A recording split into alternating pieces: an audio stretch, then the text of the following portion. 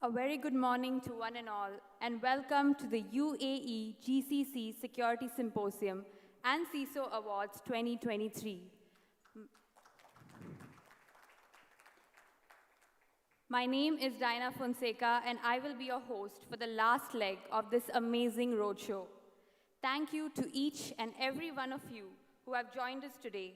We are very pleased to be able to welcome those of you who have been with us for a long time and those who have joined us just recently.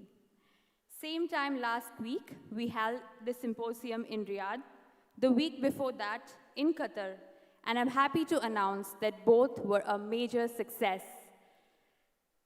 Security is not complete without you, and this event is not possible without your participation, interaction, and support.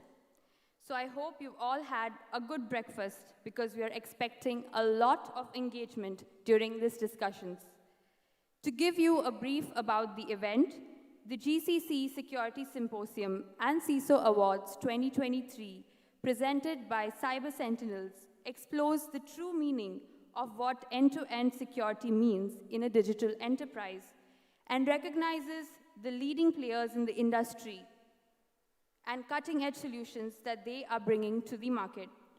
The event is an excellent platform for collaboration between those working in the IT security industry and those who provide the latest solutions and services in this sector. As you all know, today's event has some key elements, including exclusive keynotes and panel discussions, in which we're expecting your full participation. And of course, the most exciting part of today is the awards. Don't forget, one of the most important aspects of this event is to mingle, engage, and network as much as you can. I would like to take this opportunity to express our sincere gratitude to the UAE Cybersecurity Council, and especially to His Excellency, Dr. Mohammed Al-Kuwaiti, Head of Cybersecurity Council, UAE government, for putting his faith and offering his unwavering support to this event. Your Excellency, we are utmost honored to have you here with us today, and I'm sure the attendees are all eager to hear from you. Before that, a big shout out to our valuable partners. This event wouldn't have been possible without our pillars of support, so kudos to our all partners. Platinum partner, Bluefin. Gold partners, Amiviz, Cloudflare, Protivity, OPX Technologies, SecLaw, and Help AG. Silver partners, Barracuda, Finesse Global, Mindfair, Acops, Evident, Aquila, Infinidat, and Paramount. Supporting partners, Cloudbox, Plus 971 Cybersecurity, Strategic partner, CAS. Media partners, Cyber Sentinels, Business Transformation, and Enterprise Channels, MIA. Now, I'd like to call upon CEO and co-founder of GEC Media Group, Mr. Ronak Samantre, to the stage to kickstart this event.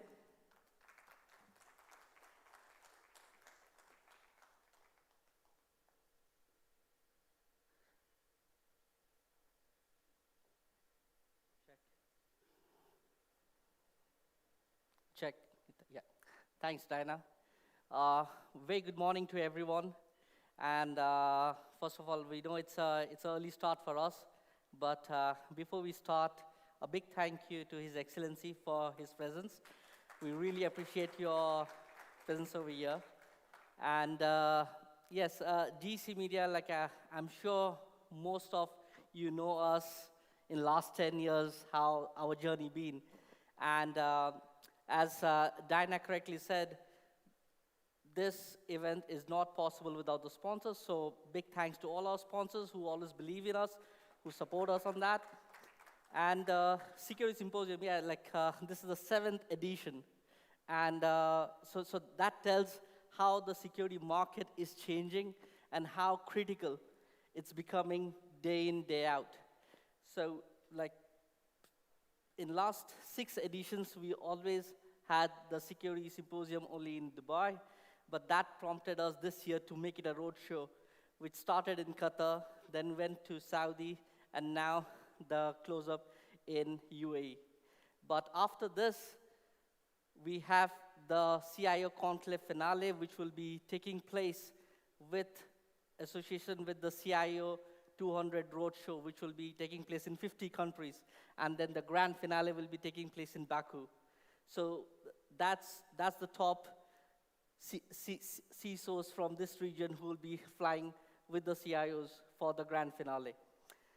But again, the cybersecurity market, if we see how it is going, in like if you see an estimate of close to, if the facts and figures are correct, $31 billion is expected by 2030. And I somewhere read from His Excellency as well, like in one of his write-ups or where he spoke, like how, because there's so much going on in terms of the digital transformation, the security is again becoming a challenge with every single step. The cybercrime is very, very active, and that's how we thought to make up a platform where the end customer can take the pain points out of the center, and then we have the vendors to come up with the solutions. And so that becomes a perfect match. So we definitely hope like today will be a great day of session, and I'm sure everyone is waiting for that 5 key minutes from His Excellency. So, thank you everyone, and we hope to see a great day. Thank you.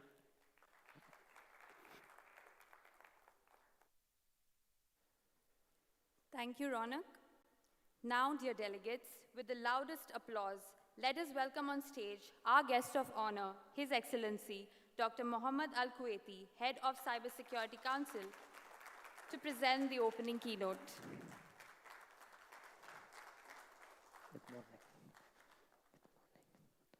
Good morning. Assalamu alaikum wa rahmatullahi wa barakatuh.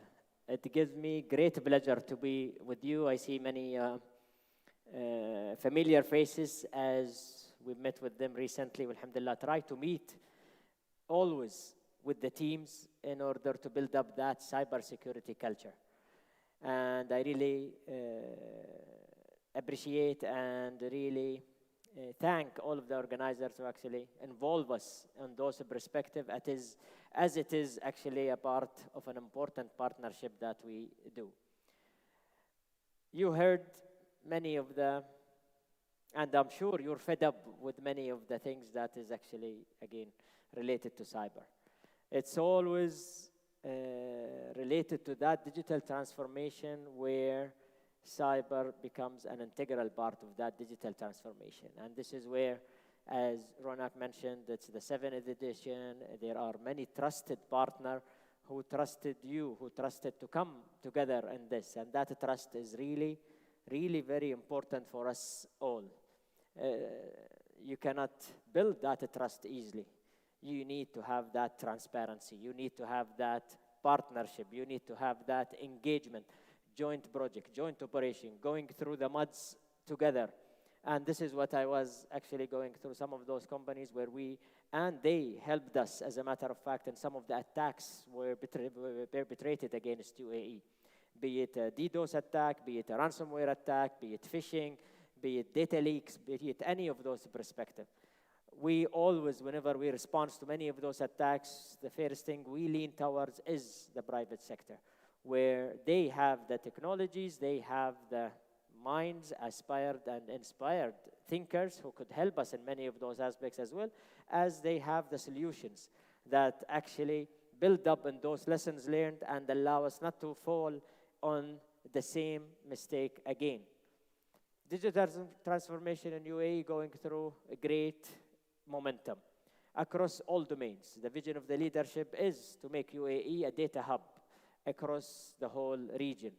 The centennial vision 2071 is to make UAE the artificial intelligent nation.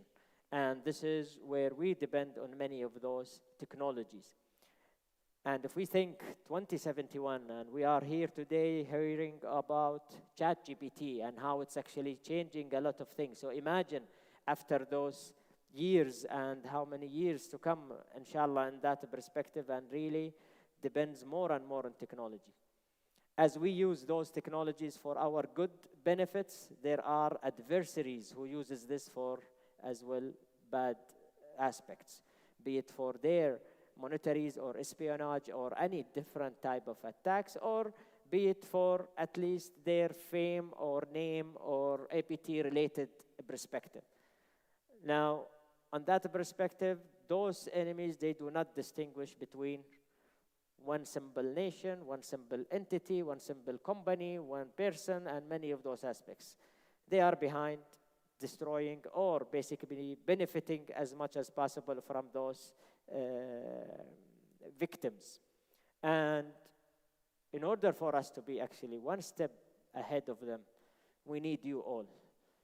We are stronger together always. We are working together in order. We cannot do this without you. We are always needed, everybody in this room, to really help us elevate that cybersecurity culture. Not only from a technology, but even as simple as from a cyber awareness programs. We started a Cyber Pulse program that was actually announced almost a year and a half in this perspective, where we spread the knowledge of cybersecurity across all spectrum, from the schools, our younger generation, who uses technology more than we do, those kids with their tablets, with many of the child abuse, with many of the bullying that happens here and there, and we face such cases in a daily manner. And because of this, we have coordinated with many of the entities, be it law enforcement or be it, as a matter of fact, private sectors who help us to spread that cybersecurity culture. And the same, if we go to that extremist of that spectrum, to the board rooms, where we need those CXOs to understand this. And as a matter of fact, as this campaign been doing in the past 5 or so years, everybody in the boardroom now knows and understands what is the cybersecurity and how important is it. And now it's up to us to really make sure they continue that support, they continue the engagement with us all in order to elevate the safety and security of that infrastructures. Cloud computing coming and really building across the whole region. Here in UAE, for example, more than 3 regions, hyperscalers are actually coming and building their infrastructures in country. Add to that, many of the data companies, analysis companies, as well as that based on many of those really benefit of making sense of data. Many cybersecurity companies from the whole region as well really benefiting and coming here in order to protect and help in that perspective. So definitely there is, alhamdulillah, great ecosystem happening, and we need to continue this theme. We need to continue that rhythm across the whole sectors. One of the major important things as well, as if you already know, is the OT. That OT with many of the IoTs that actually coming and happening across the whole different sectors, be it in the oil and gas, electricity, aviation, transportation, or etc. In that perspective, it really needs your great attention there. OT was a little bit not looked at mainly on the cybersecurity domain. Now, with many of the attacks we see, with many of the things that really targeting those OT systems and infrastructures really needs our attention. We depend on OT, we depend on electricity, we depend on water, we depend on oil and gas, we depend on many of those transportation and aviation things. That's why it gives us really the essence of our life. And we need your help to really start protecting those OTs. You will see many entities as based on the policies that we already released and worked with the government as well in that perspective, that securing critical infrastructure to us becoming now is a priority.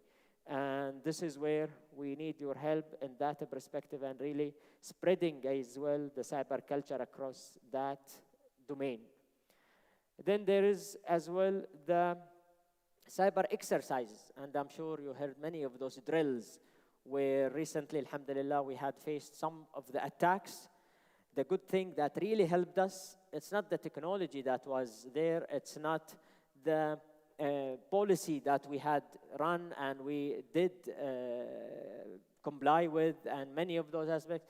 It's actually that cyber exercise, cyber drill, the communication we have built, the engagement, and the people who were actually knowing each other in that perspective, and how quickly and swiftly they were able to respond to such attack, and really taking care and responding and even recovering to normal in no time. And this is where cyber exercises, cyber drills, and cyber training is really important for us all. And again, I really appreciate your involvement in many of those aspects. My last message here to you is to definitely engage with each other, definitely partner with each other in that perspective, be it with the government, with the academia, or with the industries.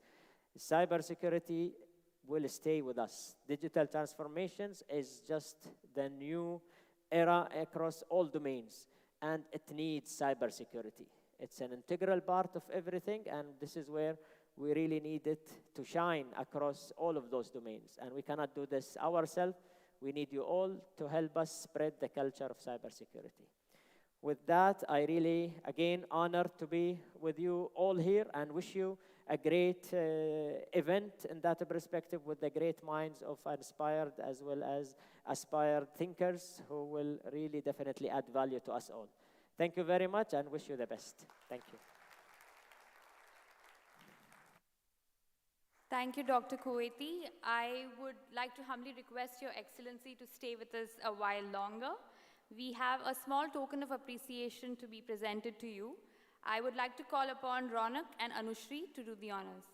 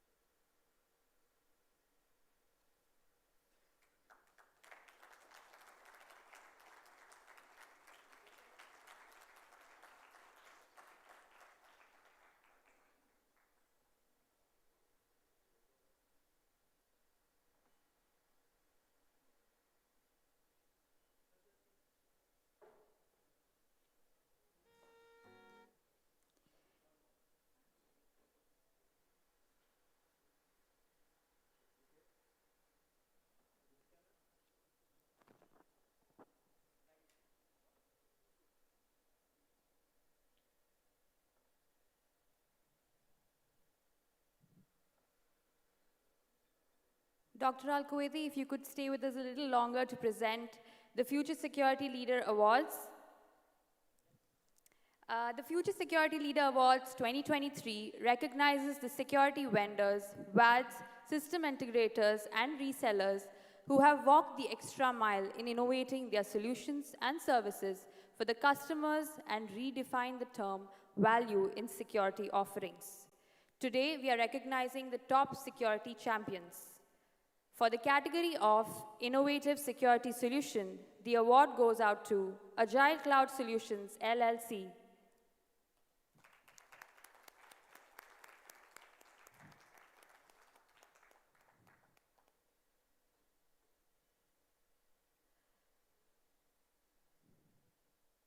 The next award goes out to Best Defense Security, Help AG.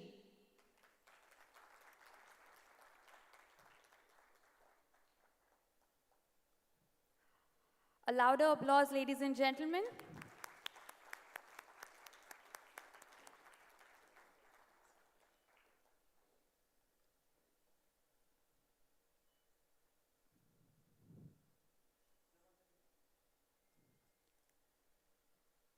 Congratulations. The next category is for Emerging Wave in Security. The award goes out to Cloudbox Technologies.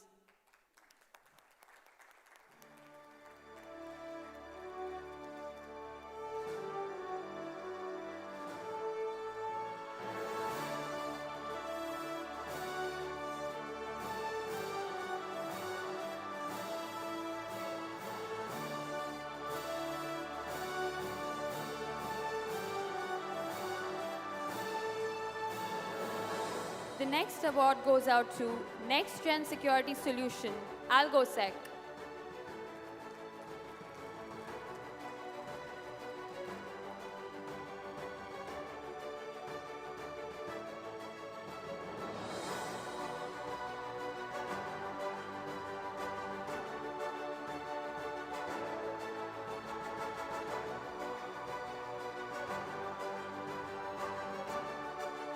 The next category is also for next-gen security solutions, LTI Mindtree.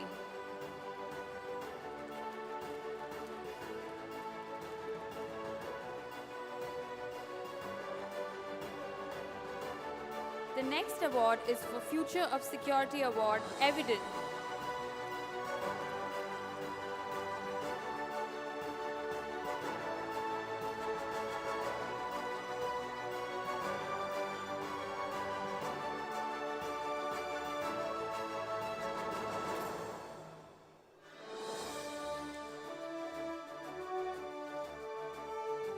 Next category of Future of Security Award, plus 971 Cybersecurity.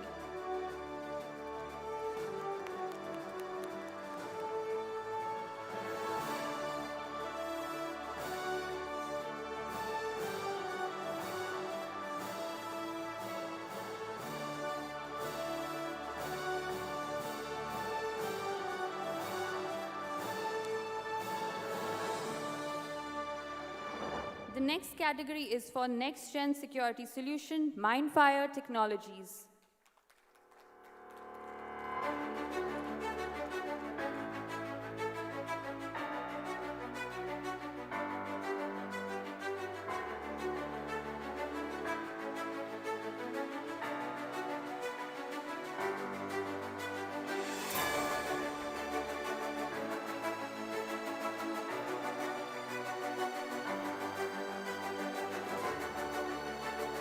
The next category is for Business Continuity Management, Bluefin.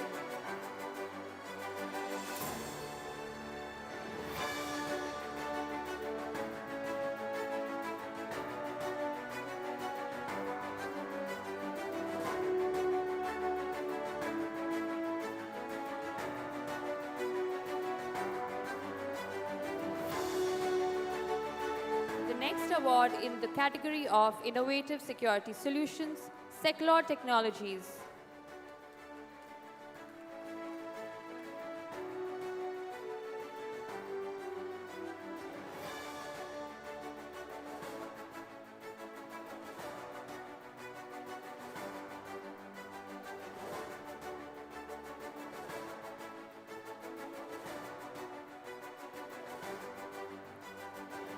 The next category is for Trend-Setting Security Solutions, ACOP Systems.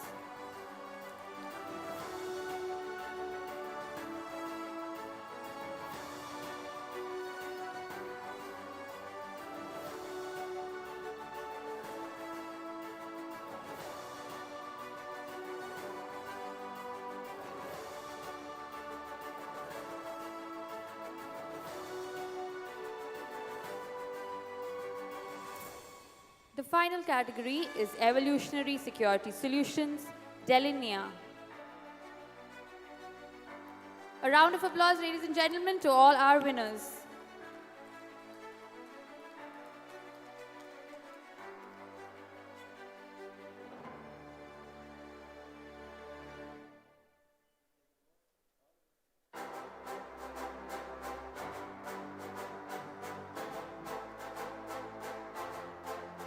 I would like to call all the winners for a group picture with Dr. Al-Kuwaiti. All the winners of this category, if you could come up on stage for a group photo op with your trophies.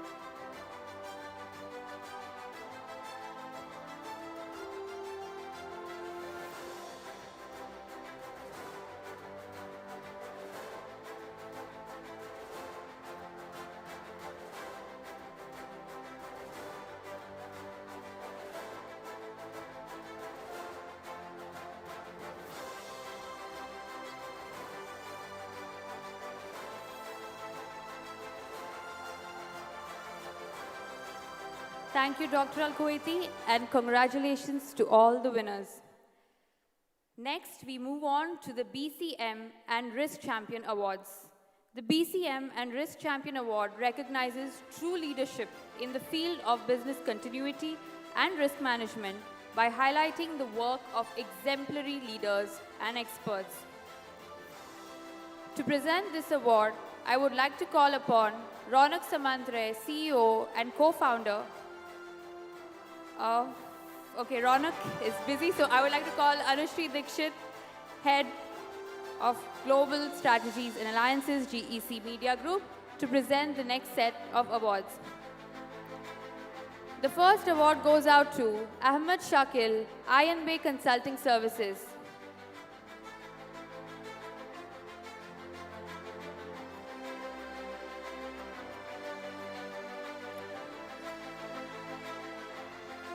The next award goes out to Badre Al Maheri, Mashreq Bank. A round of applause, ladies and gentlemen.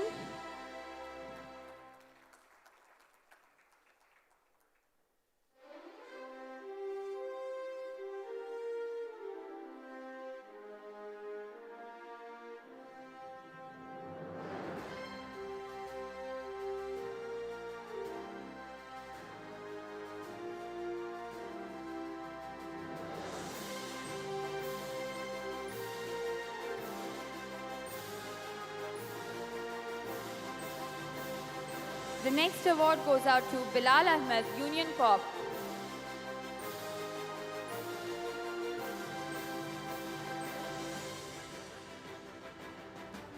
The next award goes out to Carlo Loveri, Emirates Steel Arkan.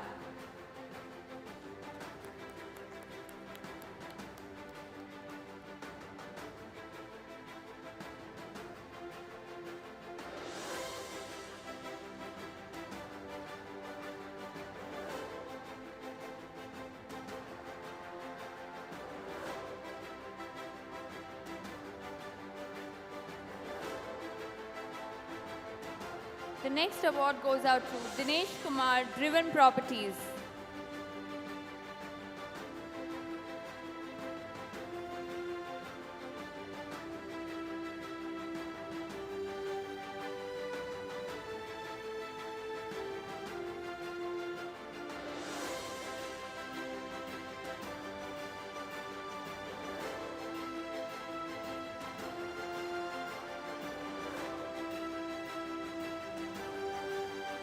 The next award goes out to Evita Faustina Francis, Marsh.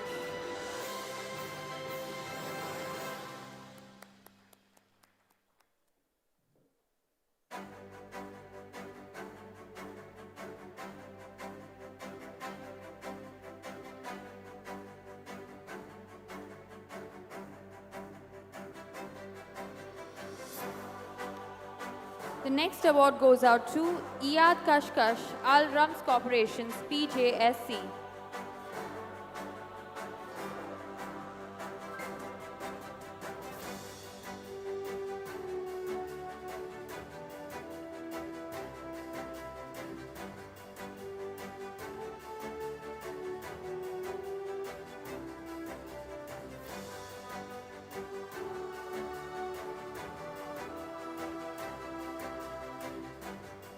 The next award goes out to Jobin Yohanan, Amazon Payment Services.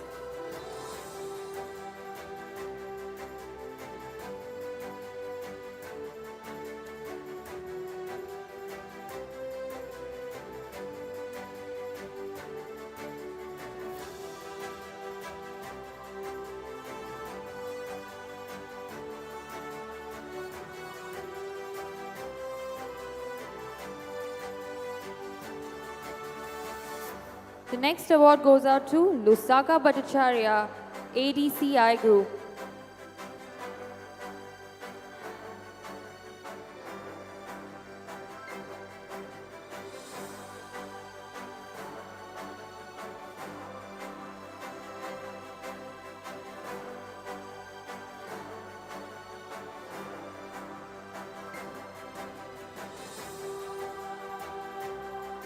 Hello. Good morning, Dubai. and esteemed delegates, I like to thank you all, to the All Global CISO Forum, and even all the juries, the GEC even.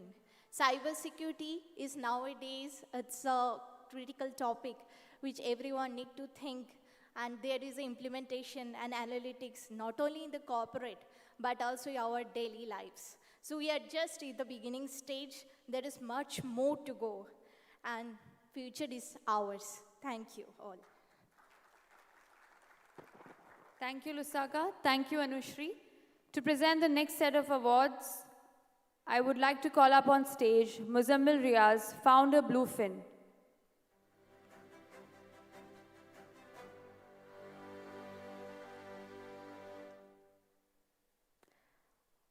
All right, moving on to the next set of the winners, we have Mahmoud Yassin, United Arab Bank.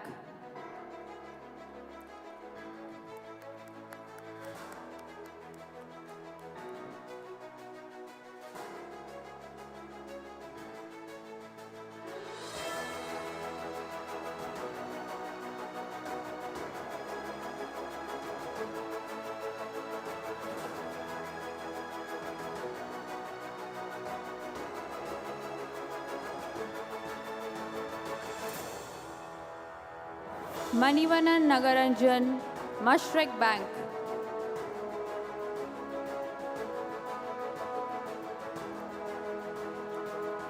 All right. Mohammad Guloom, Ministry of Health and Prevention.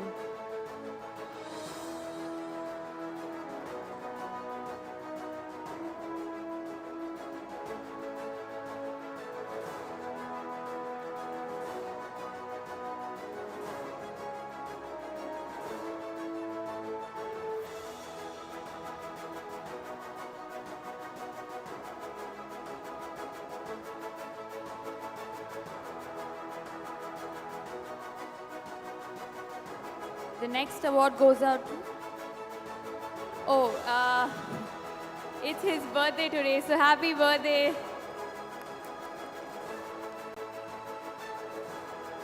The next award goes out to Mohammad Hashim Abdul Razak, Seha Kidney Care.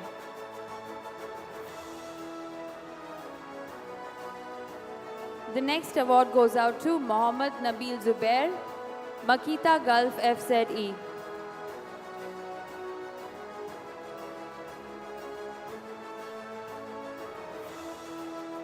Next we have Najim Oyemi, IHS Towers. A round of applause, ladies and gentlemen, for our winners and hard workers in the year 2023. Let's keep the applause running.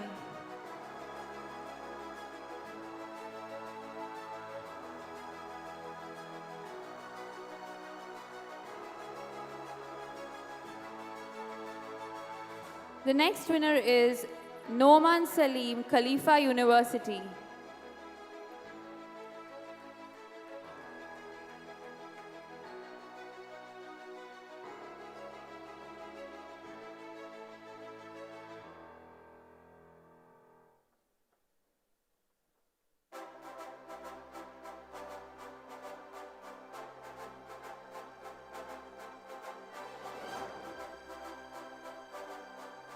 Next we have Case Shelbia, Abu Dhabi Ports.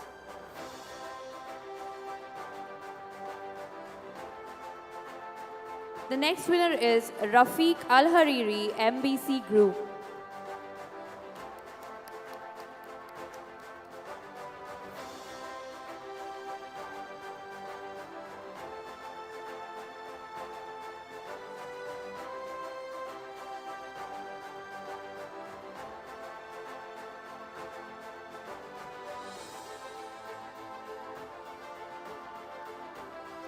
The next winner is Ramesh Dave, Intesa San Paulo, Abu Dhabi branch.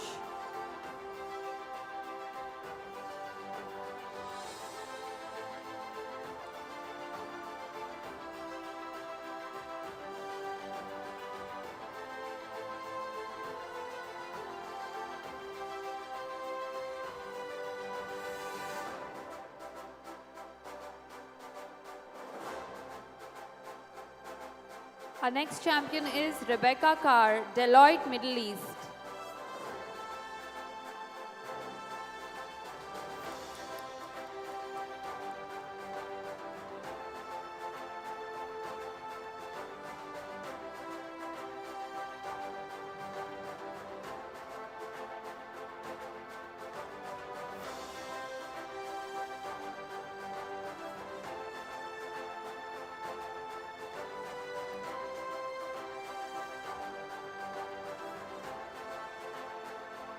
Next we have Rustam Pereira, Emirates Insurance. A round of applause, ladies and gentlemen.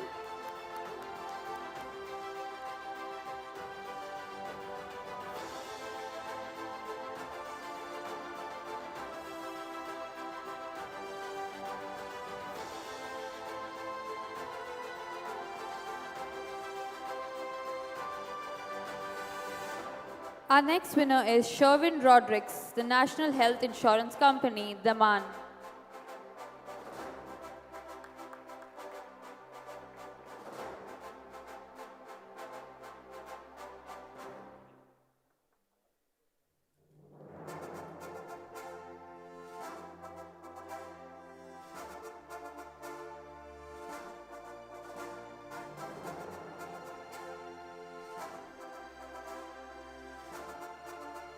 Our next winner is Sultan Muhammad Abdullah Sultan Al Hamoudi, Do.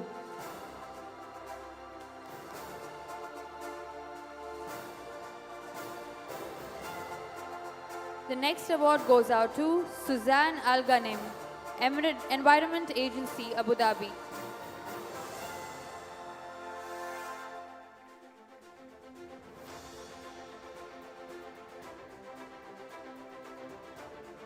Our final BCM and Risk Champion Award goes out to, we do have Suzanne here with us.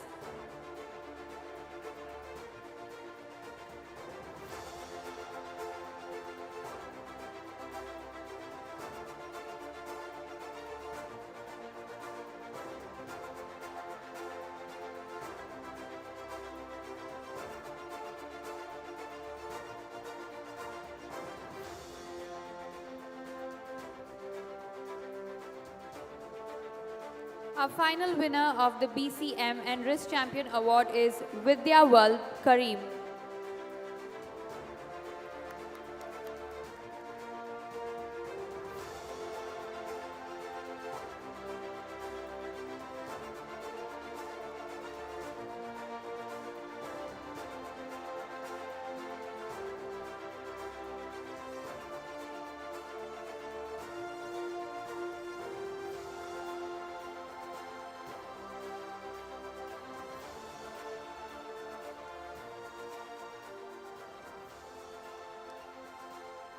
I would like to call up on stage all the winners of this category to come for a group photo up, please.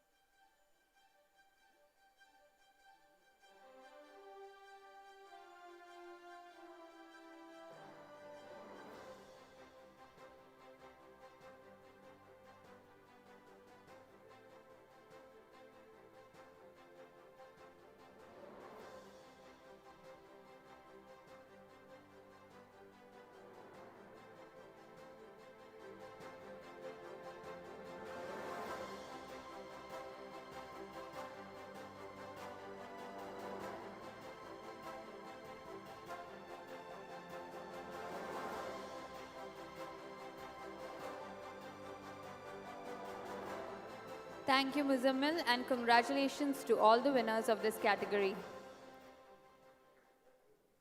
Yes, a round of applause for all the winners for their continued support and hard work during this year. Let us now begin with the panel discussions. The topic for the first discussion is, what is the ROI in investing in a BCM plan? The moderator for this discussion is Adnan Ahmed, Lead Specialist, Business Continuity and Risk, Madem Saudi Arabian Mining Company. The panelists for this discussion are Bilal Ahmed, Information Security and Business Continuity Manager, Union Corp. Srihari Upadhyay, IT Security, Risk, Audit and Compliance Leader, Aster DM Healthcare. Suzanne Al-Ghanem, Section Manager, Business Continuity, Environment Agency, Abu Dhabi. And finally, Evita Faustina Francis, Head of Resilience, Middle East and India, Marsh. I would like to invite the moderator and panelists up on stage.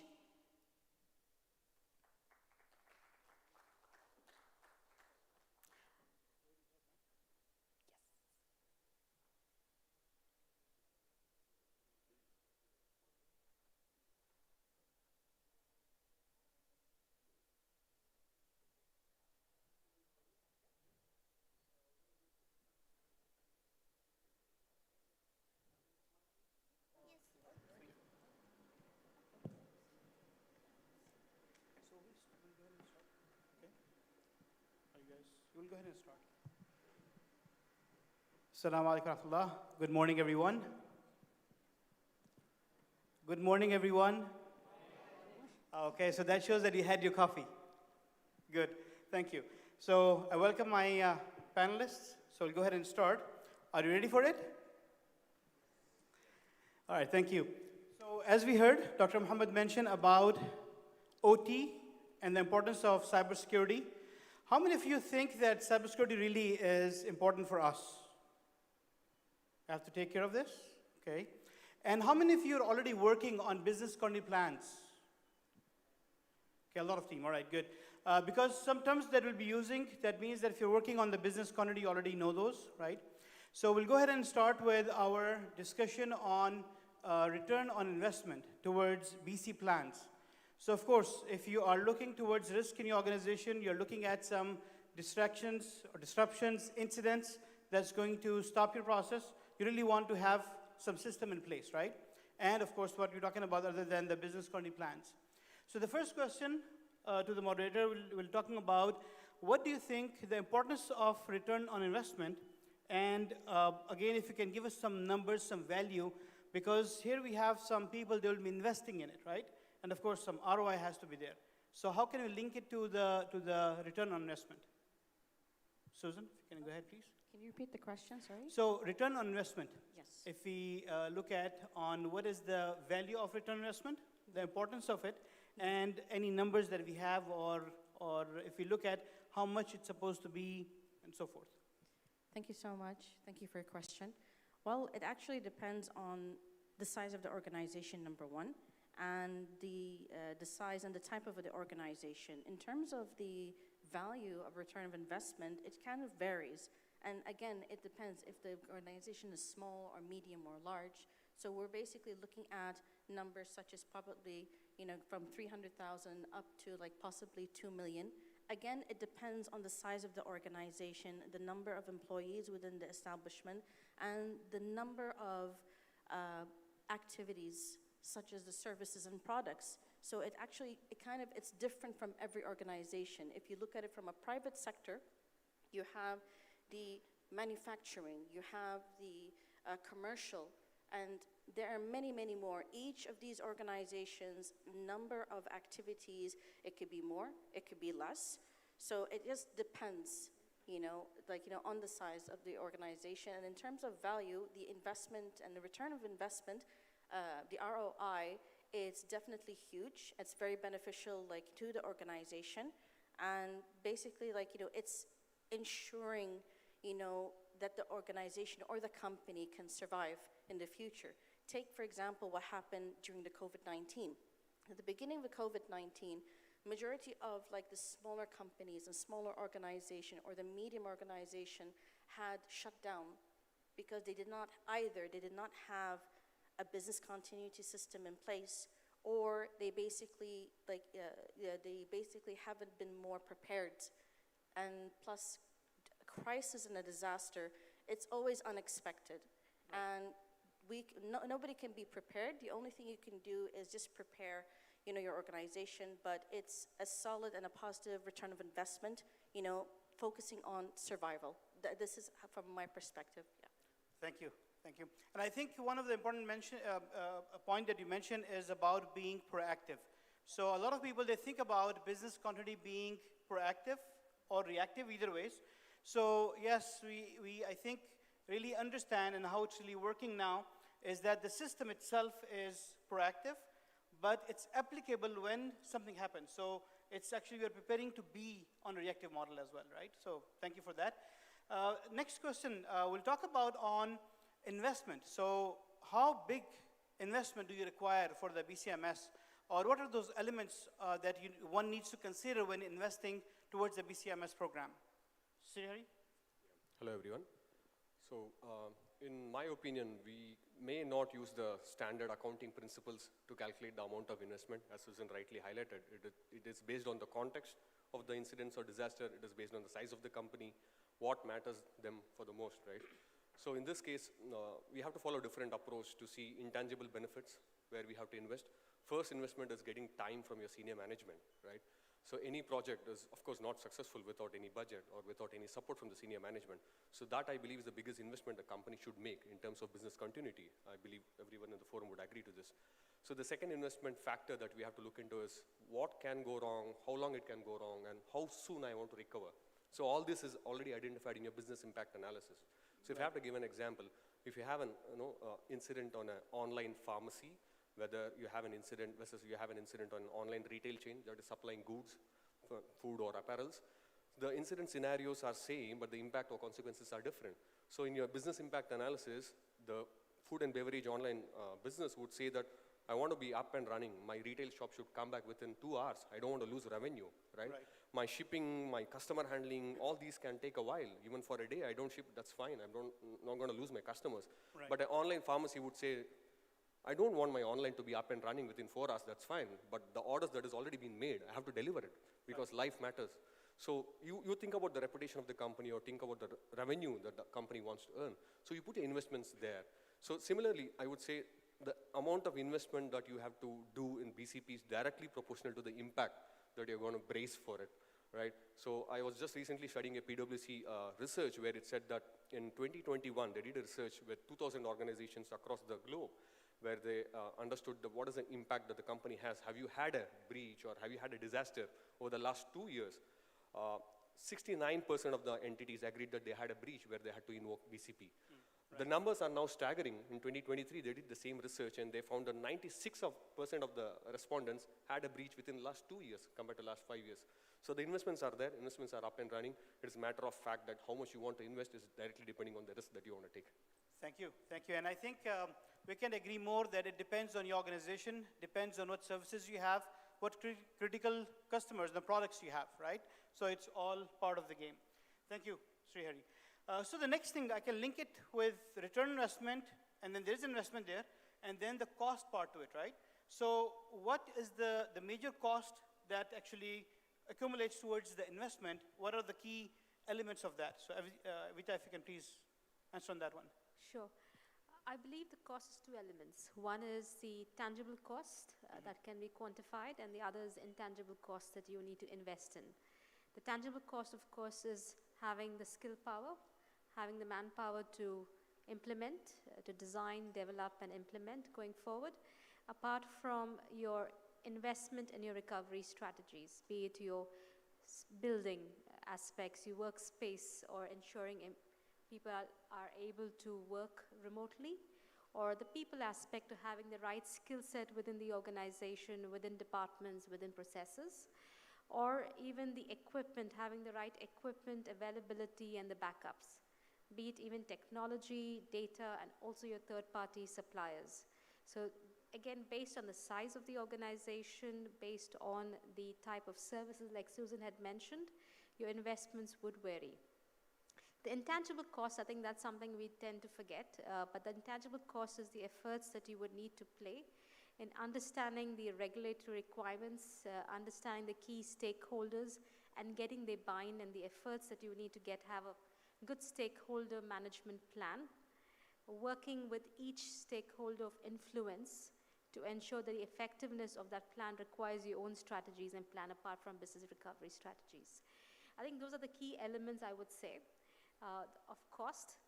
But there's another element, like we speak about return of investment, but I would call it a value of investment. BCM, in a way, people think it's a cost, but I would say it's a value towards business. And the three questions I would always prefer to ask when I work with organizations, or ask internally when I was part of the industry, is one is, what value is this business continuity program going to provide to the organization? One, is it just a compliance, or is it something that I can ensure that is operational continuity? Second is, what value do I think this particular program can enhance the performance of the organization going forward? So I think that's the second element. The third element would be, we as individuals that's driving the risk champions or the business continuity champions, you think about what value do we provide to the company. Based on these three questions is where your cost would determine as well. Thank you. Thank you, Avita. You're welcome. You want to add something else as well? That's okay, I can. All right, good. Thank you. And by the way, I think our panelists will be around, so if you have any questions later on, you can feel free to ask. Thank you for this. So now we already link ROI investment and with the cost. That's good part. A question to all of our attendees. How many of you already have calculated your ROI towards your business continuity? Can you please raise your hand? I was expecting only one person on each table, all right? So again, how many of you already have calculated your ROI towards your BC plan or risk management? Please raise your hand and look around. If you look around, keep your hand up, all right? So we have only like 3 or 4 people in the hall, right? So that shows us the importance towards actually going back and measuring and calculating our investment, return on investment as well, and the value, of course, right? So thank you for all the answers. And now we'll move on towards important elements that is linking your return on investment towards your understanding and maybe talking to the top management, and that is your metrics, KPIs. So Bilal, if you can give us some brief on the metrics of the KPIs that should be associated with the return on investment. Yeah, hello everybody.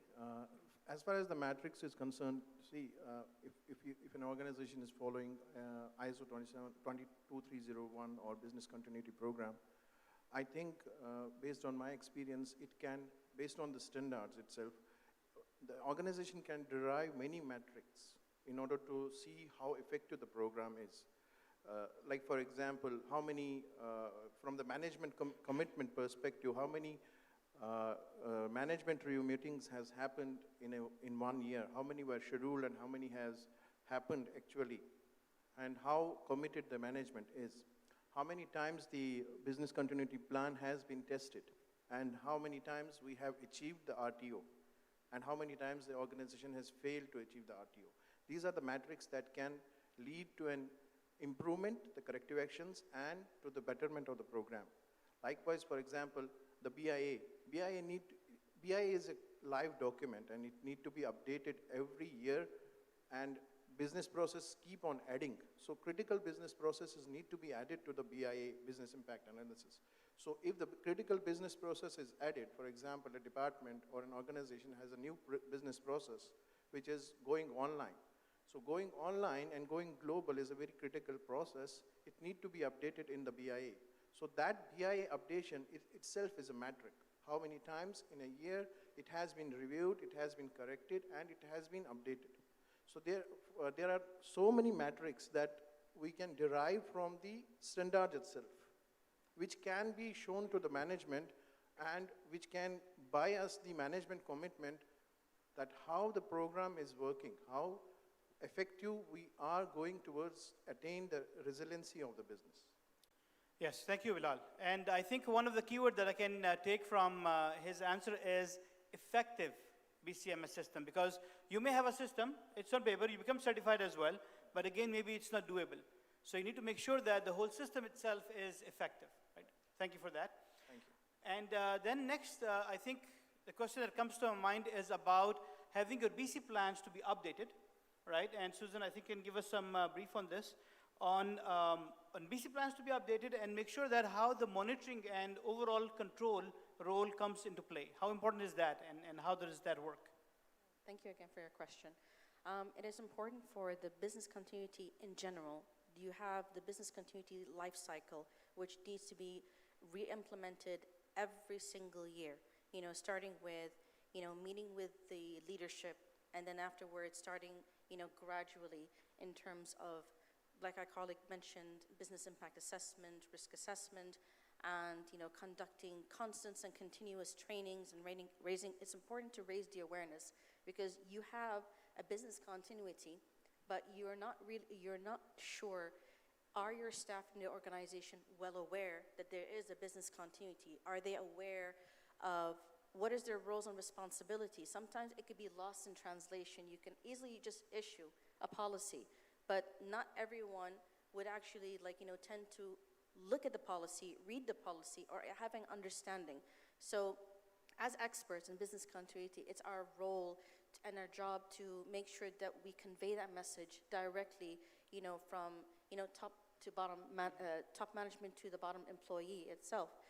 So along with that, you know, once they understand the concept of the roles and responsibility, that's where, you know, you have, like our colleague mentioned, you have the business continuity champions, or the representatives that basically help to update the business impact assessment, help to upgrade or update the business continuity plans, and the monitoring and the testing as part of the Plan, Do, Check Act. It's actually plays a huge role. It helps us to identify the gaps and the challenges through the testing and the exercise drills. Sometimes, like, you might have a BIA, you have a business continuity plan, a recovery plan, but during the exercise drill or the testing, maybe there's an issue with technology, maybe there's a lack of manpower, maybe there's not sufficient resources.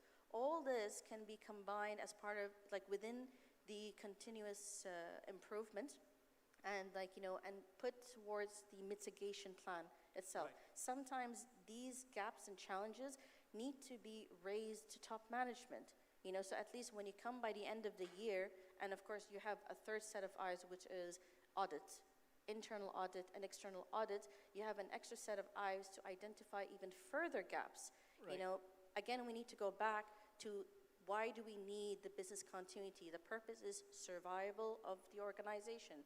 So, like, to have the business continuity up to date, practice, keep informed on the latest information, the latest guideline, the latest standards, the latest regulation. That can actually support and save your organization. You know, don't keep your business continuity plan, you know, outdated. You have to always keep updating and updating. Otherwise, you know, a lot of people's perception way before the COVID is that you have a business continuity plan just prepared and just left on the shelf for just in case of emergencies. So now COVID has actually taught us we need to be constantly prepared. And of course, to add to it, the importance of horizon scanning. We need to have an understanding of all the varieties, different types of risk that may impact our organization, our employees, our country, and so forth, you know. So yes, so as regularly as possible, and, you know, it actually strengthens the stakeholder engagement, you know, effective communication, you know, and yeah, you know, as much as possible. The standard tells you that you can have it regularly, but maybe once or twice a year, but it's important to do it annually. It's like some organization will do it monthly. Some organization will do it biannually. It depends on the organization. The size of the organization, you know, the business continuity plan differs from organization to organization. Right. Thank you, Susan. And that's a well-elaborated answer, right? And I think you cover multiple points. One of them is, again, having an effective BCMS system. And if you have an effective system, I think a bigger chunk of all what we've been talking about will be taken care of. So I think you notice our timer stopped at 4 minutes and 58 seconds. I thought maybe, they like our panel discussion so much they stopped the time.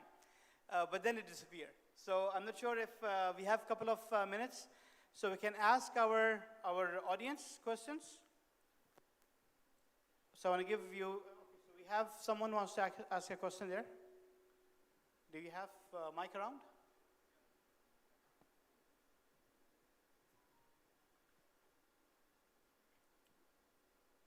So I think a couple of quick questions we can take, right, and then we'll call it. Yes, please. Yes, this is Sultan Al-Hamoudi from Do. Thank you for your valuable inputs. I have a question here regarding the ROI specifically. So let's say today we have our services, okay, and we know our services, and we know as well what revenue generated from those services during the last year.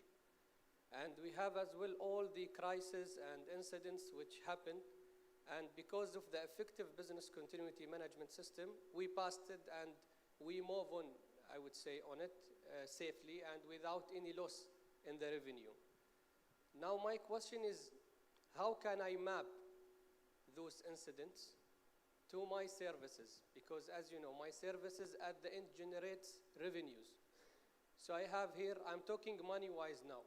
So I want to present to management that, see, my business continuity management system is effective because during those incidents, we did not lose any amount of money. So is there any formula or calculation that we can generate in order to be able to present this to management? As you said, the most important part is to get the bias from the management. All right. Thank you for the question. I think it's very important, and I think this is where we started our discussion with.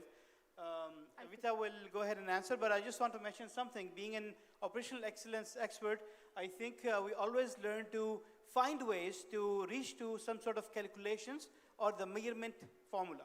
So I think I will leave it to Evita to answer this, please. Sure. There is a way to calculate based on these services with the list of availability of these services. I'm more than happy to have a conversation with you to give you the formula, but in general and high level I could talk about is one is calculating the direct employee costs, calculating the downtime of the revenue loss based on the number of services. There is a formula to calculate, especially for telecom sector. That's what I actually used to head in the past, of identifying the loss of downtime, the loss of business, plus identifying the benefit to have a business continuity plan. You will identify the direct cost of the employee, plus the indirect cost of the employee or service not being done, plus additionally you talk about the financial loss of revenue, and there is an intangible cost that we need to identify those factors where you can actually showcase a possible approximate revenue loss or revenue save based on how you manage that incident. I'm more than happy to have a conversation with you and design that formula with you. Thank you, Evita. I hope that answered your question. And of course, the panelists will be around, I think, most of the day, but for sure, by the half day, they'll be here. So if you have any questions, please grab any one of those, right, or myself, and we'll be able to, will be help to answer any questions that you have. I think we are out of time if we don't have our moderator here, all right, our lead. Okay, she's here, all right. So I thought if she's not here, we'll just carry on, right? Thank you, everyone, for listening, and thank you, panelists, for your attendance and the answers, right? Thanks, so everyone. much. Thank you. Thank you, Adnan. Thank you, Bilal, Srihari, Suzanne, and Evita for this enlightening chat. Next, we move on to the next keynote. I would like to call up on stage Muzammil Riaz, founder Bluefin GRC, to present the keynote on path-breaking GRC solution for the Middle East.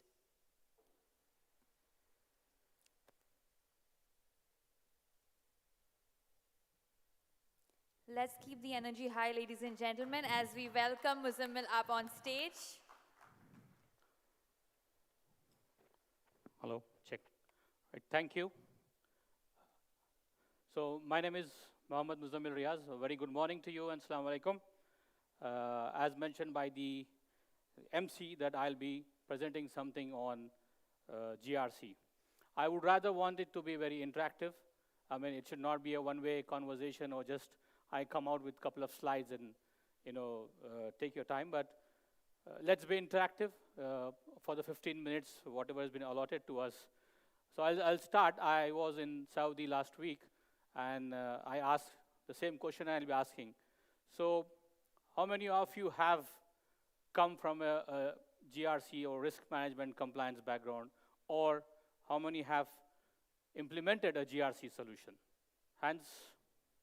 Wonderful. Again, the same question I repeat.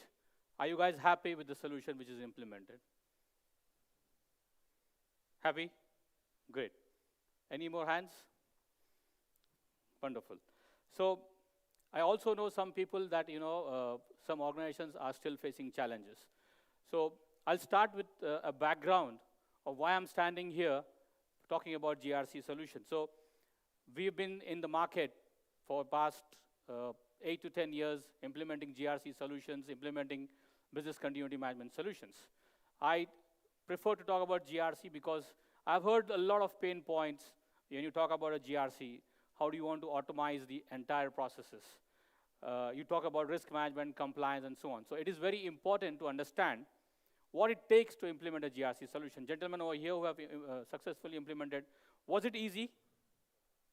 Yes or no? No, it isn't easy. Because you have to understand what's your roadmap, what's your strategy to implement a GRC solution. It is not a one man's job. It has to be a teamwork. You have to understand the business requirements. You have to meet the business objectives. You have a vision to share. And then you have to be answerable to the management while you're spending dollars on implementing the system. So I'll take you through a couple of slides where I want to highlight what you have to focus on when you are embarking on a GRC roadmap. So the thing is, you have to have a clear understanding of the main chorus of internal governance, audit universe, risk management, reporting, and evaluation. These are major things what you have to think about when you want to move towards a GRC automation tool. With this, you also have to understand why are you implementing this solution? Do you really need it? Or you just want to follow the path of people who are just implementing solutions and basking in the glory of a successful implementation of a risk management? As our colleague mentioned just before in the panel, it's not about the return of investment, it's the value of the investment which does matter. So you have to know the basic requirements of a GRC solution which you want to use or you want to select. So preferably, you also have to understand that whenever you want to go and implement a GRC solution, day one, it's not possible for you to achieve the 100% desired results because it takes time. It takes at the organizational level, you have to understand the requirements. You have to make sure that the transition takes place gradually and slowly over a period of time. So no one can guarantee you that on day one you are able to implement a full-fledged GRC solution and say, yes, it's working. You have to give time for the solution to be automized. And then you also have to understand that you are driven by compliance. Apart from the business objectives, what your organization has defined, you also have to make sure that the regulatory bodies, the compliance authorities, you have to make sure that the libraries are embedded properly. Each and every standard has to be implemented. So it takes time for you to understand, implement, test, and move ahead in terms of implementation.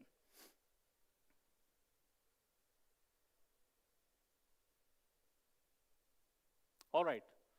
So as I mentioned here, you have to plan your path.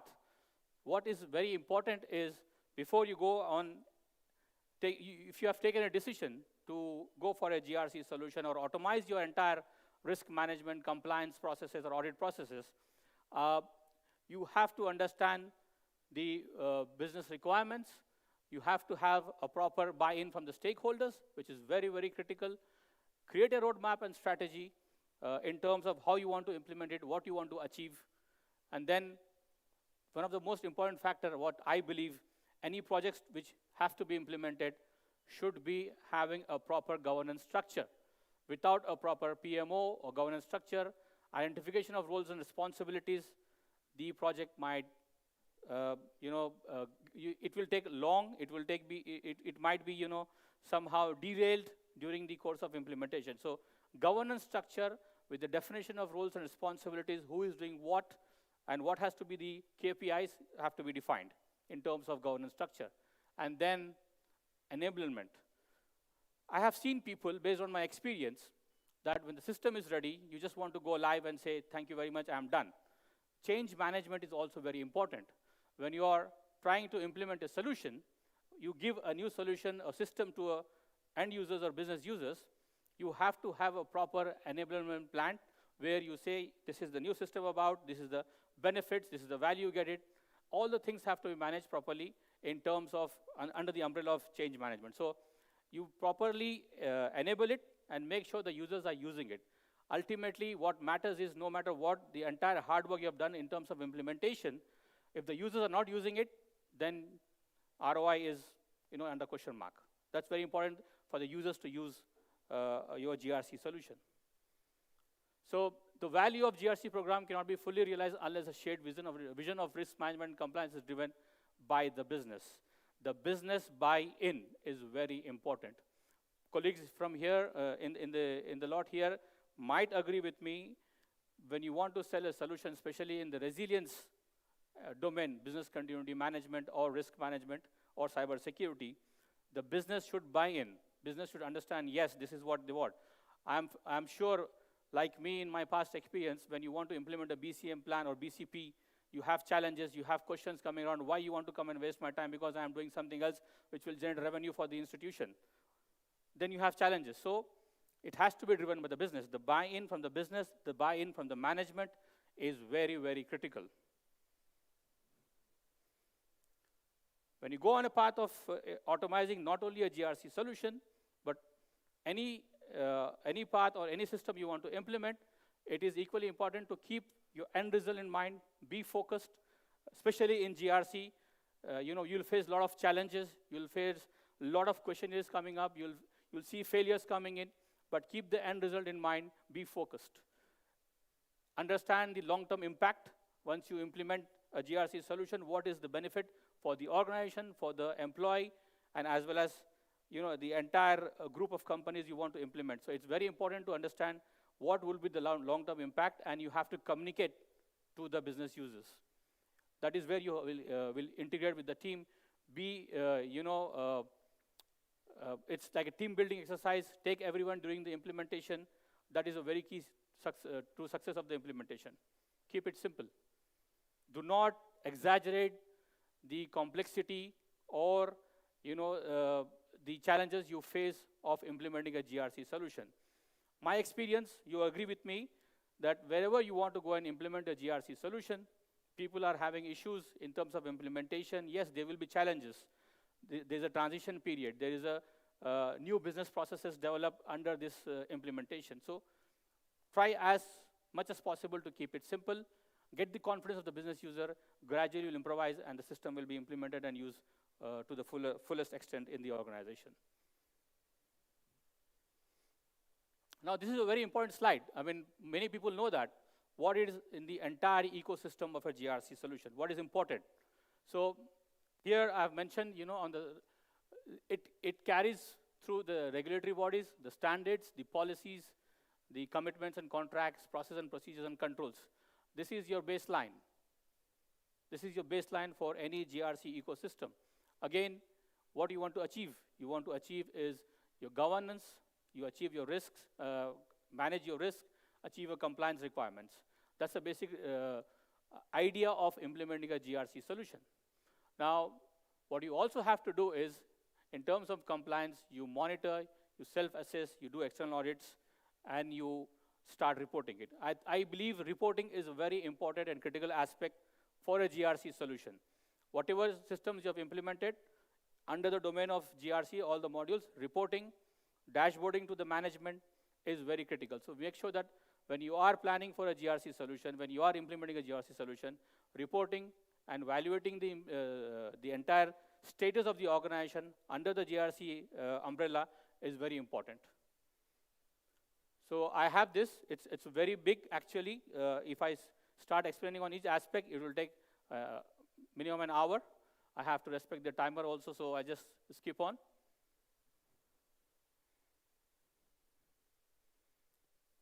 Now, I want you to focus on this. I want to grab your attention here, highlighting why it is a challenge in terms of implementing a GRC solution. What are the challenges, actually? What is leading? So, you know, why you need a GRC solution? Someone will say, I'm happy with using my Excel sheet. I'm happy with my manual processes. But this rapid digital transformation, which is happening now, and with the invention of artificial intelligence, ChatGPT, and many more to come, you know, you need to have a GRC solution. The growing digital risk when you go digital. Compliance cost. The moment you are digital, the moment you're online, automatically the compliance comes in from the regulatory bodies. And then, while you're moving towards the path of digitization, the transformation on digital is going on, you also have third-party dependencies increasing. You will have third parties, suppliers, vendors increasing. That's one of the factors. And then there are certain things which you have to make sure that, you know, there are disengaged employees, there are third-party vendors, system processes coming in from various departments to make sure the entire landscape is taken care under the umbrella of GRC. So many organizations are moving towards the path. I mean, I don't see anyone not going towards a digital transformation. So this makes it necessary. These are the challenges for any CRO or the risk managers or GRC managers to make sure that, you know, they automate the GRC solution or automate the entire processes by implementing a solution. So it has become critical, not only a requirement. Now, in a typical GRC platform, these are the major things what you have to look into. You have to have your use cases. You have to have the foundational capabilities, interfaces, platform capabilities, and platform enablers. So many people, you know, skip this part. I just want to focus on this. Single source of truth, access control and security, workflows, integration, alerts and notification, dashboards, knowledge base, APIs, and predictive analysis. If you are able to cater all those things while you are implementing a GRC solution, your half job is done. This is many people are having issues when they have integration with APIs, interfaces and integration with the third-party vendors, workflow. You have to know what is your workflow. You have to define how a business process or a process in GRC has to be. So workflows are very critical and very important. I have 2 minutes, so I just want to skip this 100%. The outcome is always related to people, process, and technology. That's the ideal way, what you want to achieve by implementing a GRC solution.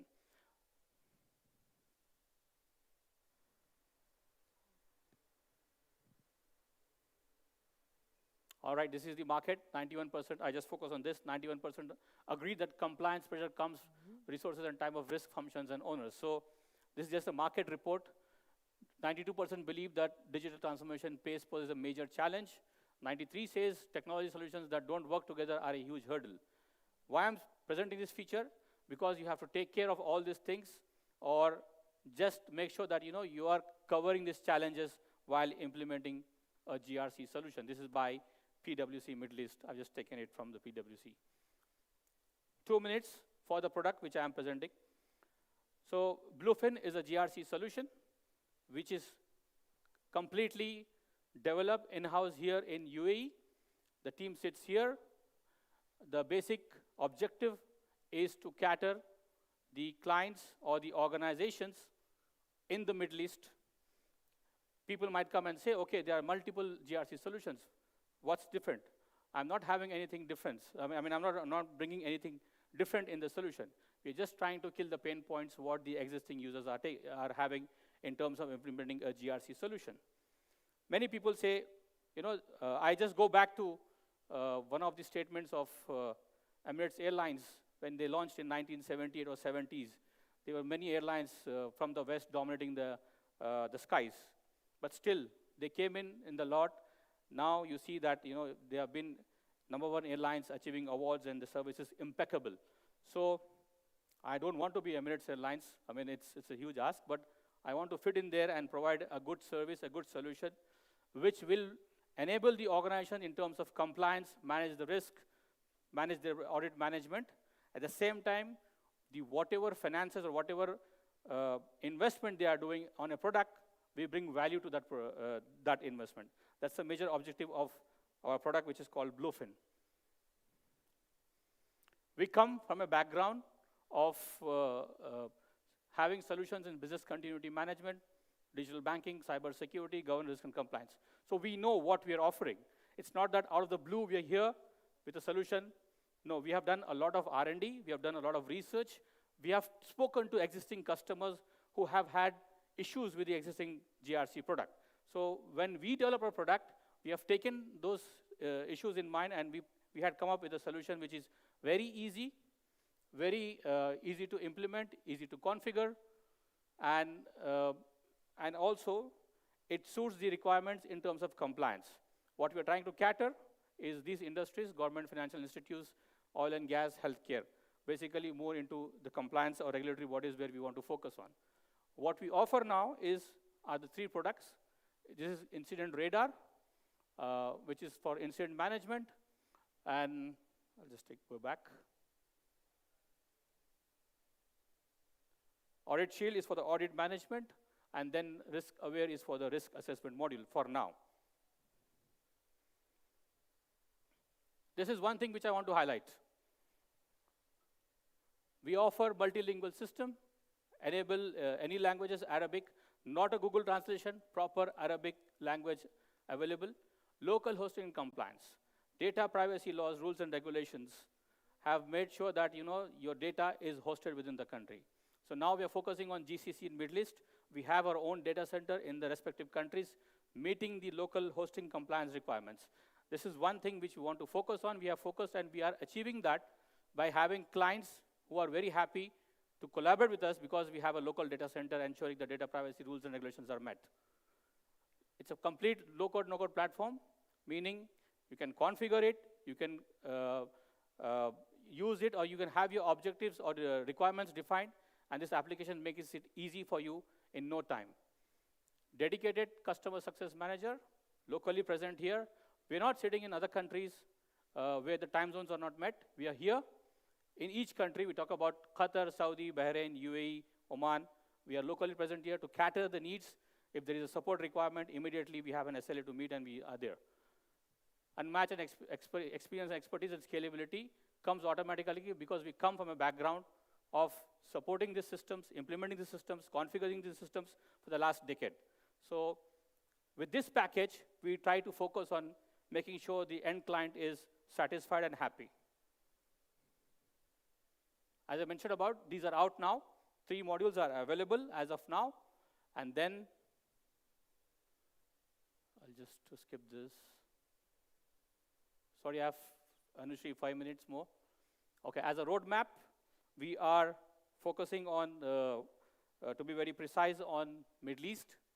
Phase 2 will be Africa, and phase 3 will be Americas and Europe. And then, this is our roadmap. Right now, we have risk management, audit management, IT risk management. But going forward, we will be going for policy management. ESG is one area we want to focus, data privacy, which we are working on, and then advanced analytics, reporting, and dashboard will keep on working. This is the roadmap, what we have defined for the product. I mentioned this, that we are focusing on Middle East, this phase 1. How you want to go ahead in the market? Obviously, direct sales, partnerships, trade shows, and events such as GEC Media. We are partnering and will be partnering with GEC Media in future.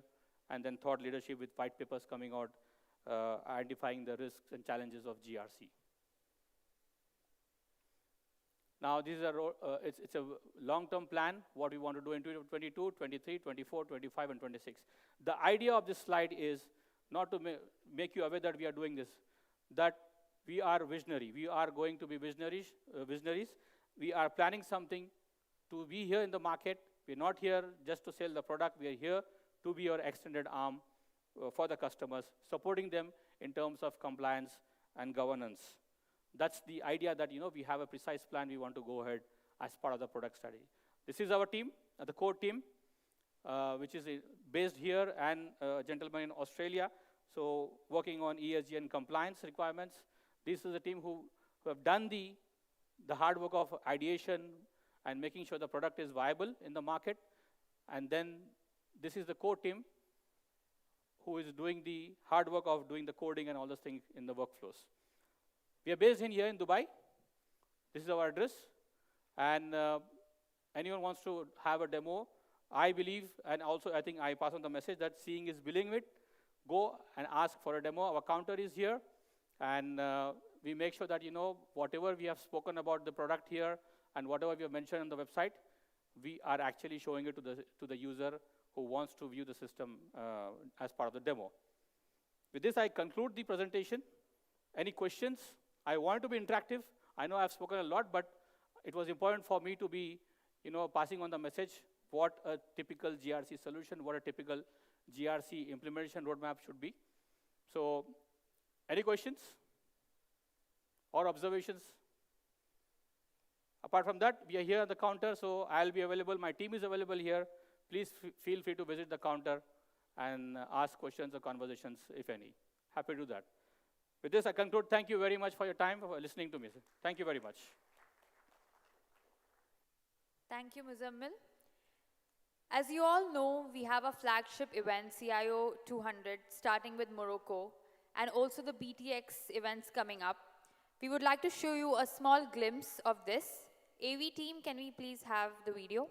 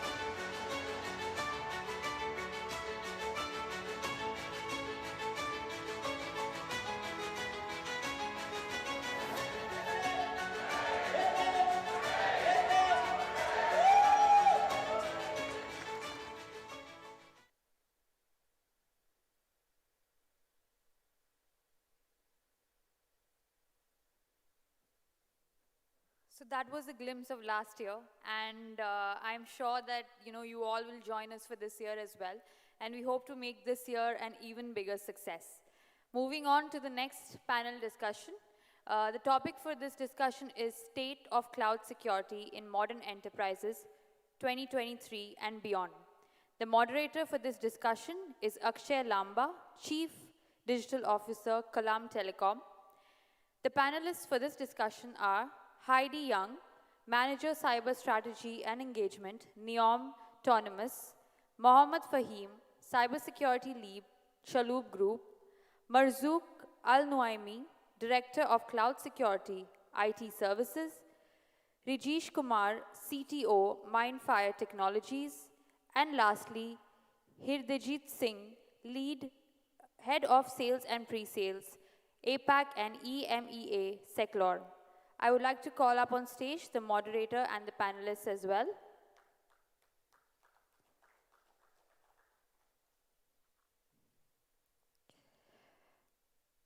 Mr. Akshay, the floor is yours.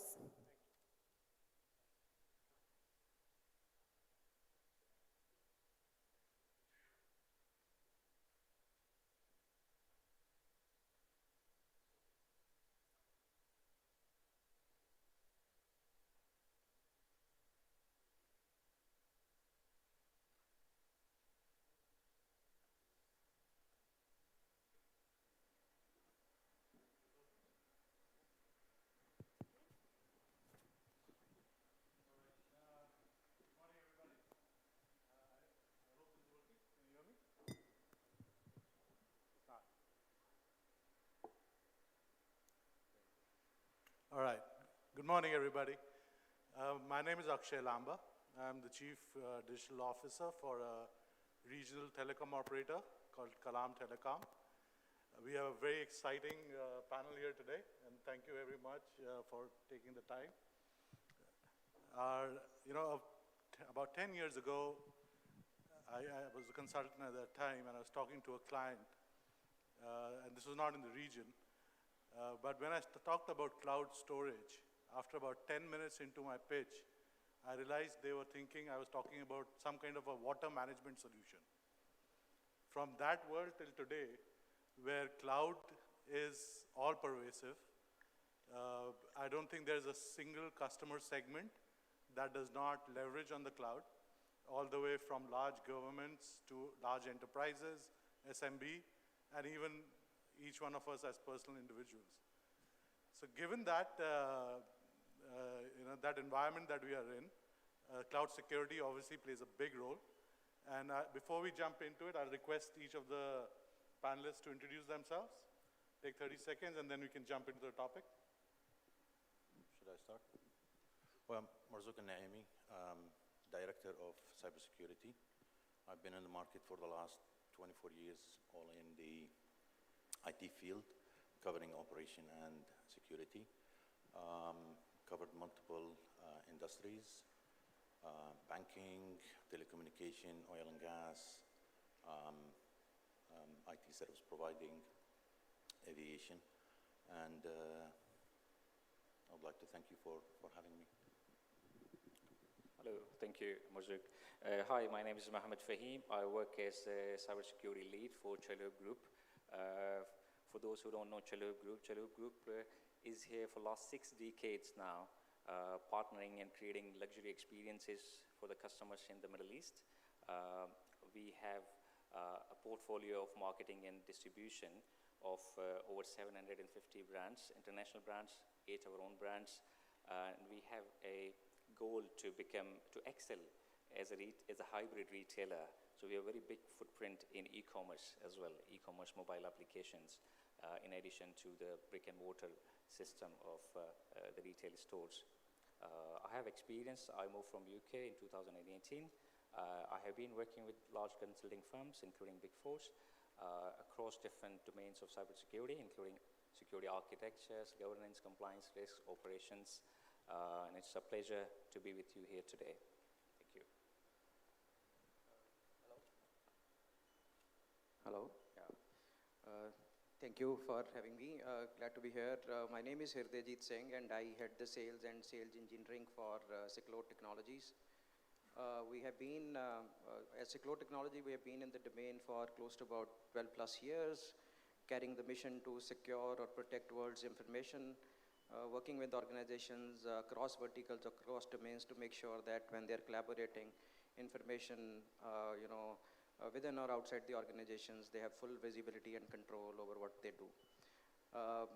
I've been with Ciclo for a very long time, been in the industry for close to 16 plus years, working with clients closely to make sure that, when they take this journey in terms of digitization, digital transformation, or moving to cloud, we help them secure as they grow across that journey. Thank you very much.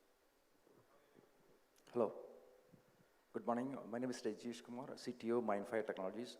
Mindfire Technologies, we are a cyber security company based in UAE. So we are a 60-member team with a cyber defense center operating from Dubai Internet City. So this is our 10th anniversary. We established in 2013, working on managed security services, cloud security, and managed detection and response services. Thank you. Thanks a lot. Mr. Marzouk, may I start with you? Given your expertise around so many industries that you worked with in the region, and especially in the post-COVID world, do you see a change in security posture needed for cloud services? Well, again, thank you for having me. The cybersecurity in the last 10 years evolved. In the last 5 years, it's accelerating the evolvement. COVID made everything more hectic. It pushed a lot of organizations to transform in a very rapid and very quick manner.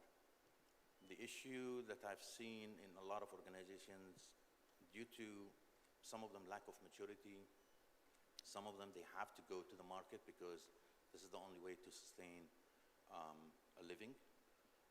So they had to cut a lot of corners. And unfortunately, a lot of corners being cut is on the cybersecurity side because a lot of organizations are still perceiving cybersecurity as a showstopper.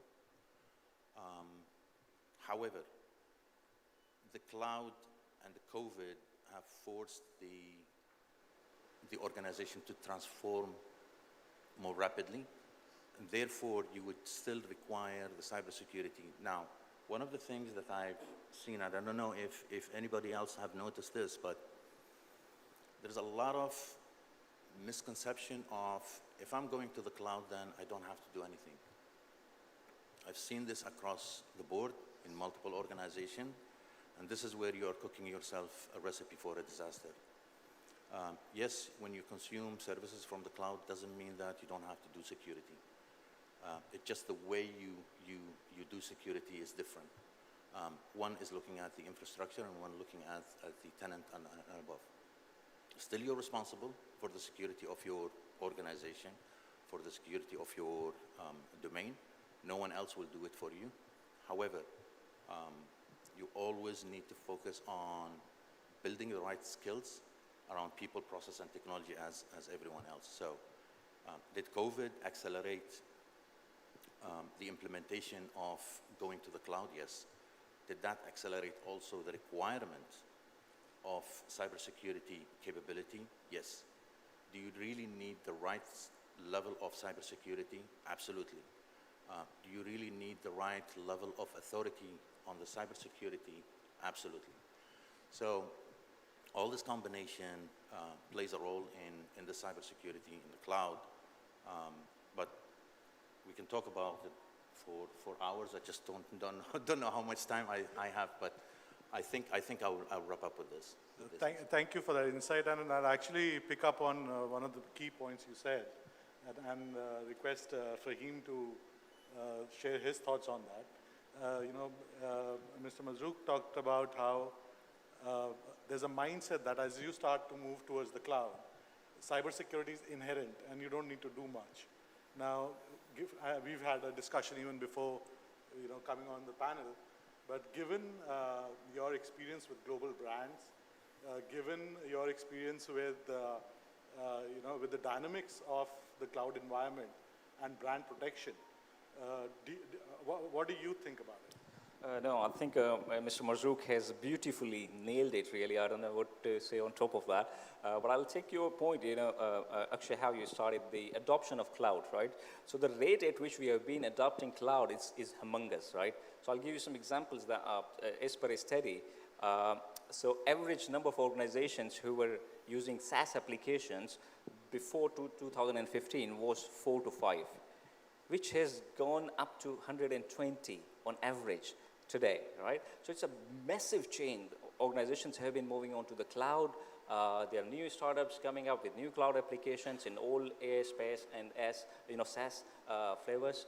And as Mr. Marzouk rightly said, that okay, it's a growing perception in people's mind. Oh, we are in the cloud. Why do we need to worry? And so my personal experience as well, when I talk to the people, and they say, that, okay, fine, yeah, we are using cloud service. Why should we be worried about DDoS attacks, or why should we be worried about data exfiltration or any other risks? What I believe is that we should have a very clear understanding of a shared responsibility model within the cloud frameworks. And it does not only apply to infrastructure as a service clouds, but it applies to all cloud platforms, right? I'll give you a couple of examples, like if you talk about commerce clouds, where you are hosting your critical e-commerce services, for example, right? You need to be very sure that exactly where are the boundaries for your organization to protect your assets and where the boundaries of the CSP starts, right? And this is so important because once you are in a breach or in a security incident situation, then it will be very time consuming and difficult to manage that situation. So my suggestion is always that please have the right security framework in place, have the right security run books in place, have the clear understanding of your responsibilities, and have the conversation with your partners in advance that, okay, to what extent am I protected against those critical threats and risks? And I think that's the best way forward. From the brand protection, again, this is, again, very alarming. And after COVID, I would say it has been, much more, incidents we are seeing in the wild. Where people try to impersonate, brands. They try to impersonate the high net worth individuals, CEOs of the companies, and over different social media platforms. So I think it's becoming more and more important for organizations to think about their brand protection in all areas. So definitely, there's no brainer in that. Thank you, Fahim. No discussion on cloud is ever over without a discussion on data residency, data compliance. And to that effect, if I can introduce, I could request Mr. Harjeet, given that you're kind of on the other side of the table. Absolutely. Right, as the OEM. Right. How do you perceive the situation? Since I belong to the other side of the table, the conversations that we were having with some of our customers, prospects, took a drastic turn when the COVID thing happened. I think one of the foremost agenda on everybody's thing was that now we have to enable the workforce to work from anywhere.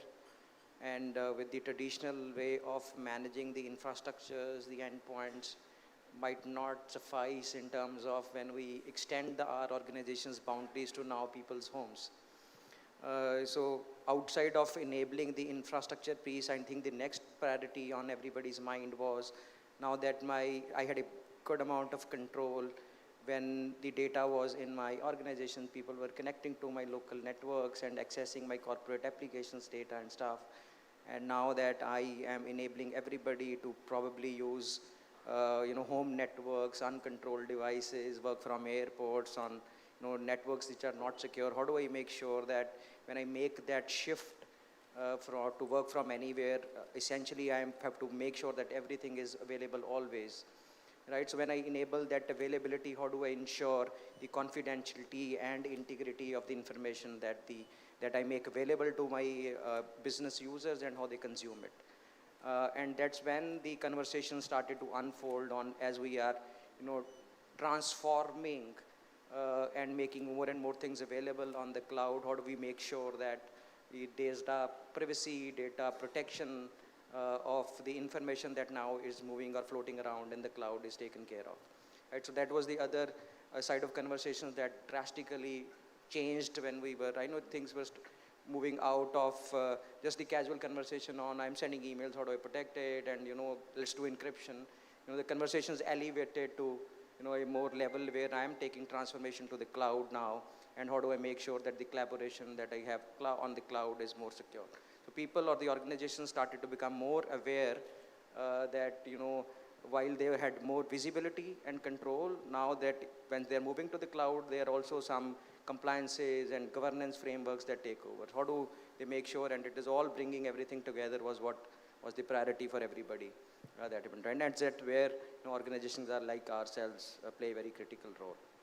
Thank you, Arjit. I remember I was a practicing CIO at the time when COVID hit.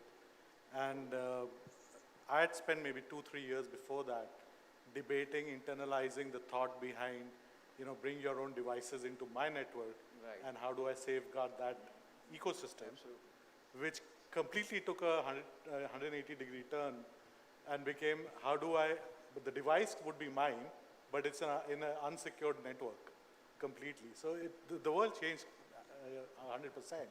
And that takes me to Mr. Rajesh. And I know you are quite intensively working on managed security services. Do you see change since the pre-COVID world and the post-COVID world in terms of security services and the adoption of managed services in the security arena? Thank you for that, Coach Anishi. As well emphasized by Mr. Marsook and my co-panelists, obviously COVID bring about a lot of changes in the adoption of cloud and as you rightly mentioned in the adoption of managed security services and managed services in general. So even COVID, nobody could predict such a thing could happen. So everything coming to a grinding halt. So people were forced to work from home, traveling was restricted. So nobody could predict such a thing could ever happen in our world, modern world. But this has happened, and obviously that has transformed the technology as we all emphasize. The technology adoption is also rapidly changing. So as my co-panelists also emphasize, so when it comes to cloud adoption, for instance, during the pandemic, obviously there was a rapid adoption, and the governance and the policy side of the cybersecurity took a back seat. Some of the organizations had to pay a heavy price for that as well. Now, I believe it is time for the policy side of the security to take control of things so to make sure that the proper governance and policy framework is there for cloud adoption in general. So when when the cloud adoption coming to phase, the first question obviously whether to modernize and migrate or migrate and modernize. So this is one big question I believe everybody had in mind. So this is where I believe managed service providers with a lot of skills and expertise in doing a lot of migrations, in fact modernization. So prior to doing the migration can bring value. So that is one aspect obviously managed security service providers can bring value. Because when we take an on-premise workload from cloud, so what we normally see is we over-provision for our peak workload. For instance, so for our peak workload, we will be over-provisioning, and so there are constraints to security, and there is a budgetary constraint as well. So you'll be paying for resources that you normally use. So it is obviously we need to make sure that the modernization is happening prior to along with the migration. So that is one aspect managed services providers can bring value.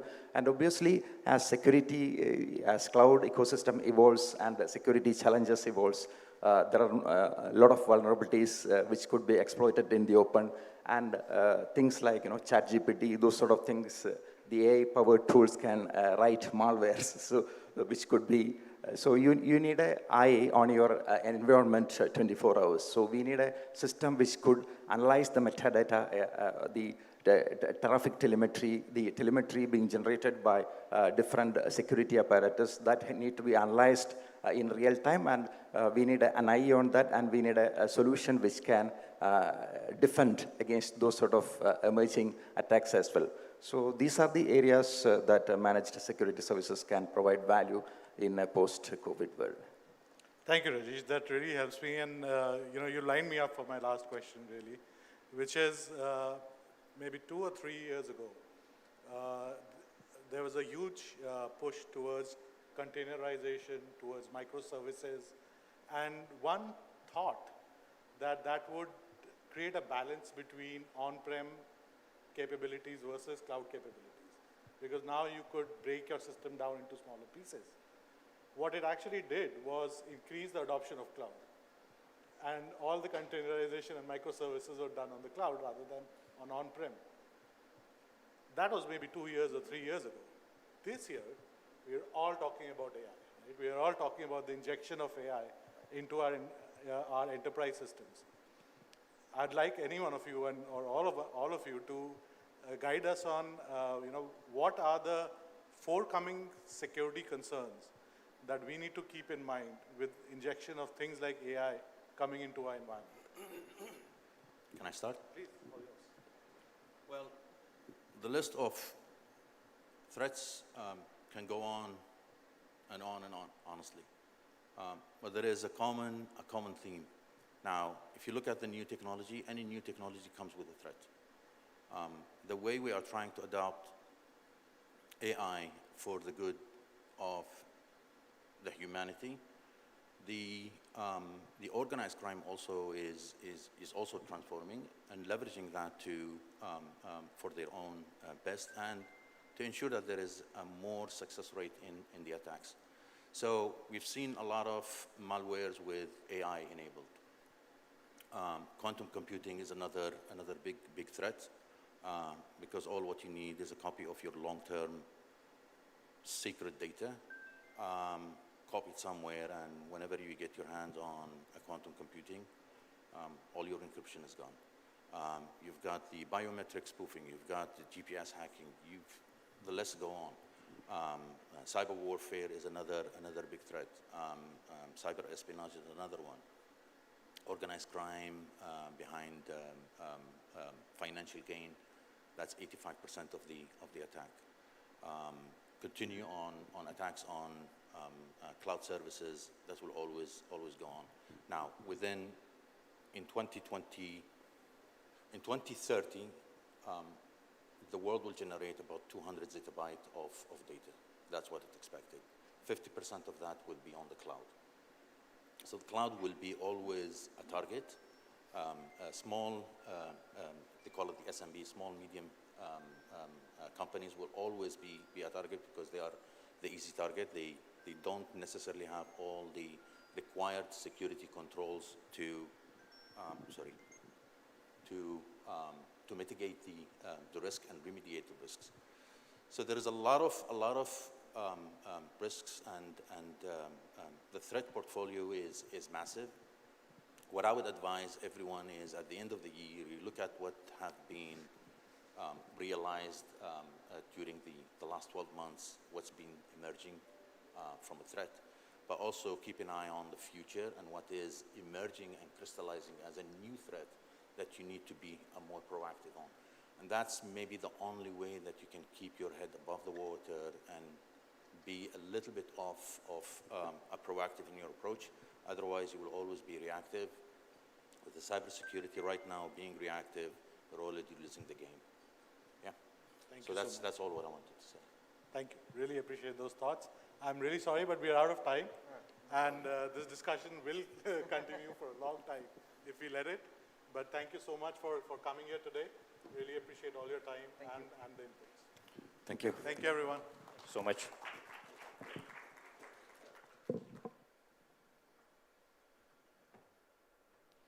Thank you, Akshay, Heidi, Mohammed, Marzouk, Rajesh, and Hridayjit for this enlightening panel discussion.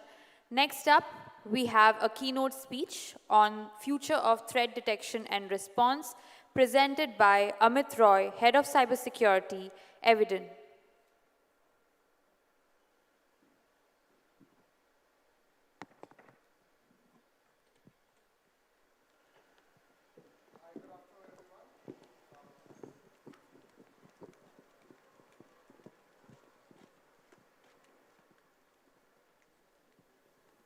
Hello. Yeah. Good afternoon, everyone. I think I'm just at 12. And my esteemed panelist in the earlier session did do a justice in terms of letting you know about the latest and the most innovative cyber attacks which are happening. I'm going to talk about a subject which has been quite of an interest when it comes to customers, when it comes to vendors like us, and that is primarily on future of threat detection and response.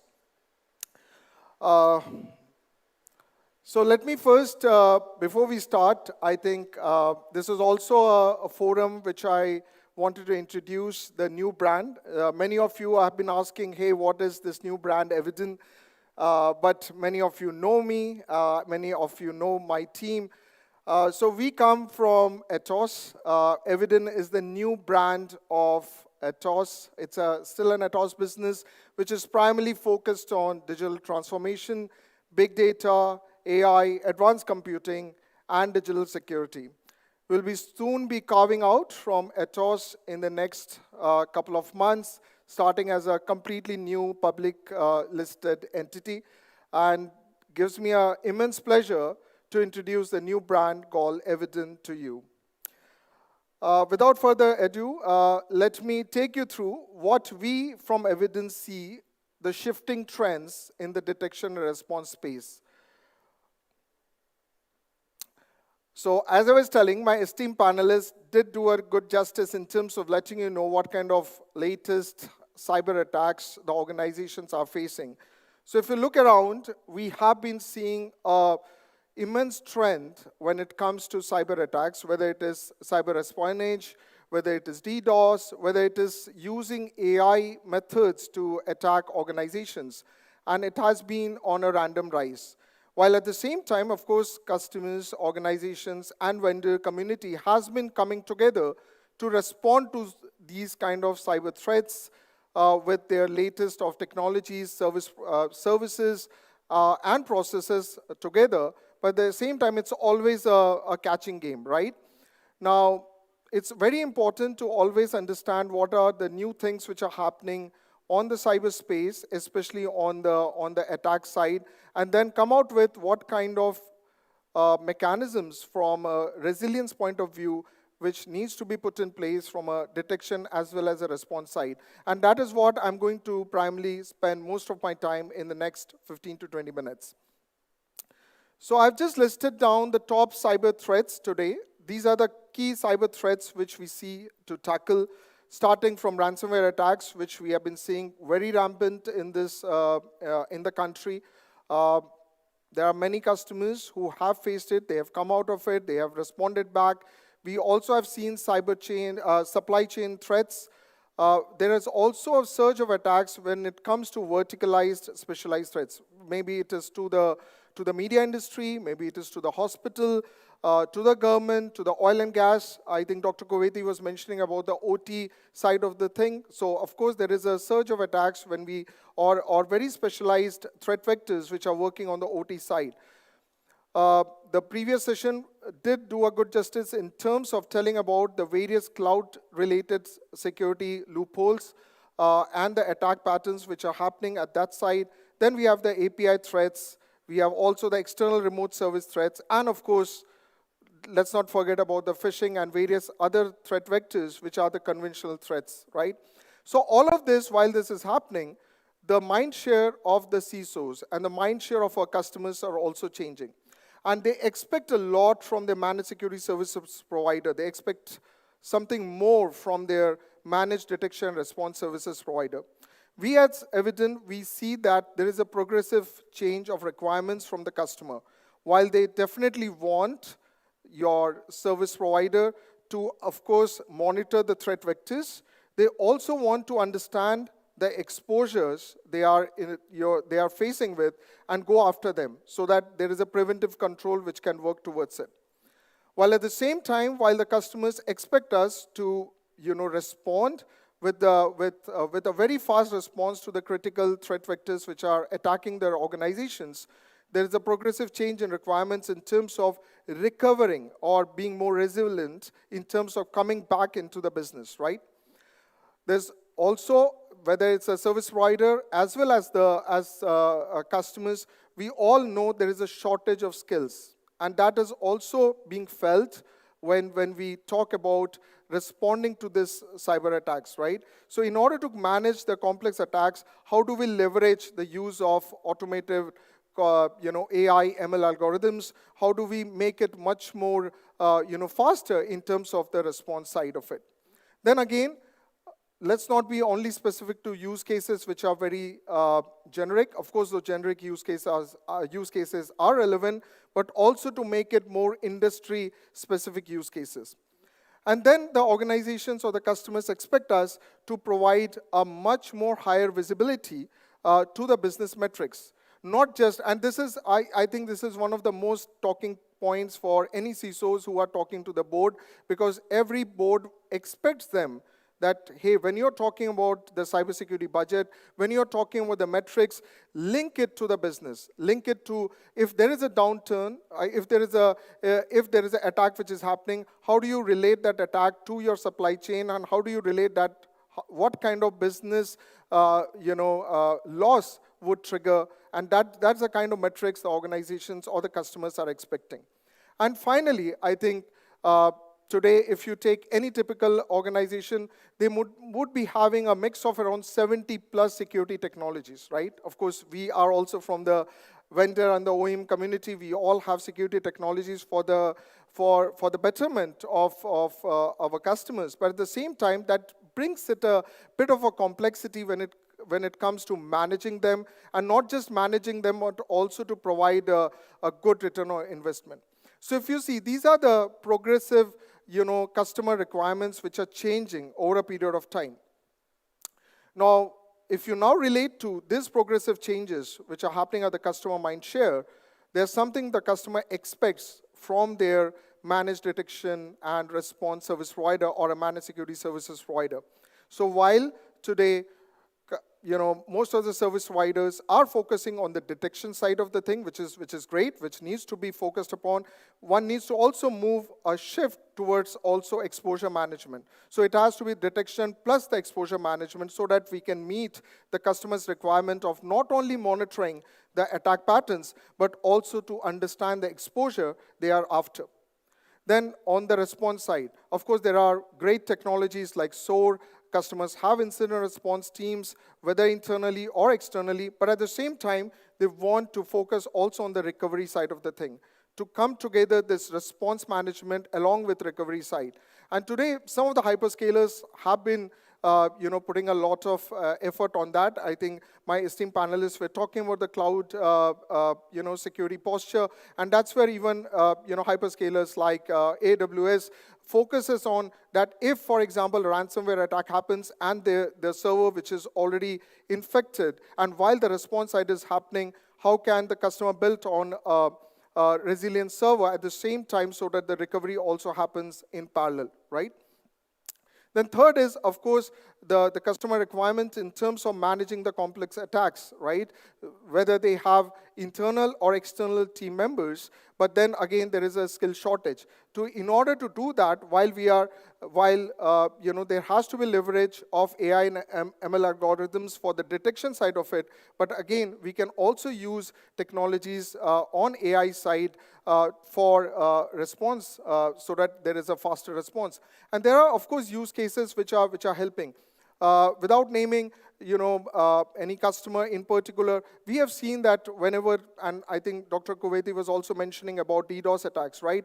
So when the DDoS attacks were happening or we have faced, we also figured out that instead of just imagine a DDoS attack is happening, the SOC at the other end, whether it's the internal or the external SOC, is providing alerts to the customer to tell them, hey, there is a surge of, I'm seeing a buffer overflow, I'm seeing this kind of threat, take an action. Now, by the time the action is taken, the DDoS attack has already been successful. Instead of doing that, have an automated use case which can directly trigger from the SOC to the SOAR and contain the DDoS attack. And that is what the message is, that try to automate as much as possible and so that at least those use cases are implemented for your organization, right? Then I was talking about also the customer requirement on use cases which are specific to industry. And that's where also it is very important that while one can say that a SOC or a managed detection and response services could be very generic, but here again, there has to be very specific use cases, whether it is for media, whether it is for oil and gas sector, whether it is for healthcare. You need to have unique business use cases which are relating to the cyber threat or the cyber kill chain, so that you are able to provide much better value to your organization, to your customers, right? Then we are talking about higher visibility linked to the business metrics, and that's where the need of the hour is also, I think as the customer's requirement is progressing, the need of the hour is also to provide a unified real-time business risk visualization, which helps them to also know that if there is some threat vector is triggering, what kind of impact it can cause to the business, which also helps our colleagues on the BCM side to take more action with respect to the RTOs and the RPOs, right? So that kind of unique business-linked metrics is required. And then lastly, as I was talking about a better outcome with respect to the security infrastructure, and this is a Gartner term called the mesh architecture. This you will see a lot going forward, where whether it is a service provider or whether within your own organization, when you have several technologies, you would be required to set up a more mesh architecture, which is helping better security operations or better security layer in terms of getting the maximum output of various technologies. So those are the main requirements which are changing. So in this particular slide, of course, I've just listed down all those new requirements. And primarily, why I'm calling it new? Because the progressive nature of the customer requirements is changing, not undermining still the value of use case, threat detection, or, for example, the response side of the thing. But these are some of the areas which customers expect their managed detection and response players to start focusing on. In the next couple of slides, I'm going to just touch base on few of those new areas. So let's talk about the exposure management. Today, exposure management in terms of threat intel feeds are available. Okay, you have breach attack simulation. There are technologies which are available, which are continuously also, scanning your digital assets, scanning and trying to find out the vulnerabilities and configuration weaknesses. The need of the hour is not just having a separate system or a tool, but also to ensure that that is kind of integrated in a way that it becomes one of the building blocks when it comes to threat detection. And that's what when it happens, you will get a much better qualitative view of your threat detection. And that will also help you to have a better visibility, not just about the assets which are in your control, but also the assets which are not in your control in terms of what kind of exposure which can hit you, right? And that would also help you in terms of determining what kind of response mechanism to take care.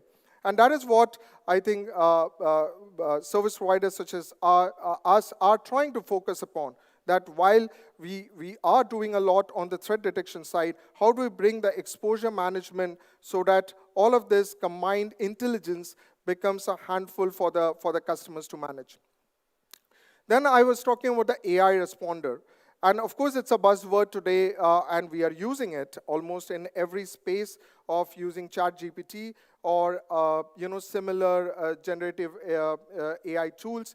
But there are a lot of, I'm not going to dwell much on the risk side of it, of using it or not. In fact, there's something which was also published yesterday about the business risk with respect to ChatGPT and similar generative AI tools. But something which we can also use it for making your SOC, whether it's internal or your external SOC, much more resilient, much more stronger, right, in terms of the response automation. So you can, of course, use such bots to help in large-scale complex incident investigation and forensic.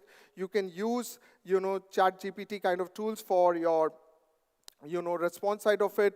That can become extremely handy for your investigators or your responders. So the need of the hour is how do you also train your SOC or bring these tools to your SOC team, whether internal or external, so that they can leverage such tools and can provide much more faster response when it comes to such complex attacks.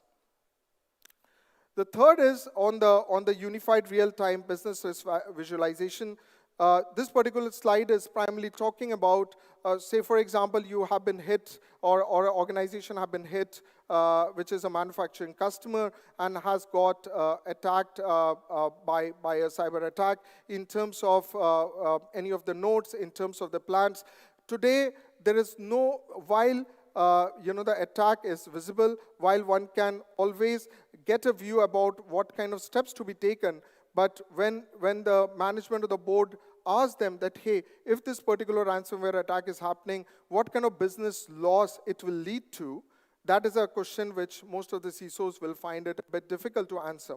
They have to, of course, depend on the business side of the team to give that kind of interface. And that's where we as Evident is trying to focus that how can we bring the business side of the metrics into the SOC or into the managed detection and response side of the thing so that the CISOs can get a real-time profiling of their business risk whenever there is a cyber attack or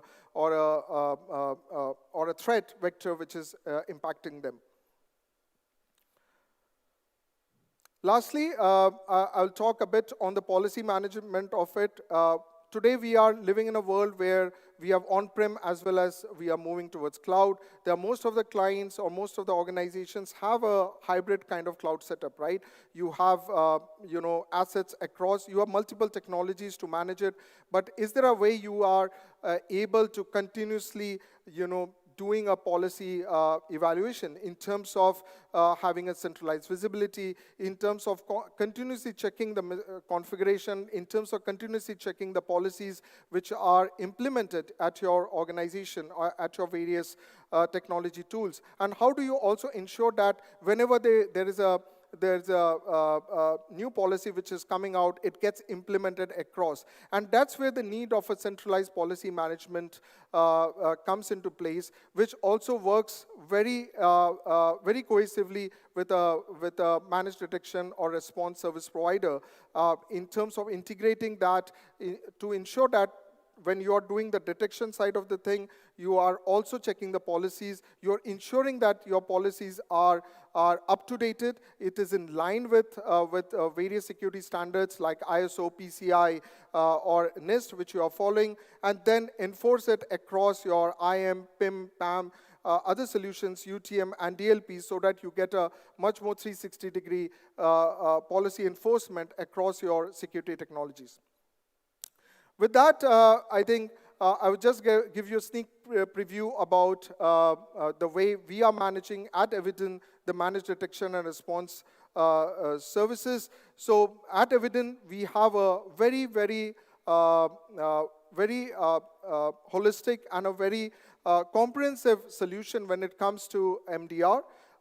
We are maybe one of the pioneers when it came to MDR solution or services, where at one hand on the left-hand side, we look into multi-vector threat detection when it comes to endpoint, your network, your cloud, your users, your logs, and at the same time, we also look into the full service response, which is not just containment, but also helps in investigation, verification, mitigation, and maybe in future, the recovery side of it, right? And all this is done through our own AI tool, which we call it ISAC, and built with the team of 6,500 professional experts spread across 16 SOCs. The technology or the solution is already industry-driven. So when I say industry-driven, we already have use cases at Evident for manufacturing, for automation, for media, for healthcare, for really looking after those kind of use cases. For example, media, it is all about piracy kind of services. When it comes to automotive industry, we are looking for security for connected vehicles. When it comes to healthcare, we are looking for medical connected devices. So those are the kind of use cases which we have already developed and we already have implemented at our customer end, which they get much more maximum usage or maximum value from the MDR services. Lastly, This is a full solution which is already operational at many of our customers in UAE. It's already hosted in to keep the data sovereignty. It's already hosted in UAE in Azure UAE instance, so that there is no data which is going out. And at the same time, it takes care of the complete overview in terms of multi-vector threat technologies across, as well as the threat detection and response on the right side, both in terms of responses, monitoring for the known attacks, threat intel, which is also taking into a preview of the exposure management, and then threat hunting services for unknown threat adversaries. And then we provide full responses when it comes to threat containment, incident analysis, forensic services, and then finally on the response orchestration. With that, I will close this session. We have a booth here outside. If you want to spend some more time or want to know what we are doing on this space, what we are bringing in the near future, some of it I just gave a preview about the new things which we as Evident are going to focus upon, whether it's on the exposure management, on the policy management side of it. Please feel free to come over. We have a demo. We can take you through. Thank you. Hope this session was useful for you. Thanks a lot. Thank you. Thank you, Amit, for that insightful presentation. Moving on to the next panel discussion, it is on the topic Building Emotional Resilience and Creating Effective Human Recovery Processes for Crisis Situations. This discussion will be moderated by Adam Al-Adama, Senior Manager for Digital Governance, Risk and Information Security, Abu Dhabi Ports Digital Cluster. And the panelists for this discussion are Vidya Wal, Head of Cyber Strategy and Cyber Risk and Governance, Kareem, Carlo Loveri, Risk and Business Continuity Manager, Emirates Steel, Rebecca Carr, Risk Advisory, Crisis and Resilience Director, Deloitte Middle East, and finally, Vikalp Srivastava, Vice President, Information Security and Technology, Kerzner International. I would like to invite the moderator and panelists up on stage.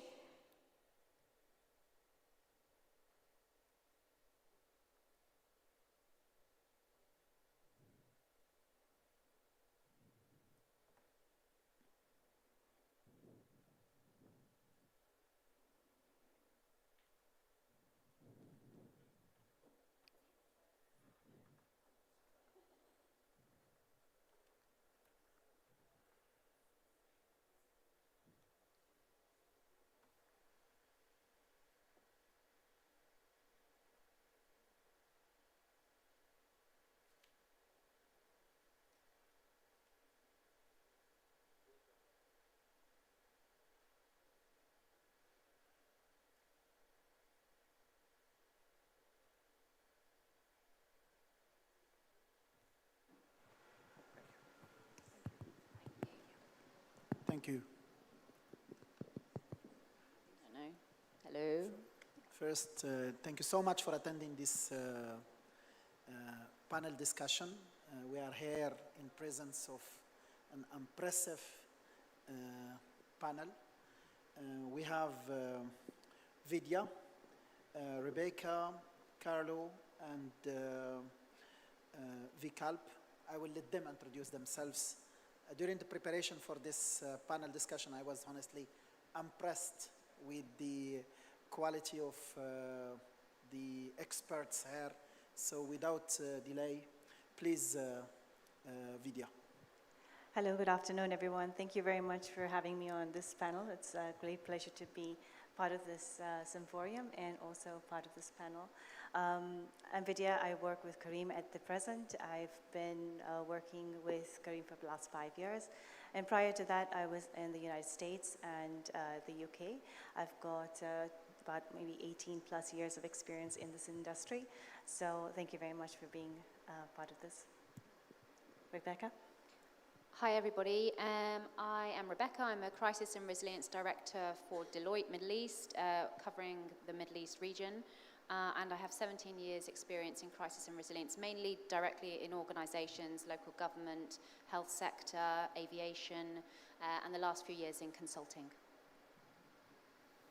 Hello everyone, good afternoon. I'm Vikalp Shrivastava. I take care of information security and technology for Kerzner International.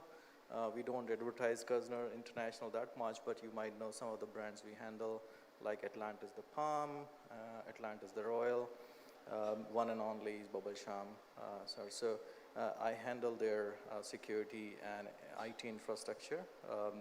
Come up with spend a little time in IT for 23 years in past, and a pleasure being here. Hi, my name is Carlo Berri. I'm a risk and business continuity of Emir Steel Arkan, part of ADQ. I'm joined the company 5 years ago. I've been in the risk and business continuity domain for maybe almost my life. I will not say how many years, but many years.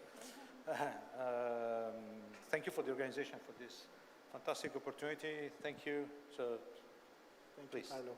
And my name is Adam. I'm leading the risk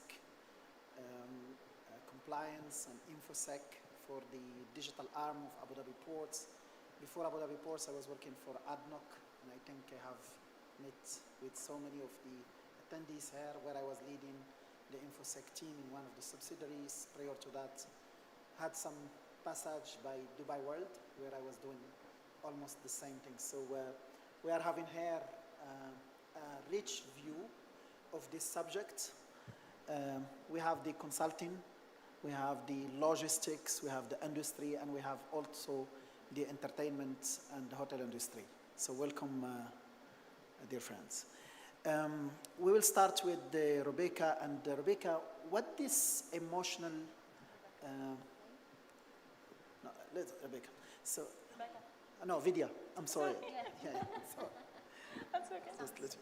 Now, Vidya, from your perspective, and you are doing this resilience work and planning for the crisis and planning for the bad day, basically,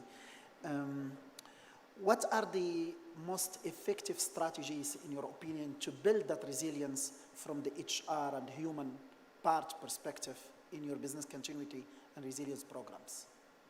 Thank you, Adam, for the question. It's a really great question. So I'll start with a quote by Andy Gillum. A lot of people would have known him. So there's no secret to crisis management. It's not good versus bad. It's about getting preventative measures in place in order to ensure that the bad doesn't go to worse. And I think that's, if you take that in mind, then when you're building your strategies, that's where you would actually put those elements that you're looking to prevent. Strategy, what is it at the end of the day, right? It's about planning, ensuring that people know what to do when a crisis happens. And the human factor is what needs to be built into crisis management and resilience, because the human factor is the key to getting past the crisis.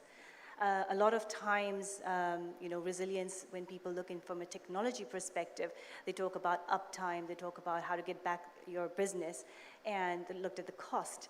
But a lot of times, the person or the human factor, again, is not incorporated or embedded within that recovery period. So if you look at from a strategy perspective, it's more about pre, during, and then post.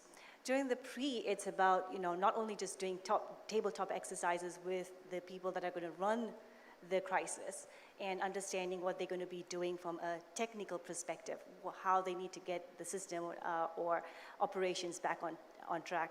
It's about ensuring that the person that's doing it is the right person for the crisis management. Do they have the right mindset? Are they prepared mentally for these things? And it's about also building in your mental muscle. So by doing the simulation, you're building that sort of mental muscle time and time again. If you look at, the emergency workers, or like the fire brigades and ambulance, they practice this time and time again in order to make sure that they have the mental capacity, the physical capacity, and emotional capacity to go through that. So similarly, in the cyber world, you have to do the same thing as well. And not only from the most technical person on, but it's always almost at every level of that cycle. And then during the your crisis management, and when you're building the strategy within that as well, is ensuring that you've baked that into your playbook of how do you take stock of that person or the groups and teams that are going through that process. And then post is also very critical and crucial. Once a crisis has been completed and you've done all the due diligence around it from a technical perspective, you've got to go back to the human element of it and understand how was it done and what were the impact on the people that were doing the running the crisis. Second, maybe the people that were impacted by that, and understand how did they actually feel about it. And then second is the people that weren't in the room at that point, right? How were they impacted by that? So all of these things need to be somehow baked into your strategy. So a strategy is not a simple, just words, a plan on paper and a playbook. It's got lots of elements that goes and drives that force to make sure that it goes end to end smoothly. Thank you. Thank you, Vidya. Rebecca, you in the consulting firm, I'm sure that you have so much insight on how organizations plan for this crisis from emotional resilience perspective. Can you please just tell us how in this market and beyond the organizations are preparing to mitigate the impact on the human parts after a crisis from emotional resilience perspective? Yep, sure, thank you. It's an extension of what you've just been saying. I mean, training and exercising are key to ensuring that your staff are as prepared as they can be during and after crisis. It's the injects that you put into those simulations and exercises, making sure you've got injects that get them to test out how they would deal with some of these human factors and these emotional impacts that you might experience during crisis. But you're probably thinking, well, what are those human impacts? What are the emotional impacts from crisis? And actually, you're all in different sectors. The best way to find out is to think about who have you heard about who's had some kind of, because we're here today to talk about cyber, who's had some kind of cyber attack. So if I give an example, in the UK a few years ago, there was NHS WannaCry, which was a cyber attack across the National Health Service. It impacted thousands of people. It impacted life. It impacted ambulances being able to get people to hospitals. Hundreds of appointments had to be cancelled. MRIs couldn't be used, all because of a cyber attack. So that's an example where if you're in the health sector, maybe you can reach out to the relevant people within the NHS to see if they can come and talk to your business about their experience. When I was working in aviation, we hosted somebody from who was a lead responder for the response to the MH17 flight that was brought down over Ukraine. That was a very traumatic event. Everybody died. And the lead responder, luckily for us, was able to come in and share his experience from the very beginning of hearing about the response through to the endpoint, through to the recovery, through to the memorials. And he had friends on that plane, so that was a really humbling, unique experience for us to learn from. And then of course, you get ideas about what type of human factors you need to think about in your crisis planning. So I would say, think about which organizations are relevant to you, which ones are you interested in who have had some kind of cyber impact that you've heard about maybe on the news, and go and speak to them. Another point, just very quickly, in terms of preparation, think about your back office staff, and actually a lot of cyber and IT people might be classed as back office staff. If I give one example, a few years ago, Radisson Blu had a marauding shooter attack in a Mali hotel. And the head of legal, after the attack, found themselves having to go to that hotel because of some kind of legal assessment they had to do. They went into the hotel, there's bullet marks on the walls, there's blood on the walls, and she was traumatized from that experience. So I would just say, you can never really prepare people for these things, but you can try. So in future, always try and consider your back office staff, the people who maybe aren't always at the forefront, but may be really important during and following a crisis. Make sure you're considering everyone in terms of what type of training they need and what kind of readiness they need. And there are specialist consultancies out there, not Deloitte, who can actually offer that emotional support training that you might want to provide your staff. Thank you. Thank you, Rebecca, for the insightful information. We all do planning for crisis, and we are all well prepared for those incidents, basically. But generally, our preparation and our planning does not exceed to be technical. So we test our plans from communication perspective and from technical readiness perspective, but we generally ignore the emotional parts of the recovery processes. Now, my question to Vikar, what organization does basically to limit the impact of such crises and incidents on the human resources or the human recovery processes? Yeah, no, that's a great question, and especially to me, coming from hospitality background. We do business at emotional level, and when guests coming in hotel, it's more related to make them happy. So we need staff happy as well in the back end, right? We need to make sure that they are well aware that when this kind of crisis happen, what they're supposed to do, how they should respond. So there are 3 quick points. One is related to the internal communication, right? So we need to make sure that when everyone in company, they come to work and they're trying their best to achieve the best in their job. But if there's some unforeseen circumstance that happens and some incident happens, they should know as well that how to respond to it at emotional level. Meaning when we do being IT geeks or cyber geeks, we always go and say induction is very important. We need to do user education is very important. But what we teach in those sessions is don't share password, don't do that, don't do that, or do's and don'ts, right? But it doesn't go at a level of emotion that how you can sustain yourself if there's an issue happen, what you should do, how communication should be happening internal in the department, at a company level, at a board level. The second point is that from the top-down approach, one of the major point I feel is a training of the top management as well, which need to not only see these incidents as business impact and quantify direct, but there's a lot of which you cannot quantify a direct impact, which is emotional level of an employee. And in that level, they need to work together with the departments, with the department heads, and department heads need to work with all the team managers and teams to make sure that they understand that what this incident means is not equally proportionate to their job loss, right? For example, is maybe they need to work together to save the company's damage on social platforms or business impact and reduce it at a level or recover it faster. So if you have healthy employees and they are not scared of incidents, they will probably respond better. The third point is that internally, how you train them, right? So one is that they're joining your company and you're doing an induction and you're training them that, okay, don't be scared, don't worry, but don't share password, etc. But then how you train them if the incident happens, what they need to do.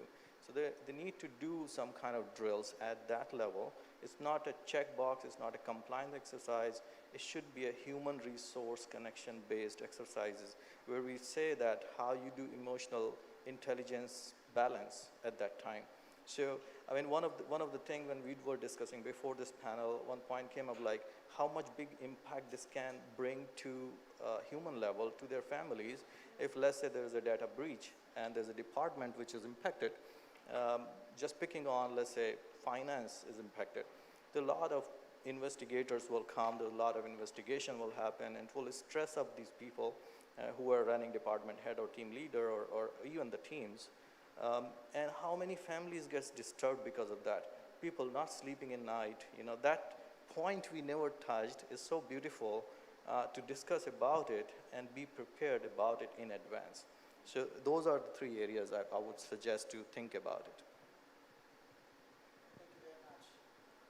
Carlo, from your experience in all the industries that you have worked on,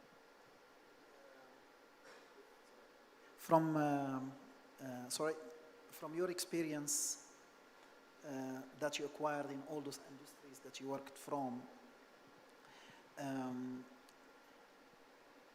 how the organizations, big organizations, complex organizations like yours, can balance their need of this emotional resilience with their need also of maintaining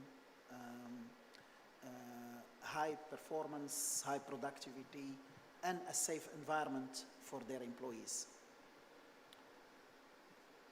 Okay, thank you, Adam. Okay.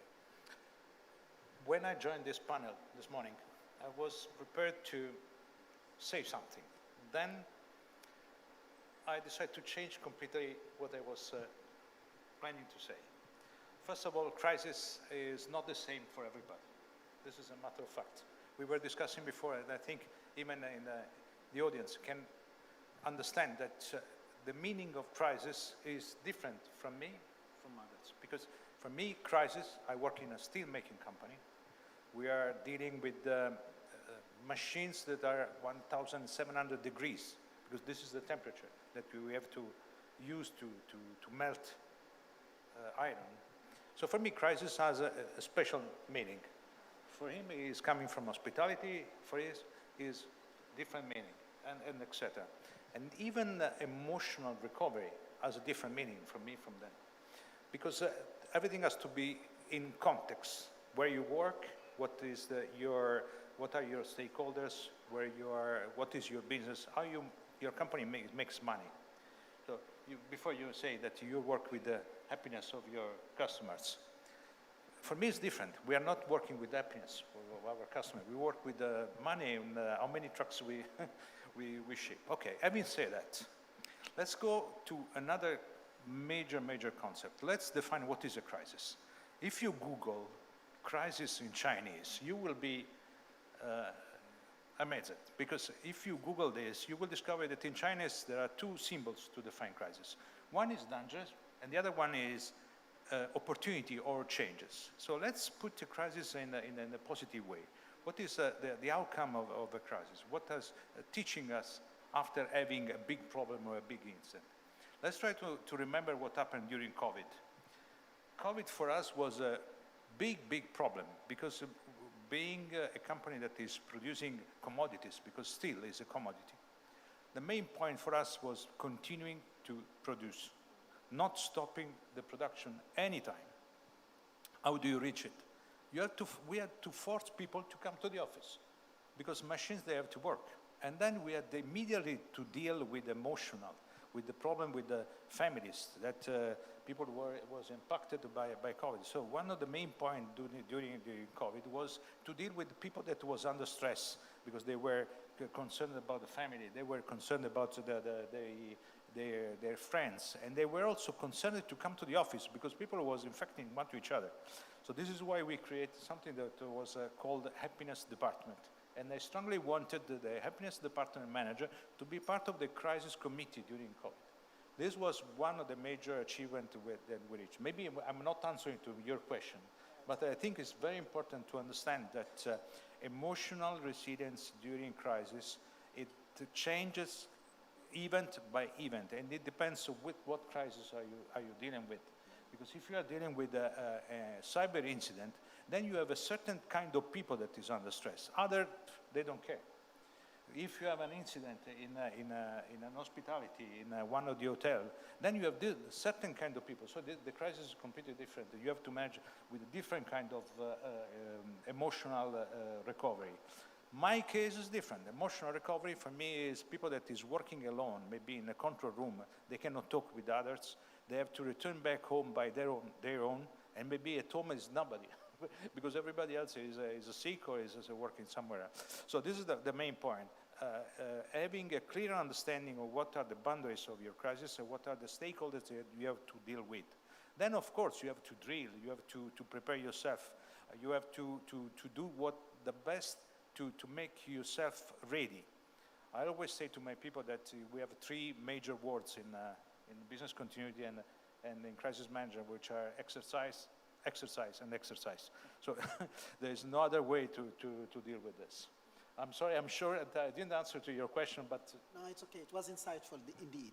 Now, the exercising, and also we should exercise also the emotional part of it. So, pre-incident or pre-crisis has a toll. During the recovery, it has a toll also. And post-recovery, it has a toll. Just in 1 minute for each of the panelists, please, as we are running out of time, I just want you, from your perspective all, how we can balance the technical needs, the emotional needs, and the productivity needs, the communication needs in creating this new dimension of the recovery, which is the emotional recovery processes. Please. That's a very loaded question, but a very, very, very good one, because you've actually summed up a lot of concepts in that space. Just in a quick one, like you said, in 1 minute, there's no perfect formula in this, right? Because you're driving a very fine balance between communication, emotional, and operational, and everything in that space. And how do you actually move from a crisis to balance your communication to human factor, and continue moving through that from start to end. So there isn't a perfect formula that you're looking for, and I'm sure a lot of people are looking for that, but there isn't one. But and as Carlos said earlier on, is that it depends on your sector and your type of crisis that you are dealing with. Every crisis is unique, and every formula is going to be unique for you to actually go through. So balancing each area is very different. And as he mentioned early on as well, is the COVID. During COVID, we all experienced different scenarios, which called for us to become creative in also balancing that out, and then also understanding how to go through that, because during COVID, a lot of people experienced different types of crisis situations, from communication to maybe physical to mental and also emotional, dealing with work plus family. Thank you very much, Vidya. Rebecca. Okay, so from my list, I'm going to choose basically logistics, rotas. During any crisis, any type of crisis, let's take cyber, the adrenaline is pumping, and my experience shows me that everybody wants to keep on going. They'll go 24/7 if they can. So you need to have someone dedicated to thinking about rotas, to making sure everyone takes a break, to making sure you've got some sweet treats available, and to make sure everybody's getting enough sleep. And being mindful of people, how people are feeling, how they're experiencing the response. In one experience a few years ago now, I had someone, a leader, who basically fell asleep from exhaustion in the response, in the office. And I had to call an ambulance. And they were really brilliant at what they did, but they worked way too hard, they didn't take enough breaks, and they ended up in hospital. So that's what I would say, be sensible. Thank you very much. Vika. Very quickly, and sleep, that's my takeaway, sleep more. I think it's very important.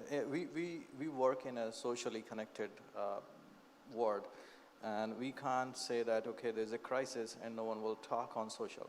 You know, it will go there. I think we need to be very careful on how the communication happens internally and how we manage in those kind of situations. Human is emotion which makes us human, right? And everyone handle emotion differently.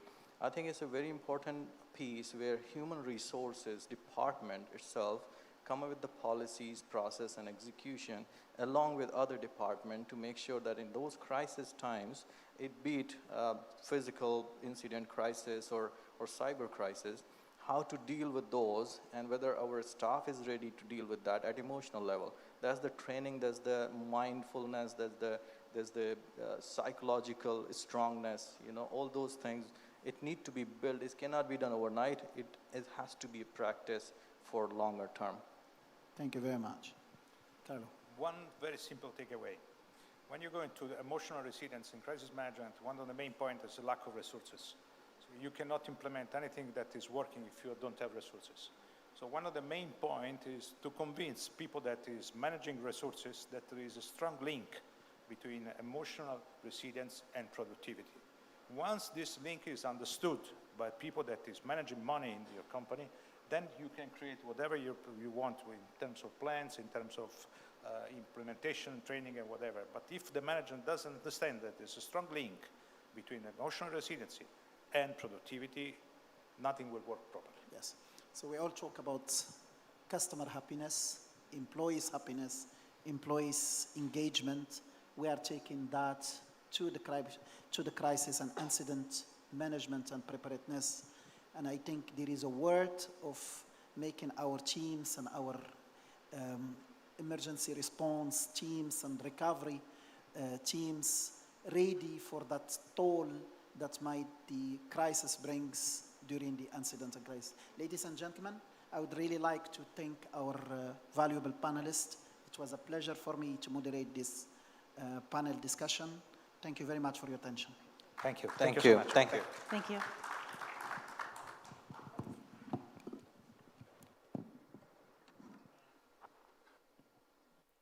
Thank you, Adam, Vidya, Carlo, Rebecca, and Vikalp for this enlightening panel discussion. To present the next keynote, we have with us Neeraj Mathur, Managing Director, Protiviti Middle East member firm, on the topic of navigating data privacy in the Middle East. Neeraj, can we have you on stage, please?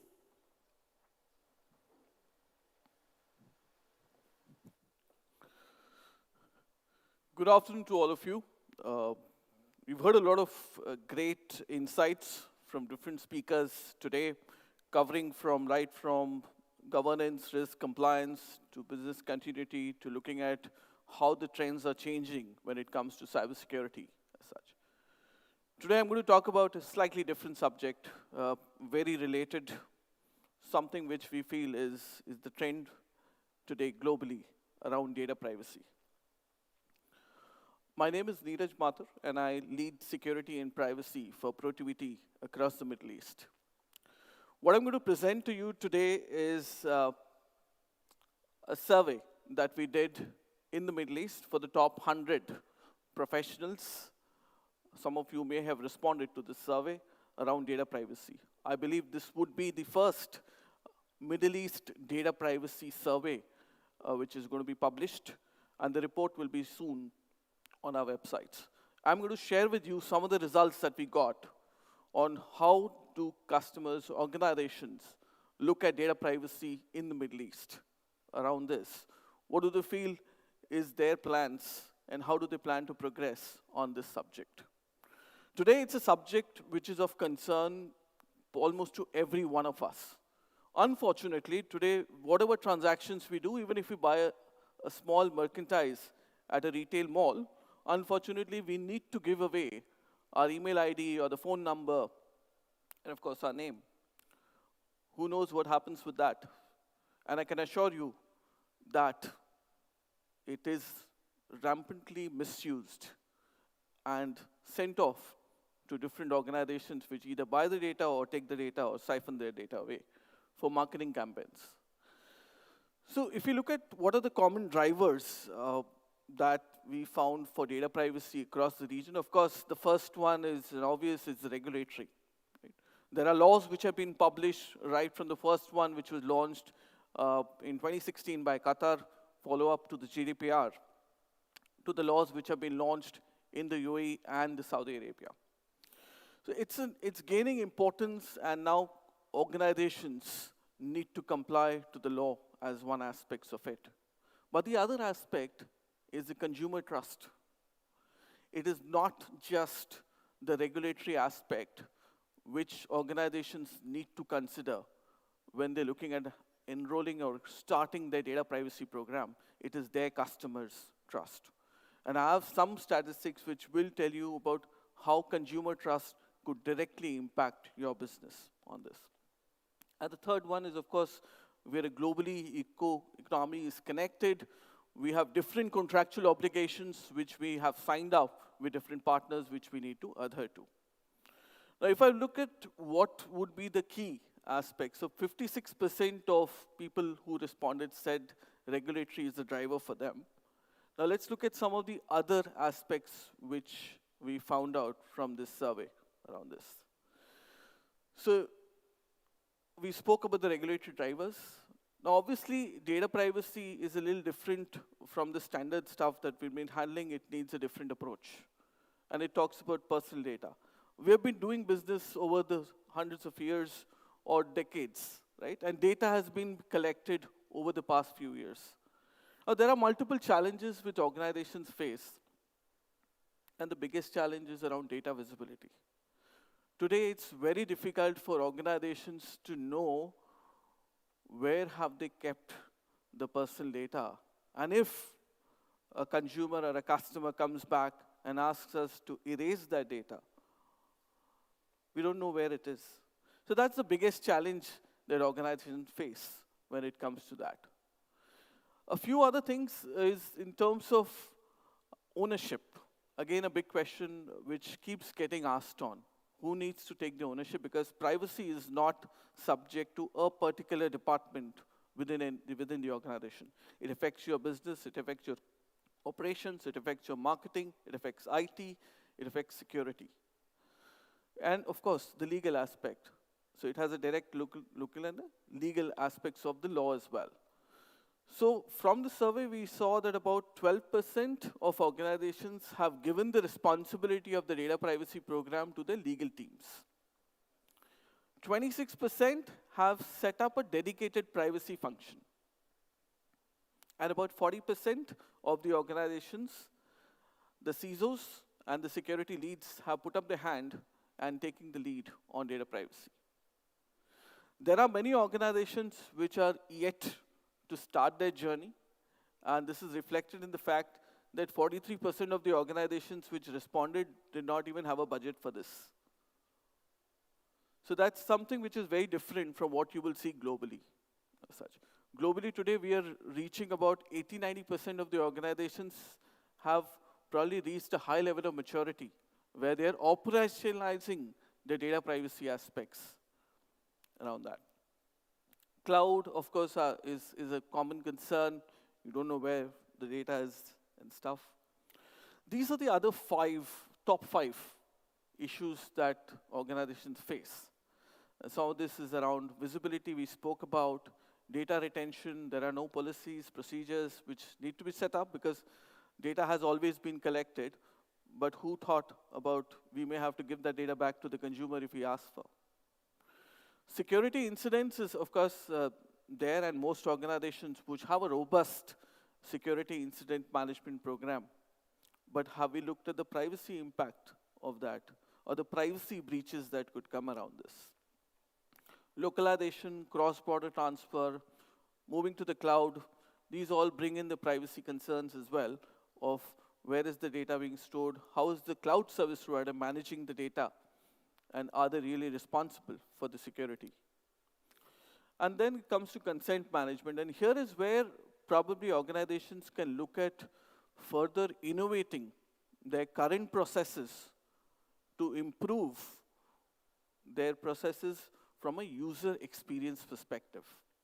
And these all do impact in your privacy program, and we have statistics which show that if we improve this, it directly impacts your consumer trust on your business as well. So I spoke about 80–90% globally having rolled out their data privacy program, and they're reaching a fairly high range of maturity. But in the Middle East, we see about, of course, people have started thinking about it. They've started putting a plan in place. But it's only about 21% of the organizations which have operationalized data privacy, which means they've gone through the full cycle. And now they're in business as usual operations. And we understand the challenges because that comes around with it, because it could mean impacting your business processes, the way you're collecting data, and how are you disseminating and storing that information. So if we look at, and we ask this question to our customers and organizations, that what's your next focus areas when it comes to data privacy? So the top areas that organizations are planning to invest is around the governance risk aspects, so building the processes, policies, looking at the impact that a privacy breach could have, and what would it mean from a business standpoint. Looking at aspects of how we can discover the data, whether it's stored in a structured manner or it is unstructured data which is being stored. and so on and so forth.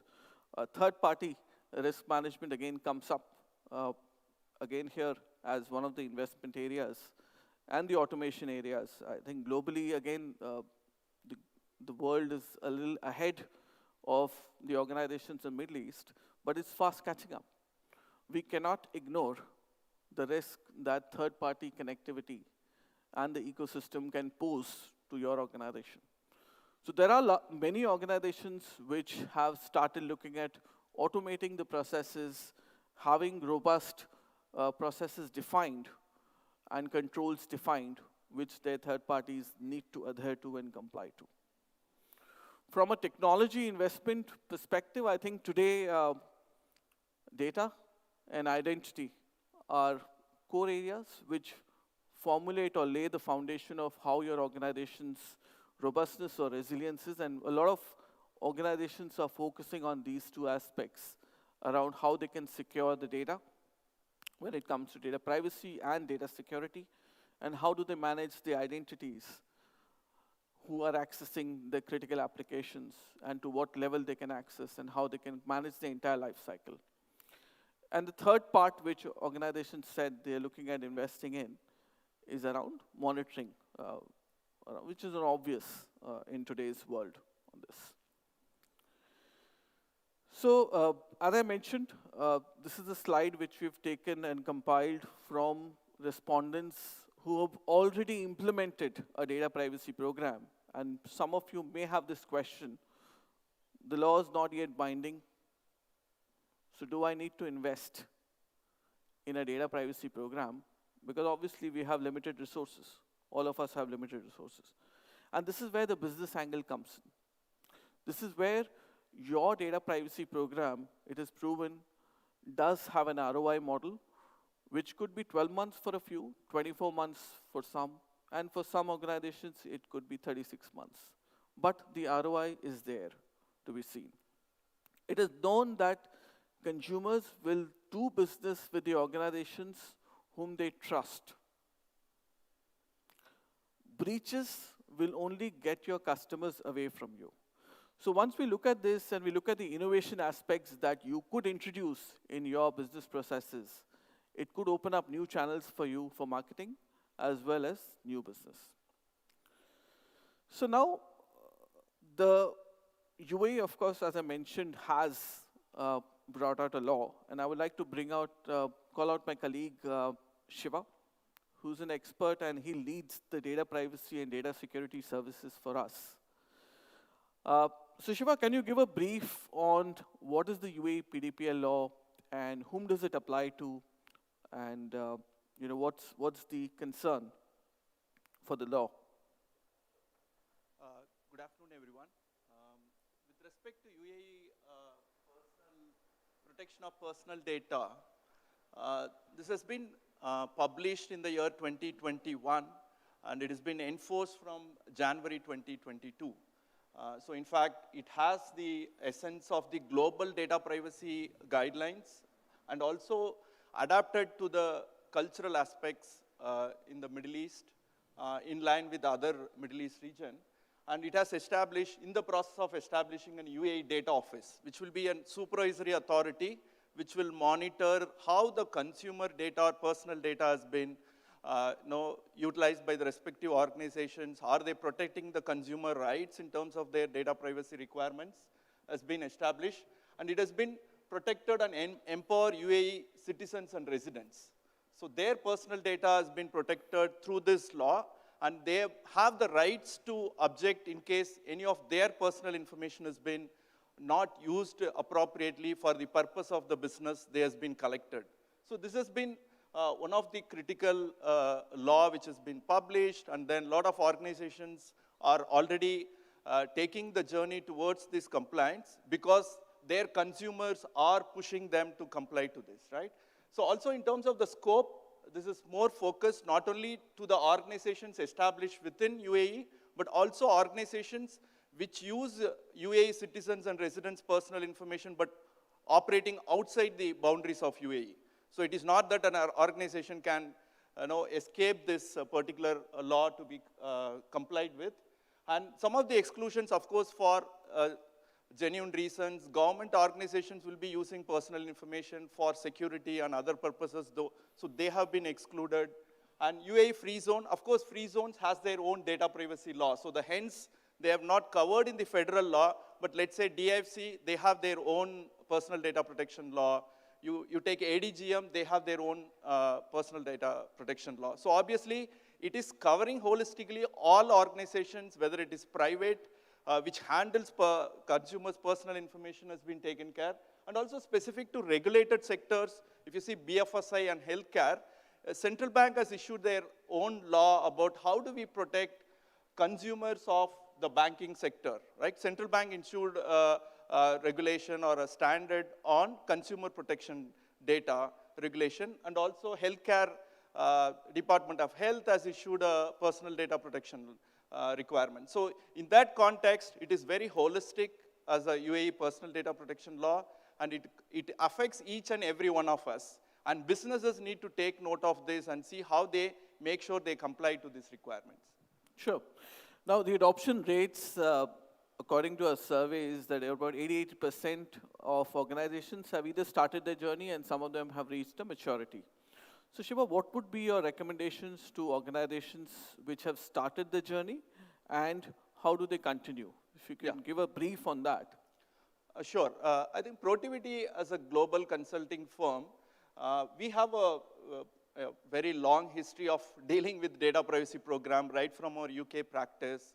We have been helping clients to comply to privacy requirements. So based on our experience, not only here in the Middle East, but across the globe, what we saw, biggest challenge for organizations today is the visibility of their personal data, right?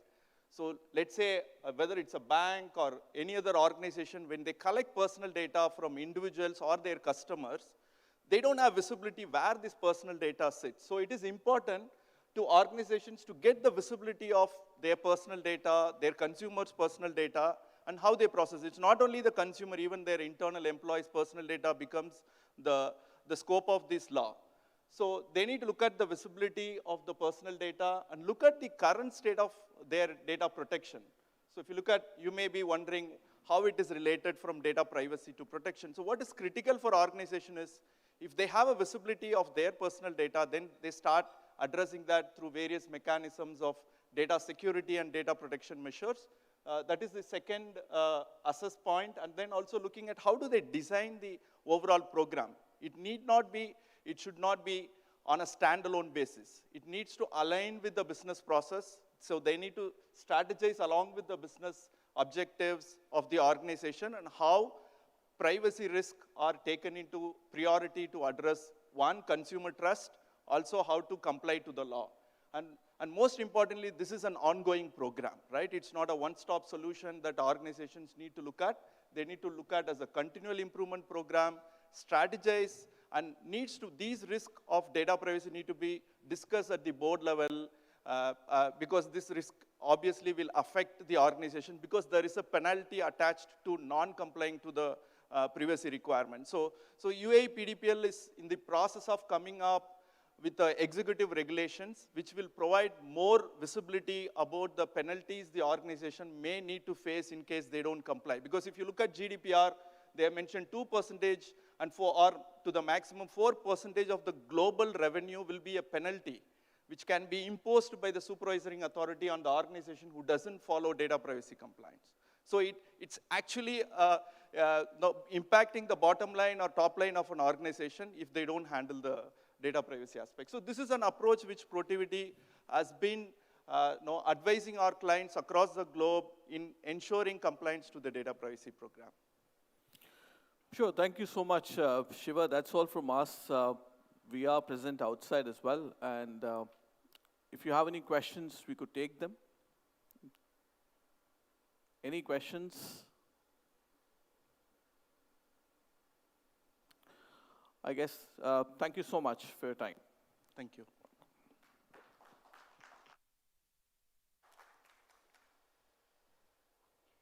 Thank you, Neeraj. Now we move on to the final discussion before we close for lunch. The topic for this discussion is State of BFSI Security and Risk Management in 2023. The moderator for this session is Bharat Raignagar, Group CISO and Board Advisor, Finesse. A round of applause, ladies and gentlemen.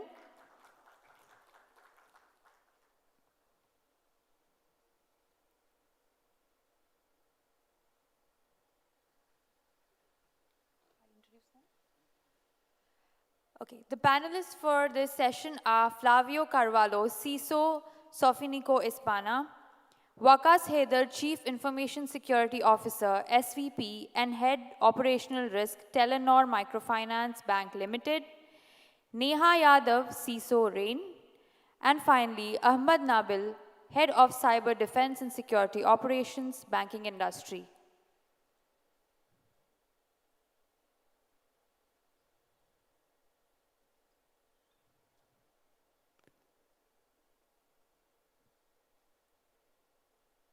Do we have Waqas and Ahmad with us here?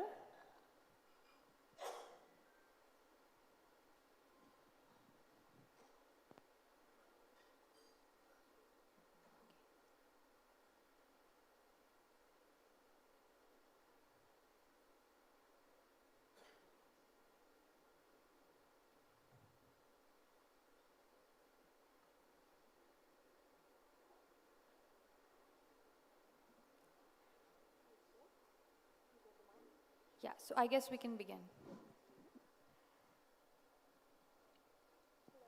All right, Bharat, the floor is yours.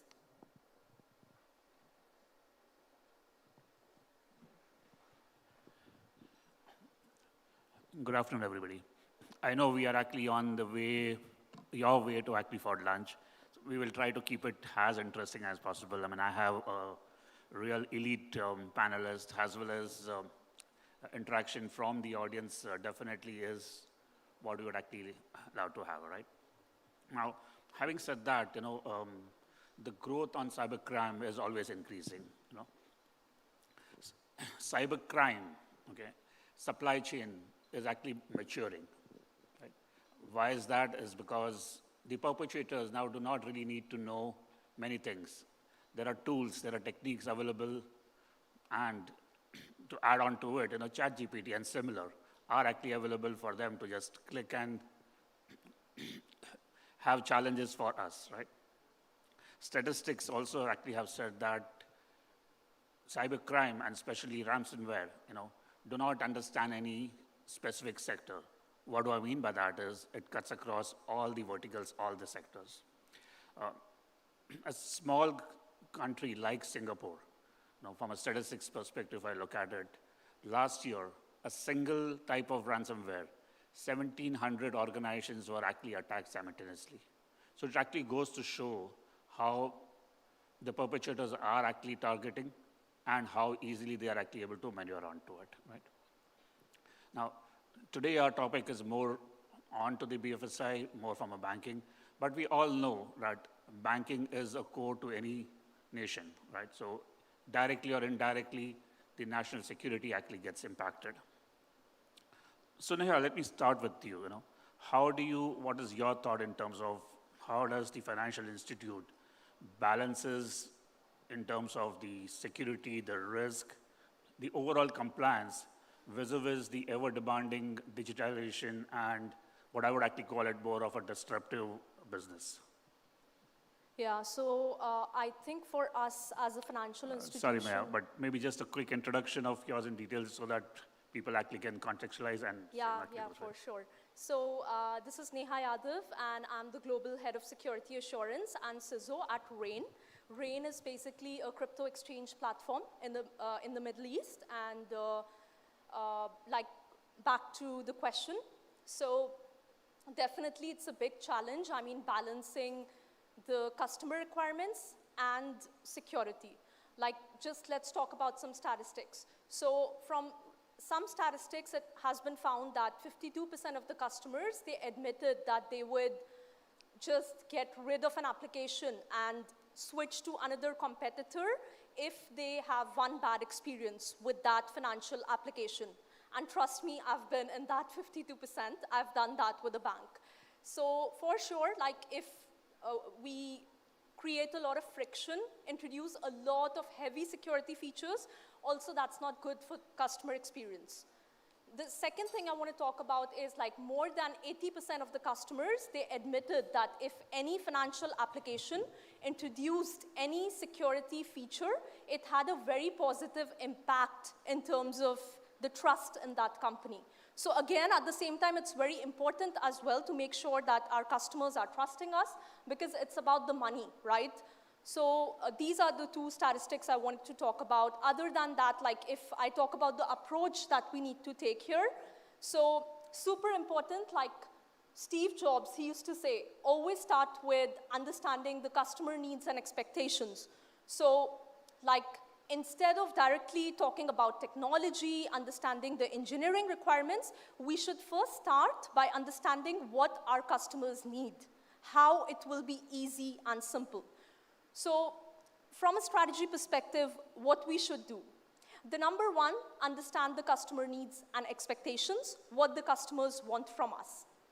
After that, we should do a detailed risk assessment. So from that risk assessment, basically, we will try to understand all the risks and vulnerabilities that are associated with the application, what can be the threats around that, and accordingly, we will propose features, make recommendations, what should be improved in the product, in the financial application to improve the customer security. So, so that's the approach we should take, and we should definitely involve all the key stakeholders, for example, the chief product officer, the CTO, technology officer, and the CX as well, the CX team also. Other than that, I think we should always look to international standards like NIST, like OWASP, etc., and implement robust security controls. Also, it's always good to check with what the competitors are doing. So for example, for us, it's good to check out the others like Coinbase, like Binance, etc., being in the crypto industry.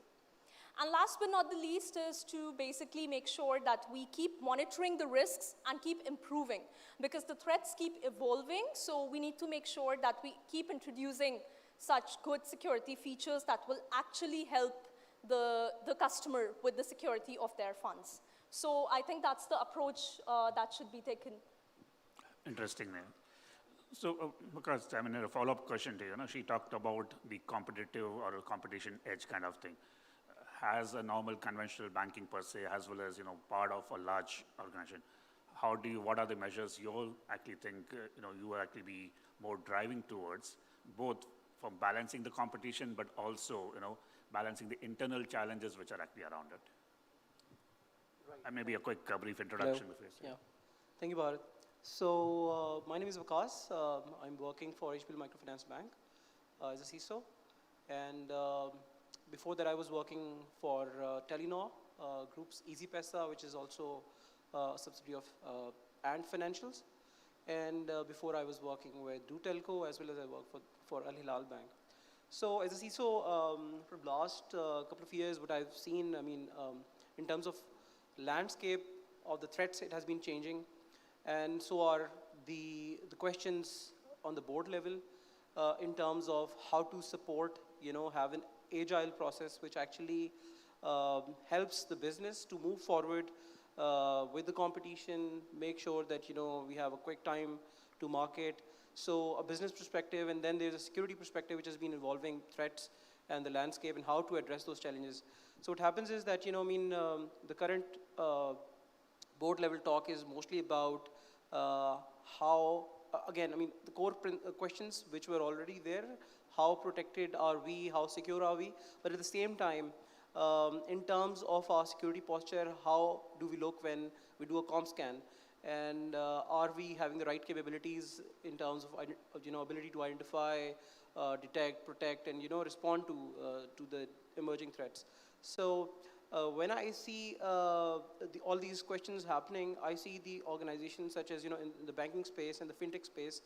Now they are talking more about the strategic intelligence, they're talking about the operational intelligence, and they're trying to work a lot on the tactical intelligence as well. So a more threat-driven context is emerging, within the security teams. Before it was only traditional talk about compliance, but now it's more about threat-driven risk management, cybersecurity risk management. And with that, there's a talk about how to ensure that people who are actually going to drive all this, this car or this operations, how effective are they, and how effective are they in terms of not only the capability to deliver, but in terms of awareness, in terms of making sure that all the stakeholders are going along with the security domain. They understand the importance of security, of embedding it in terms of security by design, of involving the security in the right time when it is needed. And also they're also cognizant of the fact that security monitoring, how important it is. So this is the whole circle of things which is going on in terms of talks, in terms of initiatives, in terms of updating the regulator as well, that what are the initiatives we're taking. Yeah. Interesting. So we're coming to you, being a CISO for an organization which is spread across various countries and you also sort of handling more than one country. How do you sort of strike a balance in terms of, like I talked about the regulators, right? How do you strike a balance in terms of, the regulatory needs from one country or one continent to the other, as well as what are the challenges and how do you sort of overcome that? Especially when, talking about risk and quantifying the risk by itself is a big challenge, but, if it is cutting across multiple multiple countries, it actually adds on to those complexities and dynamics over here. So, good afternoon. My name is Flavio Carvalho. I work for the Crédit Agricole Group, a French group. I'm the CISO for Spain and Portugal, for Sofanco in Spain and Credibon in Portugal. Taking your question and mentioning a little bit of what Niha just explained it to us, I think it starts from regulatory, right? Regulation, you have to do. And then it goes on to your maturity, your ability to do it. That means, what's the point of just following the regulations? Because maybe we all start by this, right? We do what the law tells us to do. But then over time, and by measuring the risk, and I think measuring the risk is the key. It's very difficult to well measure the risk, to well balance the security measures we apply. Of course, in the beginning, we apply the ones that we are forced to by law. But over time, it's on us to develop the ability to measure the risk and then to protect against the major ones. In our case, for example, it's the data leak is a very important risk we are faced to. We are beyond the point of getting too much concerned about, ransomware or other kinds of risks that we think we are better protected. But data leak is a point. Being banks, being under GDPR regulation in Europe, data leak is really a problem. And the more it gets exposed to it by bring your own devices, by COVID, remote working, and by everything that is happening in the world these days, the more we are exposed to the risk. So the best or the better there have been the security measures we apply to fight against. But it's in our case, in our maturity level, based on our region.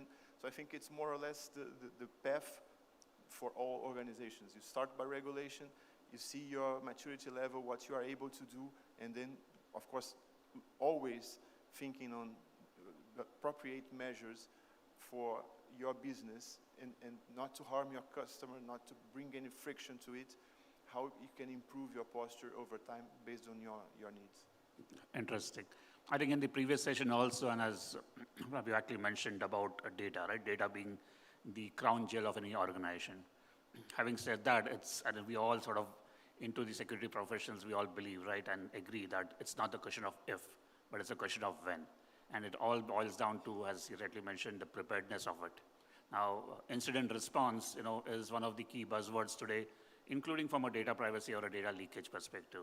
And as multiple organizations have different systems around it, like Finis has now tied up with SecureWorks to provide the local incident response. So welcome, Ahmed, on that. And on that particular note, what are your thoughts of what are organizations actually doing from an incident response perspective, specifically with the banking domain, data being the key crown jewel and beyond? Ahmed? Ahmed? Audible? It's working? Yeah, I think it's on now. I think this one is audible. Sorry for connecting late. I've been going in loops and loops, unable to. That was a human incident, right? That you actually had to go around. I was just pointing me to Dubai Mall parking. Yeah, when it comes to incident response, if I got your question, I think the most important thing nowadays we're seeing a lot of incidents, a lot of attacks coming, especially on the financial sectors here in the UAE as well.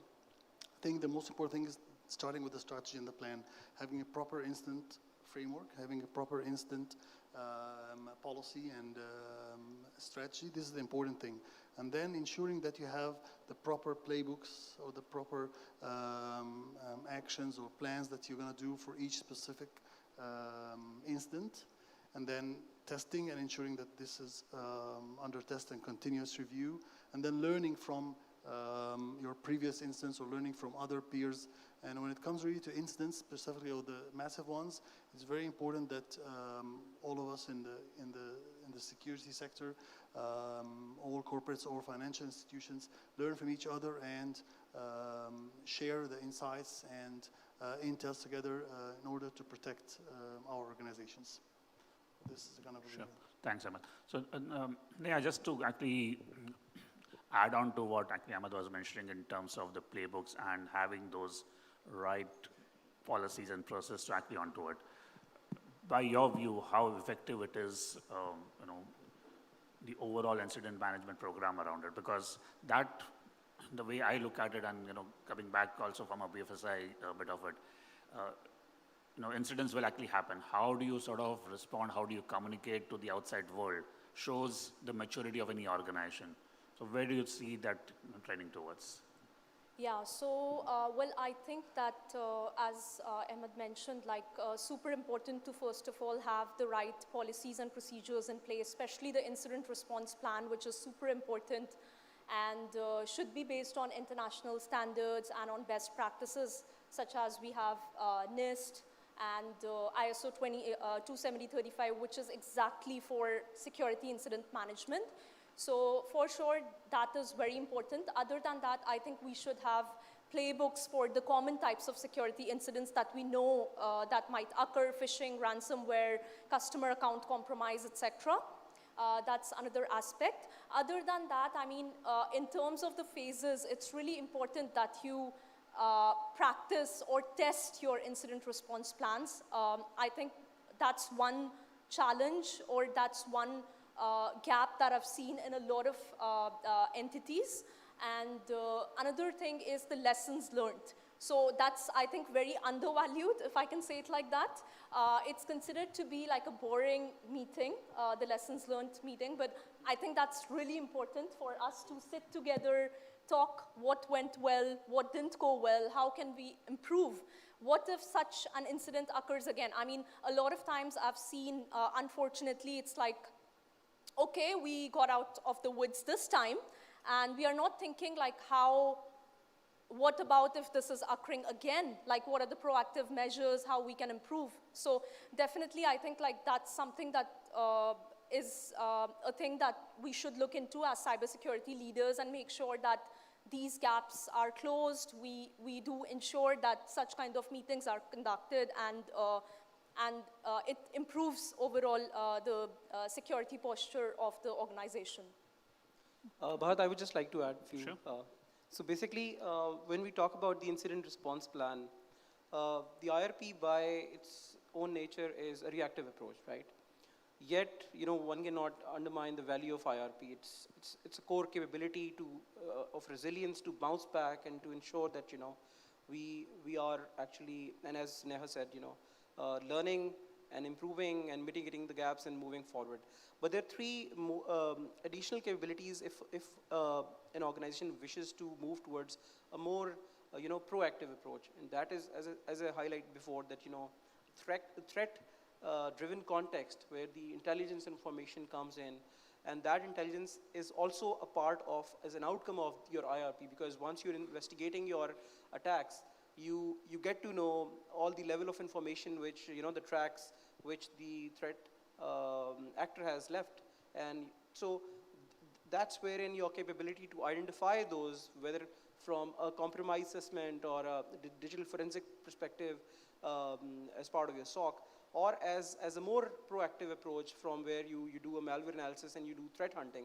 So these are few capabilities: threat hunting, your DFIR, your compromise assessment capability, and your ability to utilize the threat intelligence emanating from that and sharing it with the rest of the industry, which actually helps not only protecting against your own individual attacks, but supports the whole ecosystem and the other.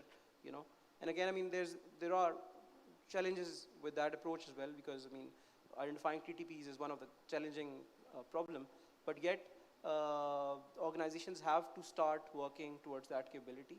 Banks are working on that now, and they're looking to map their own response mechanisms with MITRE ATT&CK framework. And as Neha mentioned and my colleague mentioned here, simulations are important, red teaming, blue teaming, and that's which will move you on the maturity curve. So organizations need to identify where they are right now in terms of capability maturity, and plot the journey and gradually move towards a more constructive response. Interesting thoughts, right? So probably just to add on to actually what exactly mentioned, right? Now, threats from a technology perspective, yes, we can sort of not really predict, but do a threat hunting and all those.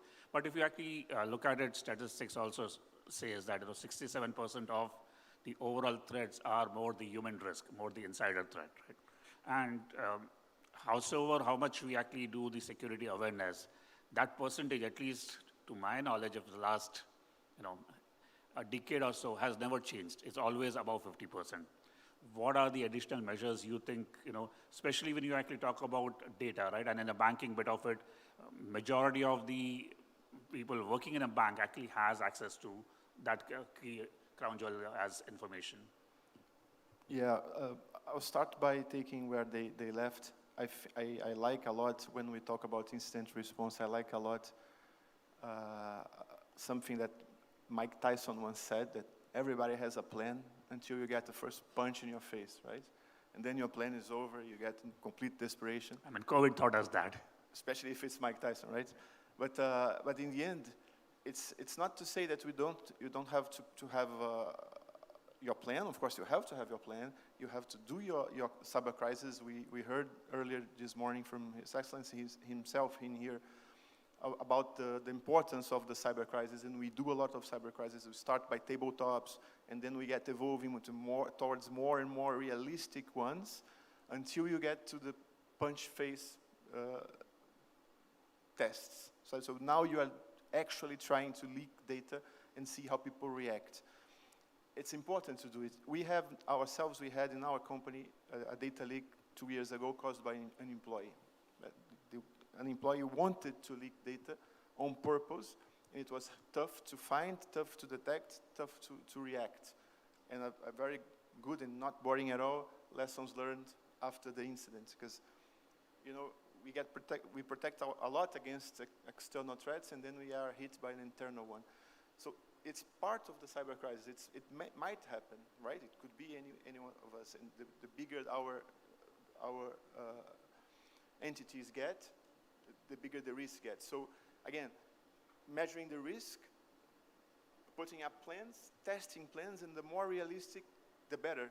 And so year after year, we go improving our plans and getting closer to a real punch to see how we react and how long it takes, And this is, I think, the part that has to be done over and over to respond to. So if I have to summarize the three of you all kind of thing is, do more regular tabletop exercise, but more about it is learn from those. It's not just do the tabletop exercise from a regulatory perspective as a tick box kind of thing and put it into the backbench, right? So Ahmed, to actually conclude on this, right? I mean, we talked about technology, we talked about insider threat, but the third dimension to the overall threat landscape, and specifically, pandemic actually has increased that bit of it in terms of the supply chain, the third party, which many of the banks, among other organizations, now actually use. So there is an unknown threat coming from there, right?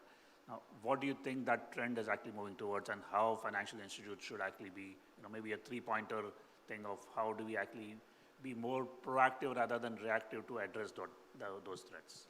Yeah, that's a very good question, because I mean, we are encouraging everyone to work as a kind of an ecosystem, and we are integrating with vendors, partners, and this is another dimension of risk. And we have always treated this a very simple, just say similar to what was mentioned, or just the tick box and the check box. You have this and this and this, and that's it. But actually, now it's one ecosystem. We need to ensure the proper integration, especially now with a lot of new dimensions, whether it's the fintechs, the APIs, the open API. This will open a lot of threats coming back. So we need to, again, have the proper program for the third party or outsourcing security. It's not only just a procurement or just supply chains, more about also security need to be engaged heavily. We need to move to a little of kind of a proactive approach.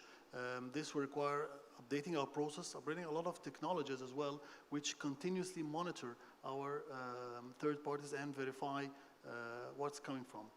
Back again to the same point, which we've mentioned the technology, the process. I mean, it's very important also to mention the skill set. When it comes to an incident, whether it's coming from internally, externally, or through a third party, it's very important to have the proper team, the proper empowered team. But at some point of time, they will need to take some kind of actions and to contain or eradicate or do something regarding this incident. So the proper skill set available across the clock is very crucial to fill the triangle, the known triangle of the process of people and technology. I think absolutely you rightly mentioned, right? Continuous monitoring and empowerment is the buzzword. So in conclusion, I mean, we can actually go on, and it's really interesting, but the interest of time, maybe a quick one-liner from terms of where do you actually see the emerging trends from a risk perspective in the BFSI? We'll actually just go through everybody here. So you want to start from it? In regards to third-party management, I think we said since the beginning, it starts with regulation. For example, now in Europe we have DORA. It's a regulation, and coming forward and to production, let's say, and then to enforcement from 2025. So everybody has to be there until 2025, and we have to adapt, and we have to start measuring by force all of our third parties and suppliers. And it's a new process, like back in the day when we started managing vulnerabilities and internal threats. Now we are expanding this to external suppliers and measuring. And now it starts only by law. So we have to do, let's start doing. It's new for us. But then what? How do we evolve? How do we measure against our own maturity and our own ability to manage external suppliers and integrate them in our security programs? And with that, and step by step, we evolve over time towards our less risk, and I think it's the goal of the legislation in the beginning. So, but again, it's on every organization, and it depends a lot on how much budget you have, how big you are, how important it is for your business, or in the end of the day, and bottom line, how able you are to measure your risk and respond properly to your risk over time in a way that you are evolving. And that doesn't matter if you are too small and it's just starting now, or if you're a big bank or a big corporation and you are maybe more advanced, but it has to be something that it's measurable and that evolves over time, clearly evolves over time, and proves its value. That's my point. Yeah, you're closing. Yeah, so I think it's a very important topic, supply chain risks, whether we talk about Log4j, whether we talk about SolarWinds. Example, the cyber attackers, they try to go with a vendor that through which they can impact a lot of entities or a lot of companies. So I think in summary, if I can talk about the best practices here, will be for sure to make sure that you're doing a vendor due diligence before onboarding any vendor from a security standpoint, understand their security posture. And after that, also making sure that in the contract, all the data privacy and data protection, etc., all the relevant clauses are there in the contract. Other than that, I think what's important is that we also do vendor security awareness, making them aware about our security requirements and best practices.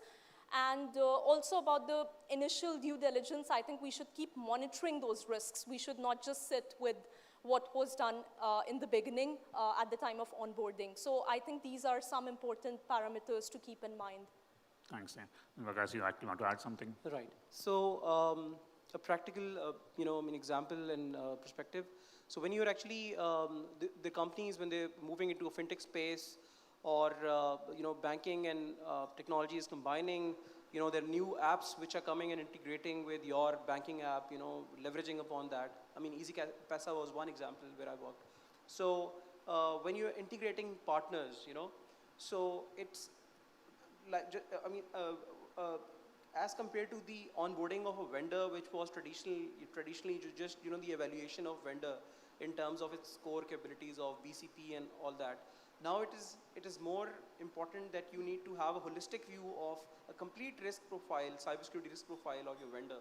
You need to understand, because they are connecting to your APIs through a gateway or whatever, you need to understand what is the design behind it. So you need to ensure they're secure by design, whether it's network, whether it's application security, and on top of it, the governance. So I have seen first-hand examples of, failures in a business process flow where a fraudster who was able to, conduct a digital fraud because of simply, applying a business logic or, compromising a business logic, which was involved in the design. So there's a need to be involved in the design with the business, understanding and embedding the controls on the right level and giving them an advice, and not just if you do a VAPT or internal assessment on your side and you say the project is okay to go, integration is okay to go is enough. You have to ensure that the people who are connecting their systems with your systems, their systems are having the right optimum level of security posture. So this is one which is very important. And then education and awareness on the vendor side, the integrating partner side, internal, and in terms of the whole ecosystem, we need to inculcate that it's not, compliance as well as awareness is the key. But the new challenge are beyond that. So suppliers need to understand how secure is their overall infrastructure, and it's a responsibility, which is shared responsibility on both sides. Yeah. So I think it was summarized by my colleagues, but I'll just add just a little point, just going up a little bit higher. I think each organization will have its own profile, its own risk profile. This risk profile consists of different categories or different angles. One of them is the outsourcing, of course, over the third party. So if, for example, you're going to have the identity, the vulnerability, network security, the cloud, and so on, so regulatory and so on. And one of the core things now is the outsourcing over the third party. And every organization needs to put the proper metrics to ensure the continuous measurement and the continuous evaluation for the vendor. It's not just only an onboarding one time, but it's a continuous. So similar to what we're doing with most of our certifications and regulations, at least yearly or something, we need to have this to ensure. And then this metric should be highlighted in all the organization. If it failed, for example, would affect the whole security posture of the organization. Thanks. If I have to actually summarize in few bullet points kind of thing, I think our learned panelists actually did talk about continuous monitoring, talked about, proactive threat and risk management, proactive communication in terms of incident response. So if I have to look at it, it's more in terms of cyber security, cyber resilience, cyber privacy by design and not an afterthought. We would actually love to have questions from you, but I'm actually getting a lot of signal lights that we are actually over time. We all are here, panelists are here. We can actually talk over through lunch. I hope you actually enjoyed this session as much as I did. Thanks for your patience and thanks for your participation. And thanks, panelists. Thanks, everyone.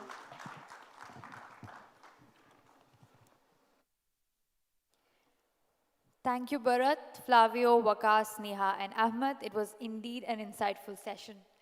All right, ladies and gentlemen, I'm sure you all have your stomachs rumbling. The lunch is all set for you in the foyer area. We hope to see you all back in an hour's time, feeling recharged and refreshed. See you. Bon appetit.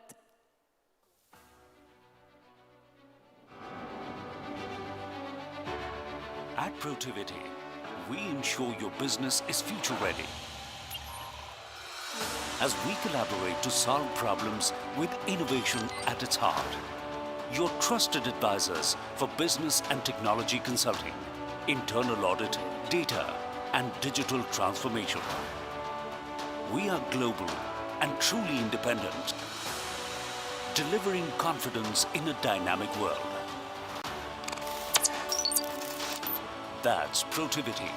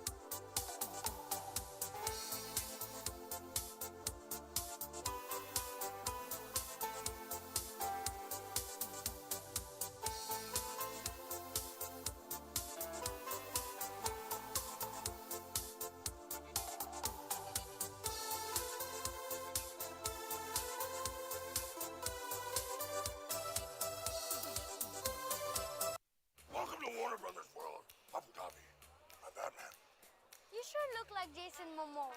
It's a tough name. I'm Batman, and I'm out of here. Enjoy the walk.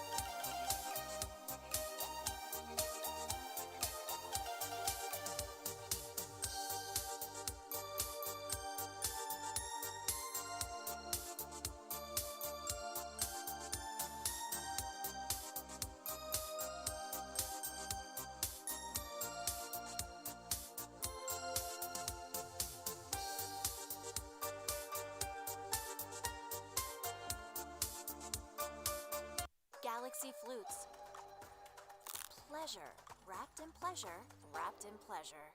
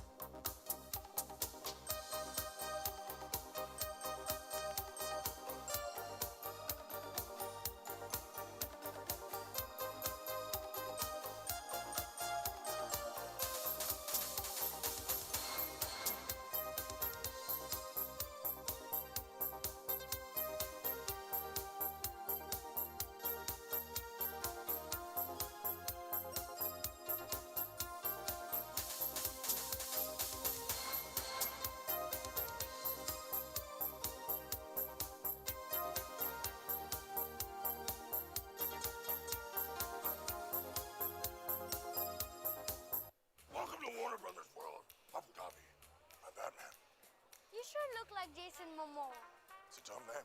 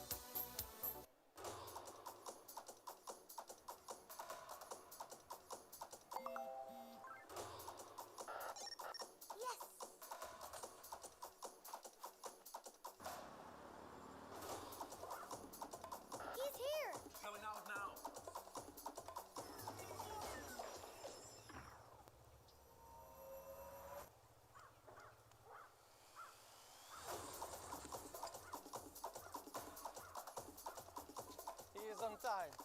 Again. Everyone's trying to get dirhams for delays, but we help you eat on time every time.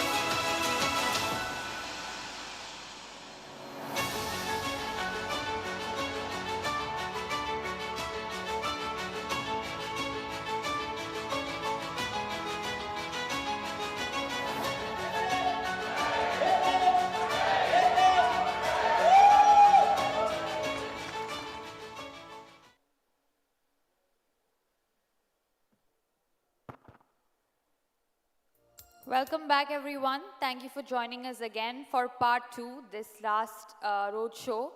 And I'm sure you all are feeling re-energized and recharged after the break. Without further ado, to present the next keynote, we have with us Ahmad Badawi Abu Zahir, Senior Solutions Engineer, Enterprise, Cloudflare, to present on the topic, Everywhere Security for the New Digital Era.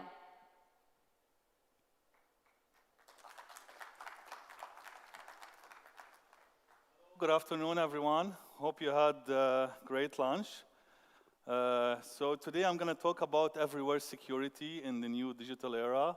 So to start with, I want to start with the major challenges and priorities we hear today from some of the CIOs on some of the executives, mainly around the attack surfaces security. We heard from His Excellency in the morning about DDoS attacks, ransomware.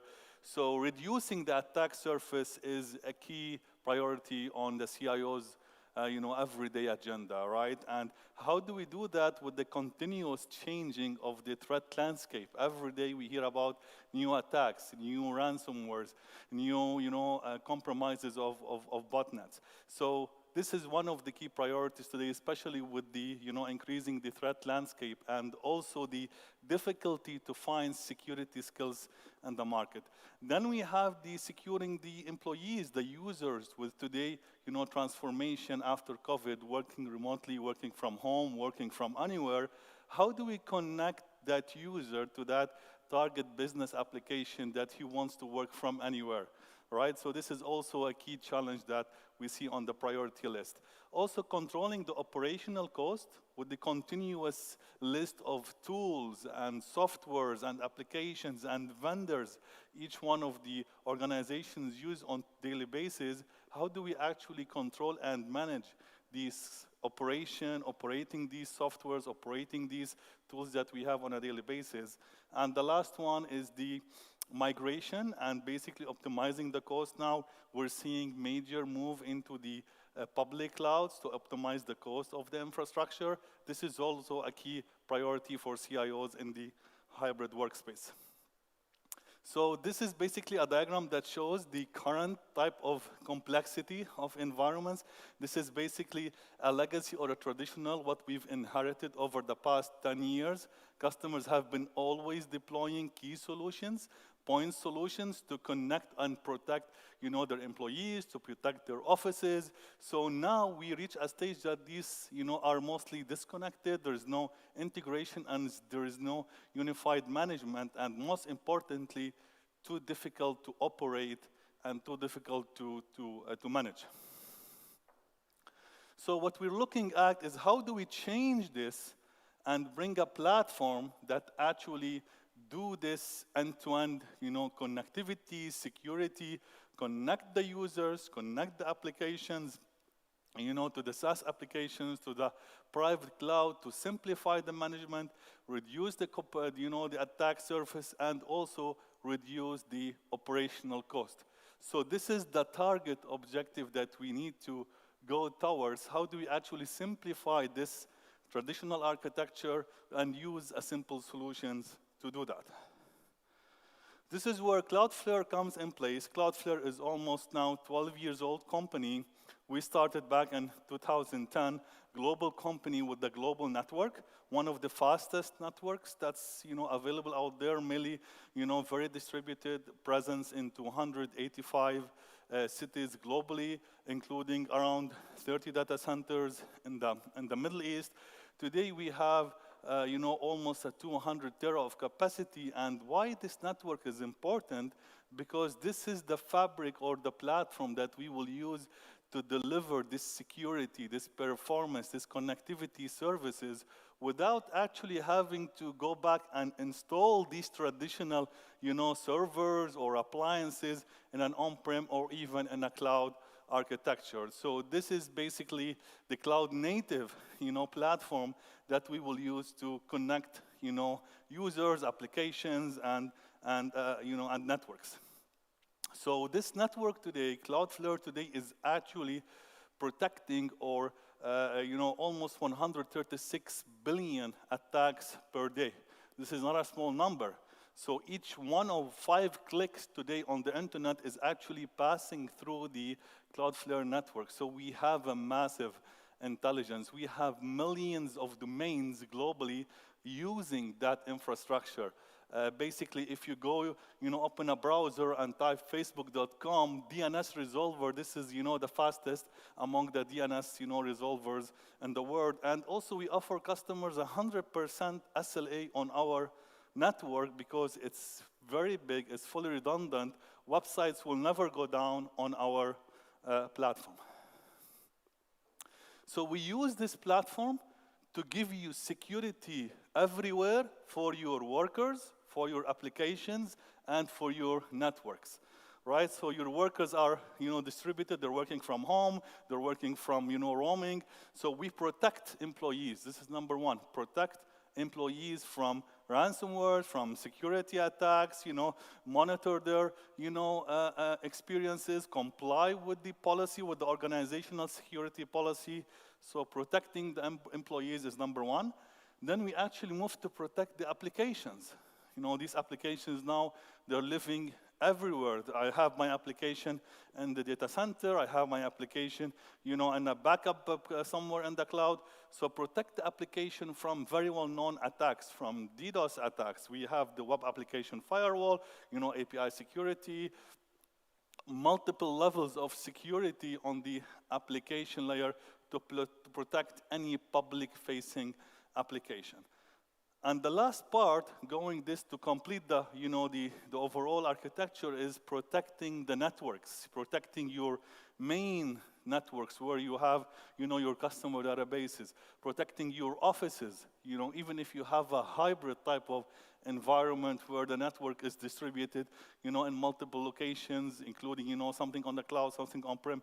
We want to protect your networks with, firewall as a service, network as a service, layer, network type of DDoS protection, and so on.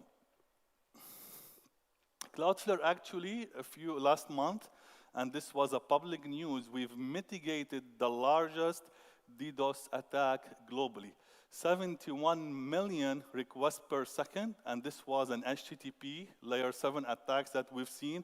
It was 35% bigger than the previous attacks that was mitigated by Google. It lasts around 5 minutes. It was generated from over 30,000 botnets globally, right? So this is also public information, and recently we are seeing a major increase in the number of DDoS attacks. And really effectively, the only way to deal with DDoS attacks is to have a layer outside that can basically understand how DDoS attacks works and try to mitigate these DDoS attacks closer to the source before this comes, to your destination, applications or networks. So it's a consistent platform that we have today. You can, apply consistent policies, use multiple services for users, for networks, manage this, from a unified plane, comply with your compliances and with your security policies, all delivered to you as a service. So really, to summarize here what Cloudflare is trying to deliver, we want to be at the heart of network and security, modernization, enabling the move to hybrid multi-cloud architectures, deliver security, reduce the attack surface, and deliver this in a very easy modern architecture with the type of easy onboarding to do. So that's basically the presentation. Any questions? Okay.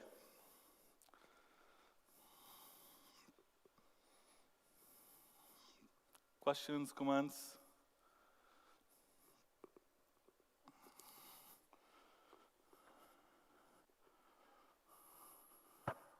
Thank you, Ahmed. Moving on to the next panel discussion. This panel discussion is on the topic of State of Security and Risk Management in Government Organizations 2023 and beyond. The moderator for this discussion is Jacob Matthew, Head of IT Governance, Architecture, Services, Cybersecurity, Infrastructure and Operations, Abu Dhabi Government Entity. The panelists for this discussions will be Sakar Al-Ali, Director, Information Security, Sharjah Finance Department, Zahir Qazi, Enterprise Messaging and Security Specialist, Ministry of Interior, UAE, Nauman Salim, Head, ERM, BCM and Policies, Khalifa University, and Adam Al-Adama, Senior Manager for Digital Governance, Risk and Information Security, Abu Dhabi Ports Digital Cluster. I would like to invite the moderator and panelists to the stage.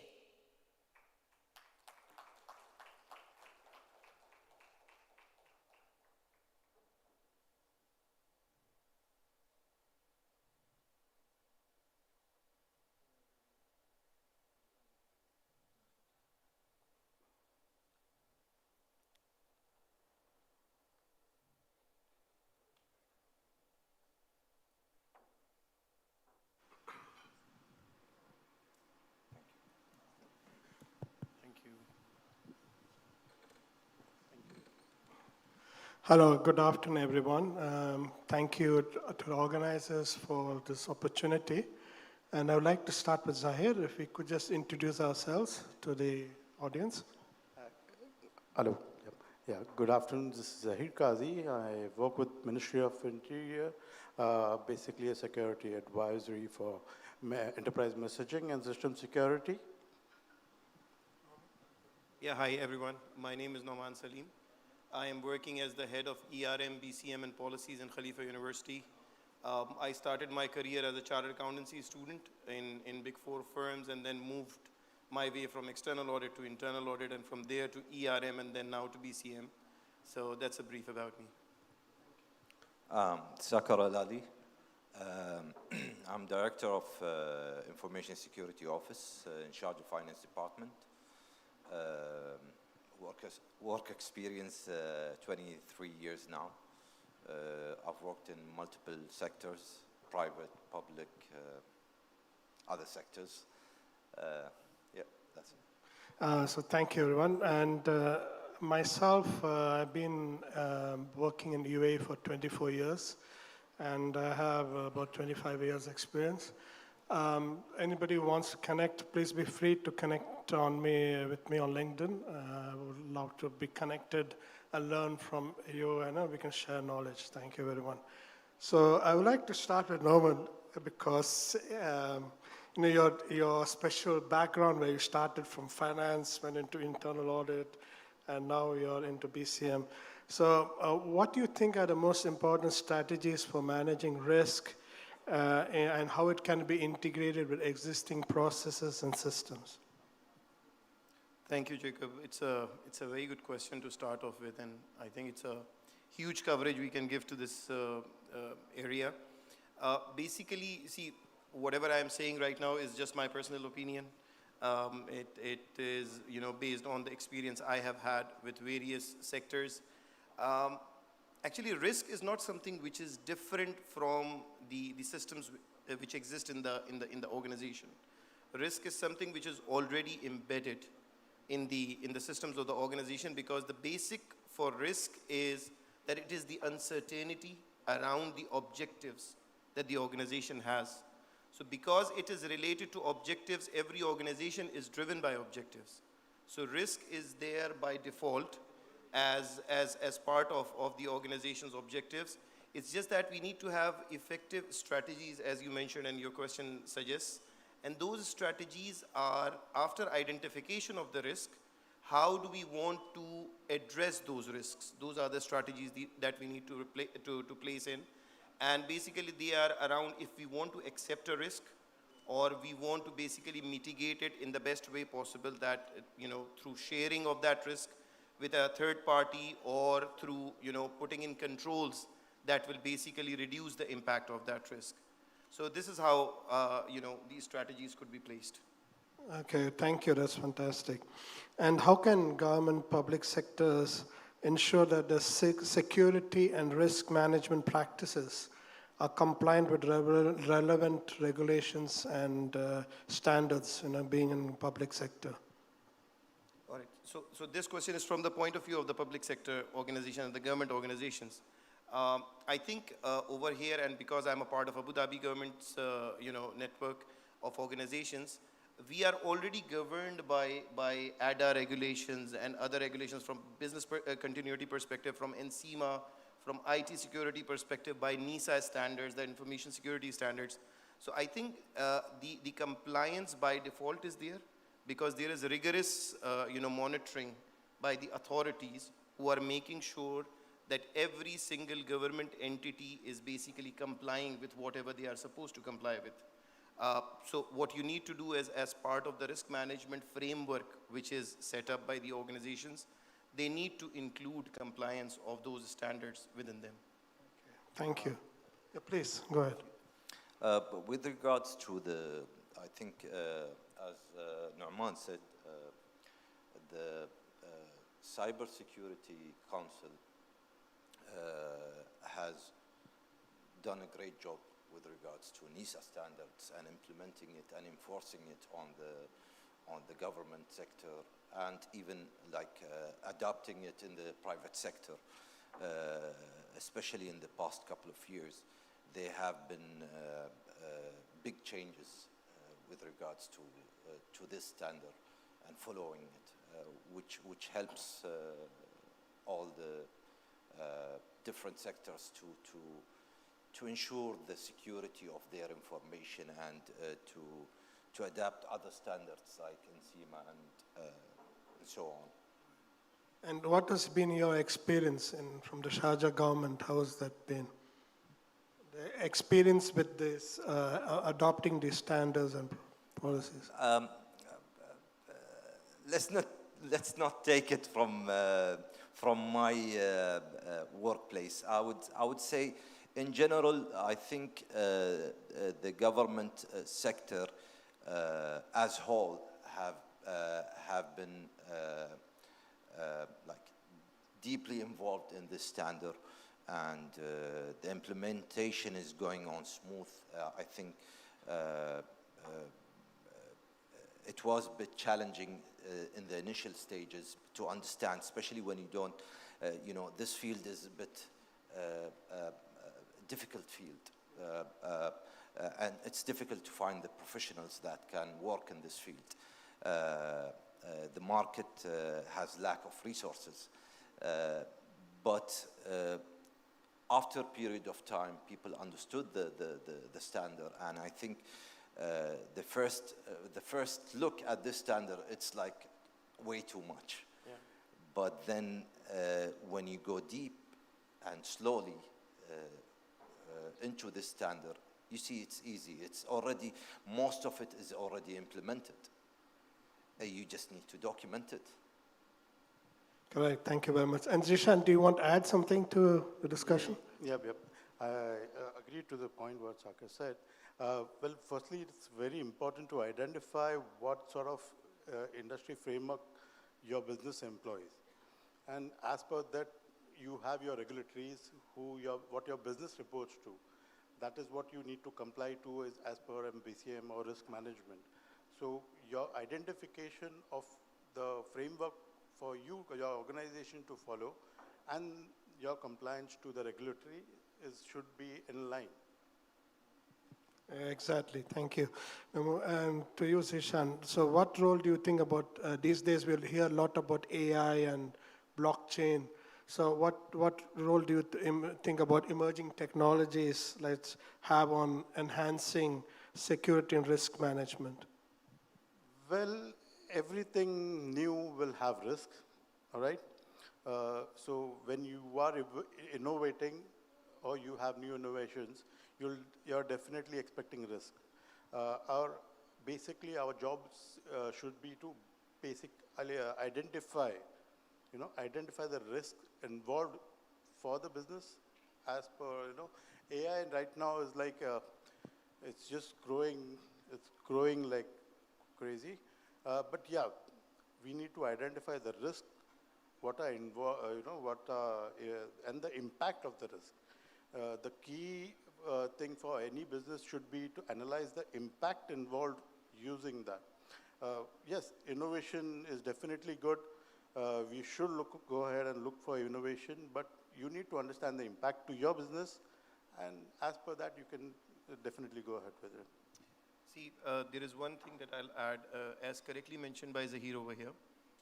There is something in the risk management arena which we call existing risks. And there is something else which is more important to be looked at, which is emerging risks.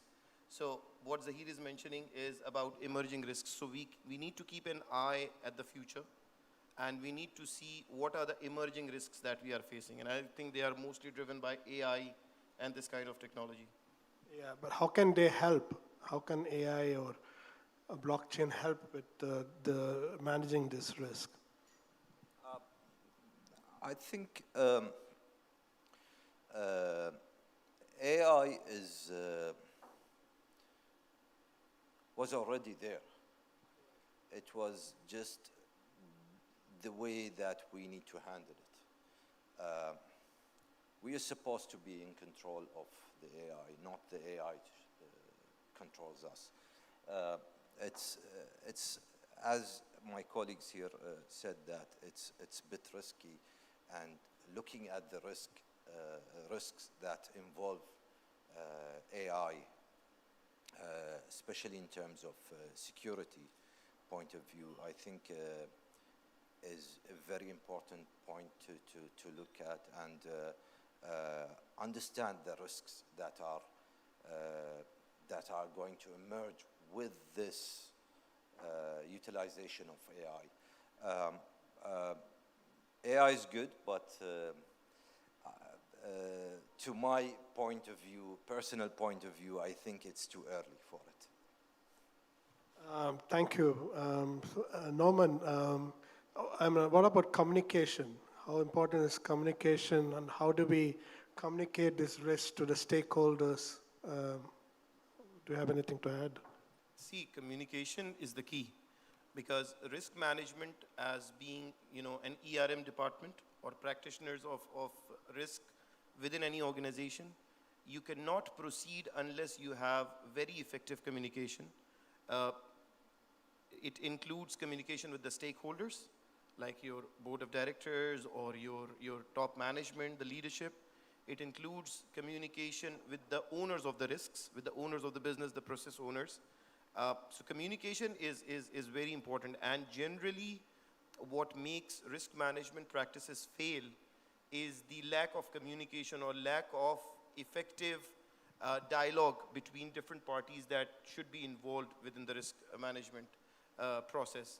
So you need to take right buy-in from the top management, from the board of directors, and you need to involve and engage the right process owners in order to have an effective risk management process. Brilliant. I totally agree with you, the importance of effective communication. Saka, do you want to add anything to it? Just the part of the involvement of everyone, especially in terms of security. It involves everyone from top to bottom, bottom to top. So risk management should involve everyone, so that to get a better overview of what risks might occur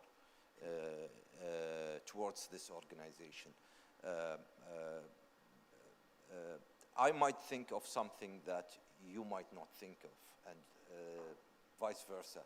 So getting everyone involved on board, that's the basics of any type of standard or guideline, that you get everyone on board and things will work out.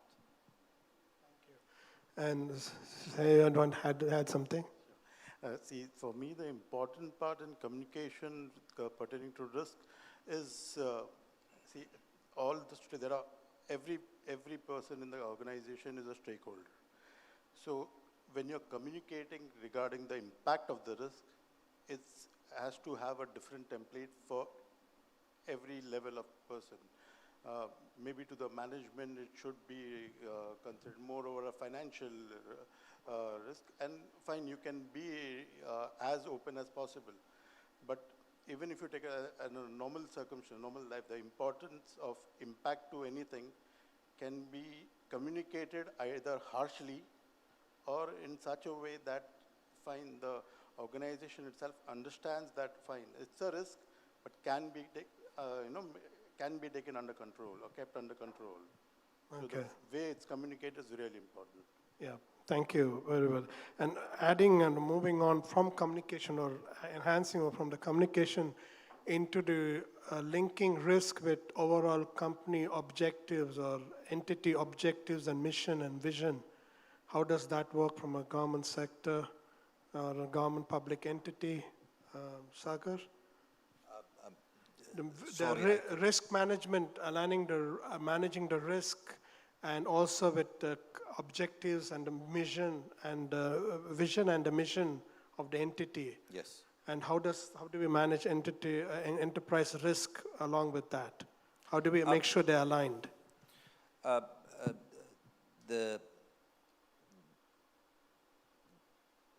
We always have the enterprise risk. Yeah.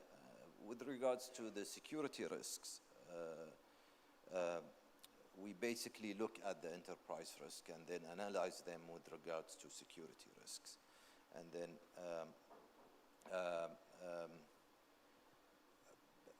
I think when you have the right people who can provide the right vision of if you want to go from A to B, having that insurance for your car is critical. It's important. Let's say that you don't have insurance and you go from A to B and you make an accident. Uh, that implementation of risk management is like your insurance policy. You have it, you're on the safe side. You don't have it, then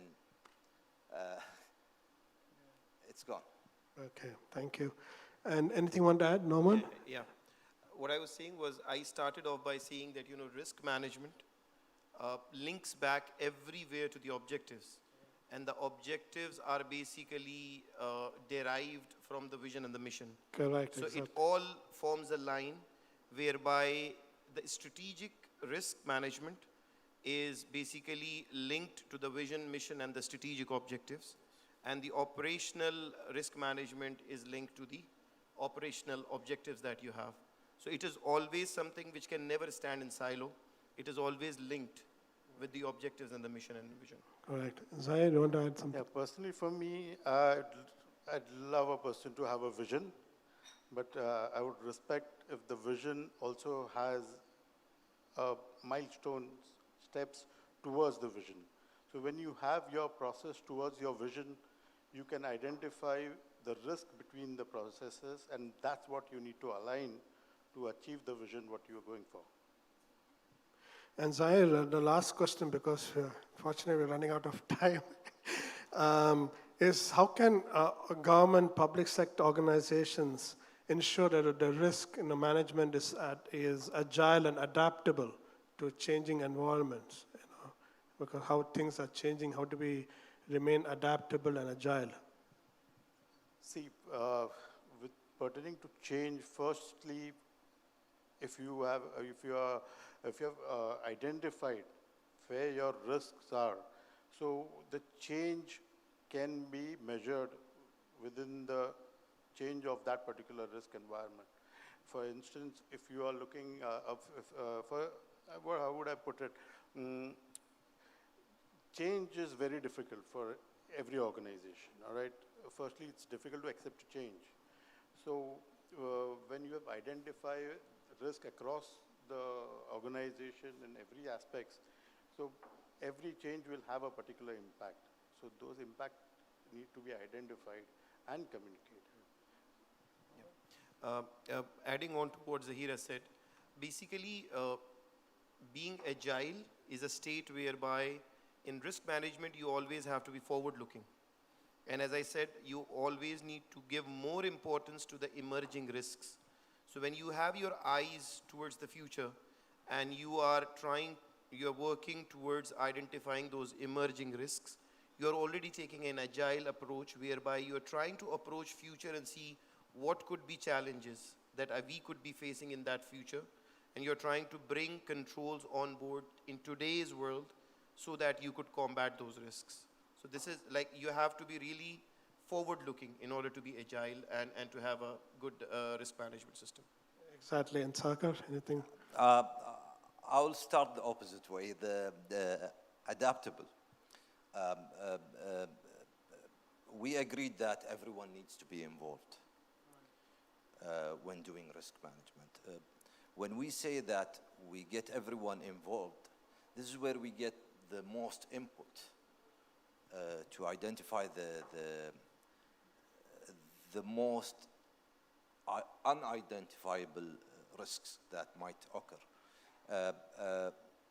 Because of this onboarding, things will be more adaptable because everyone was involved, everyone was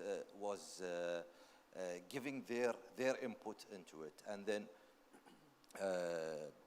at the end of this journey, you gave this inputs, so you feel that you are part of this assessment that happened, and I think that's the main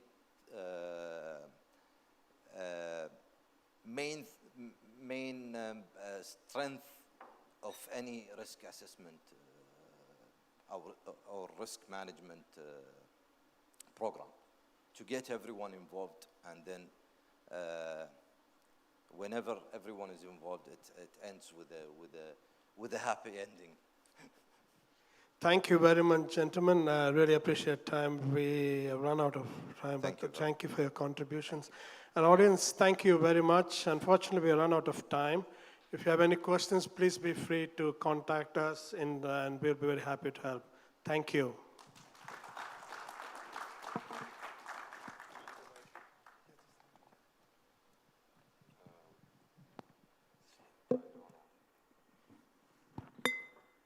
Thank you, Jacob. Thank you, Sakar, Zahir, Norman, and Adam. Thank you all for joining us for the panel discussion. Now we move on to the most exciting part of this day. But just before that, here's a special invite to you all. We are having the BTX show coming up in Abu Dhabi and KSA. And we would like to invite a special invite to you all to join us for these two events. Can we have the video, please?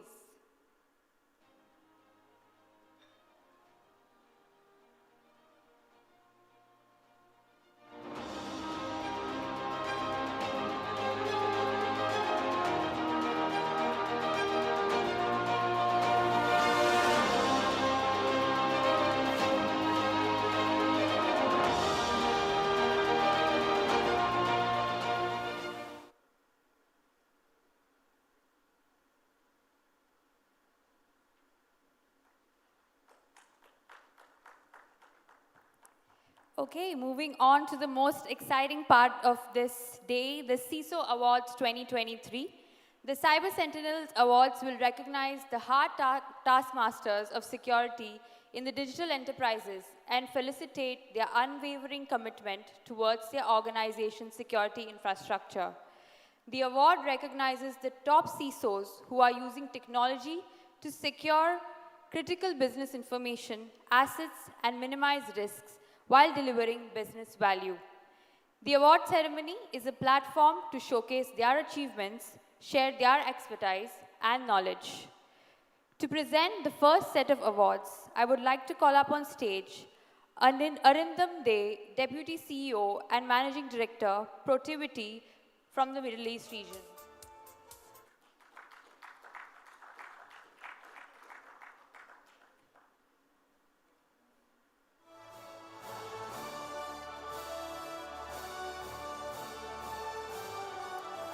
Thank you, Arindam.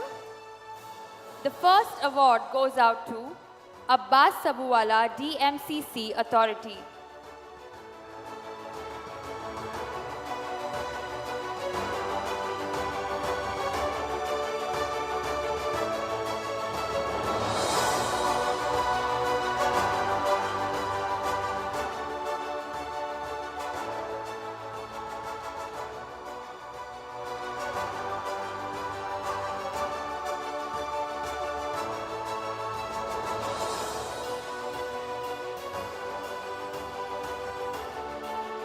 The next award goes out to Abdul Azim Bakar Mohammed from Emirates Float Glass.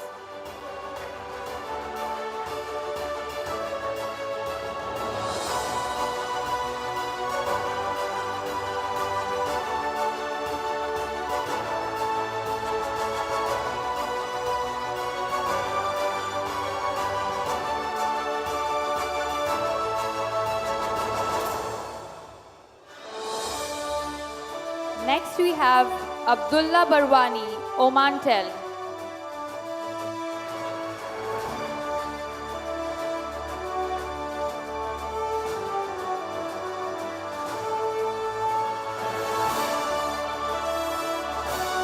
The next award goes out to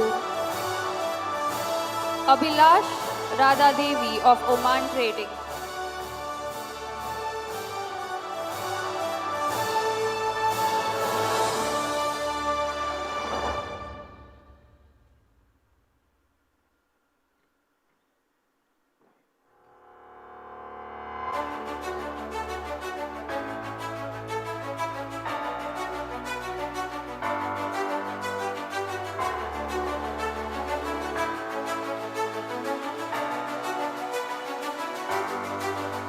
Next up, we have Adam Al-Adama, Abu Dhabi Post Digital Cluster.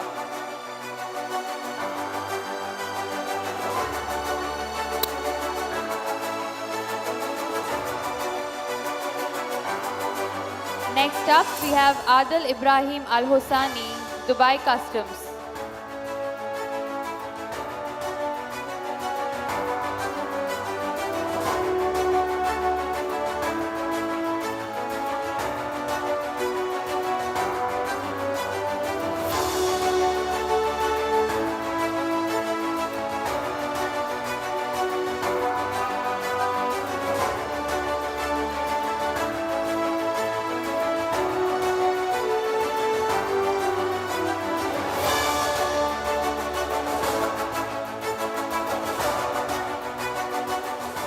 Next up, we have Ahmad Nabil Mahmood, Abu Dhabi Islamic Bank. Let's keep the applause running, ladies and gentlemen.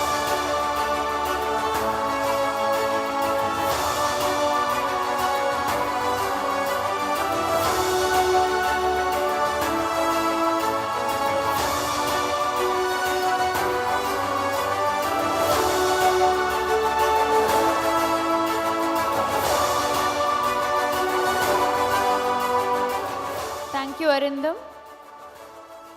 Next, I would like to call up on stage Dharmendra Parma, VP Marketing, Amiviz, to present the next set of awards.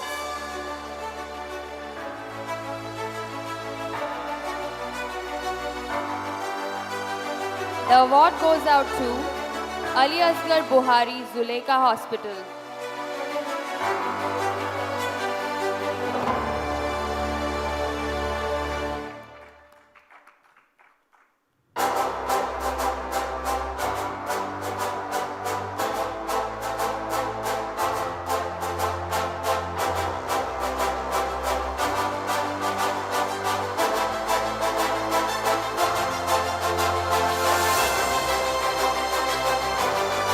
Next, we have Anup Paudal, Gulf News, Al Nasser Publishing.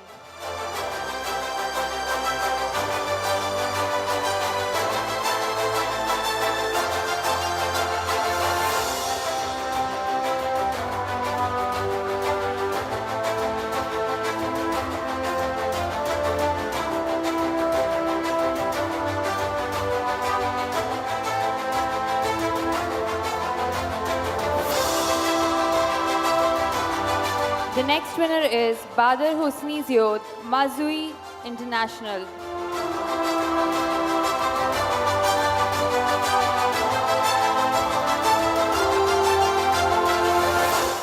Next we have Bala Murugan Sudhamurthy, Al Tire Group.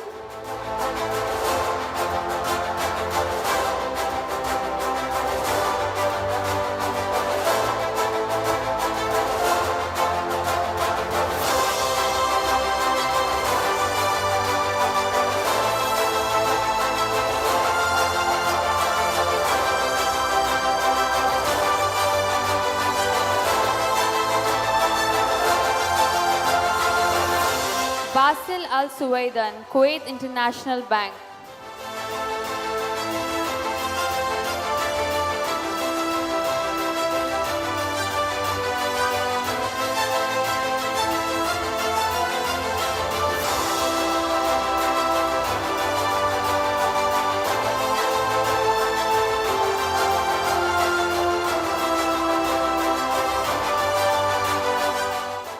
Binesh Balan, Gulf Tainer Company Limited.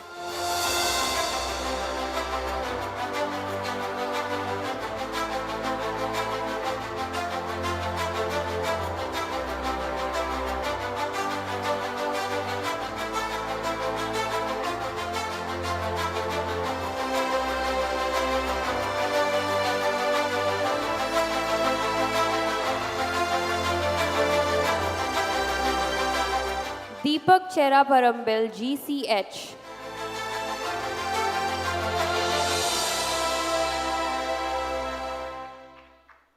Anindya Banerjee, Etizam Asset Management Group.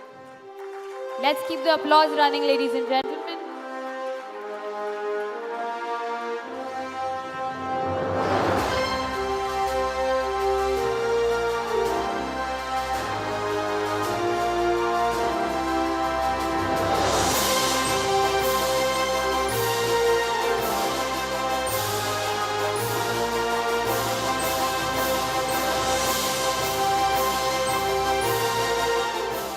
Thank you, Dharmendra.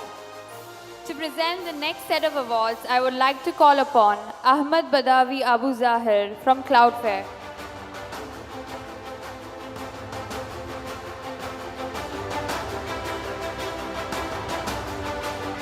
The award goes out to Finto Thomas, Aleph Education.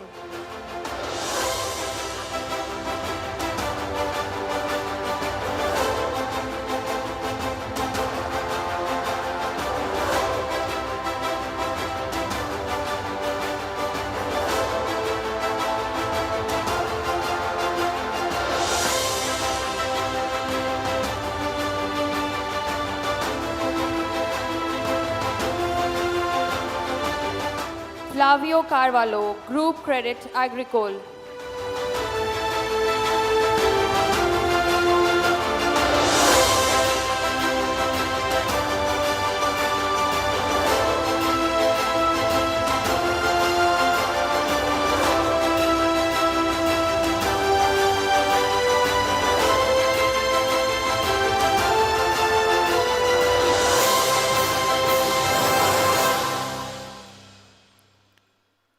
The next award is for Glenn Thomas, Grant Thornton.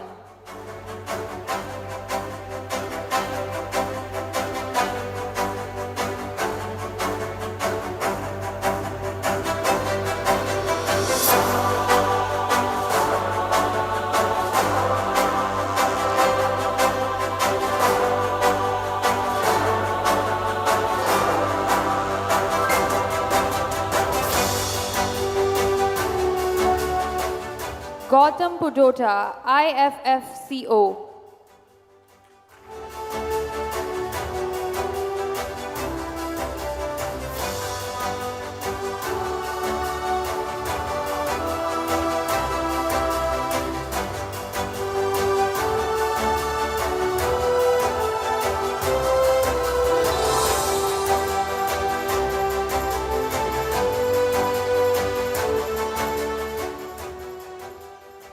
The next award goes out to Hasnain Zujair Ali, Saudi German Health, UAE.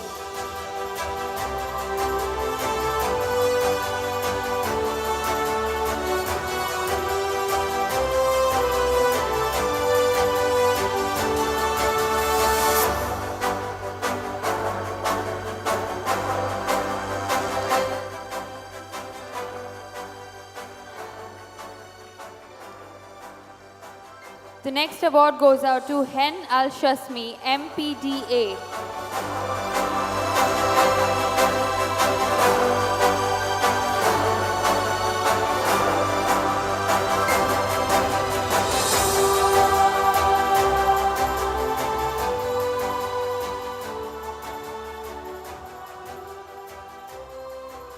The next winner is Irshad Mohammed, Burjeel Holdings.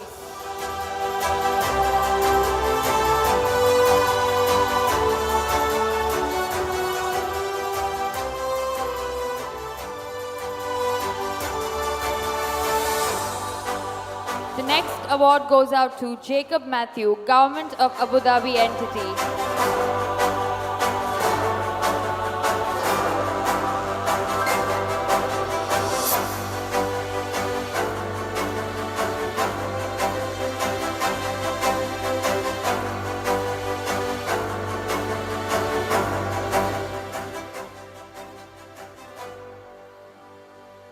Thank you, Ahmed.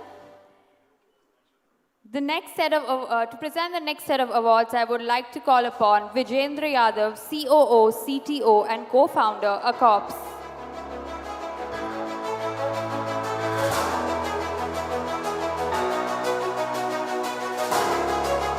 The winner is Jagmeet Singh, ATG LLC.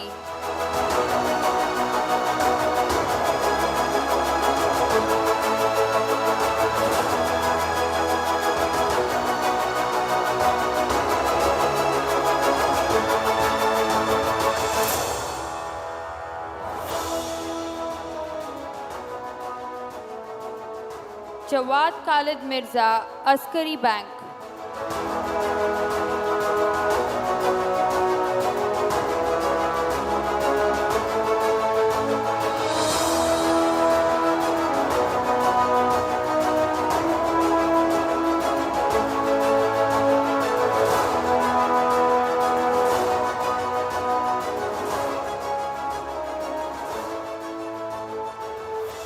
The next winner is Jeevan Badigiri, Damac Properties.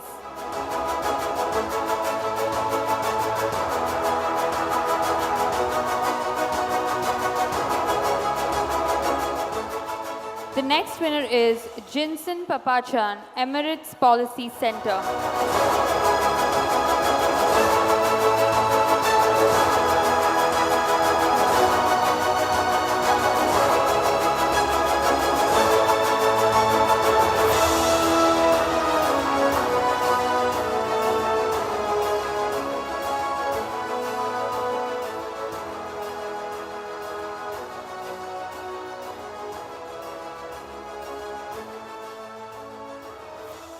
The next award goes out to Kausar Mukherjee, GEMS Education.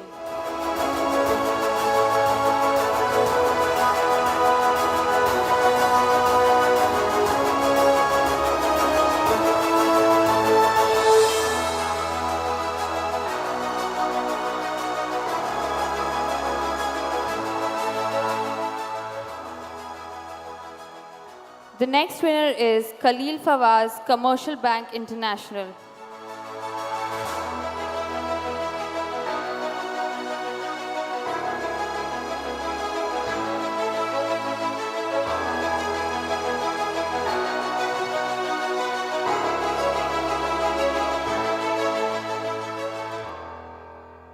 The next winner is Kishore Kumar, Abu Dhabi Falcon Hospital.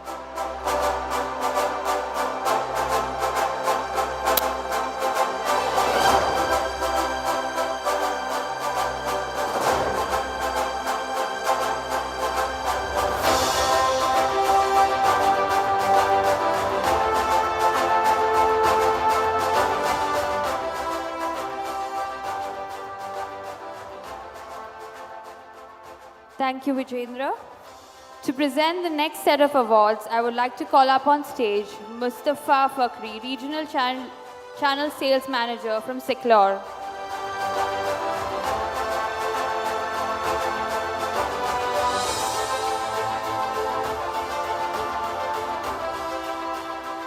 The winner is Kotaiba Ali, Ajman Municipality.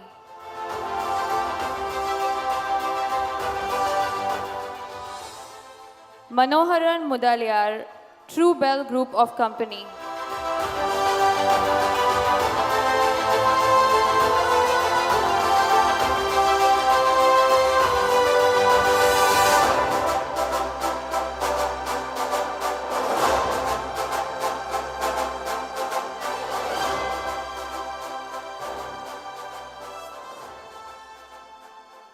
The next winner is Meena George, Vivel Lifestyle Coaching.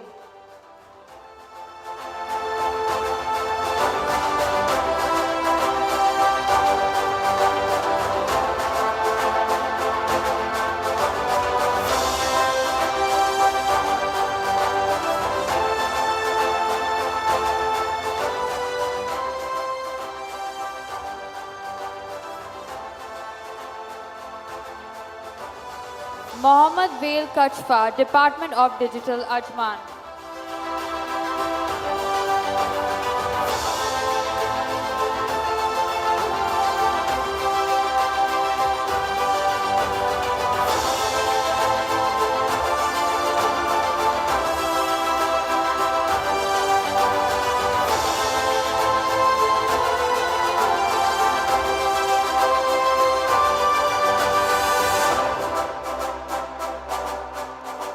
Mohammad Majoob, Viola.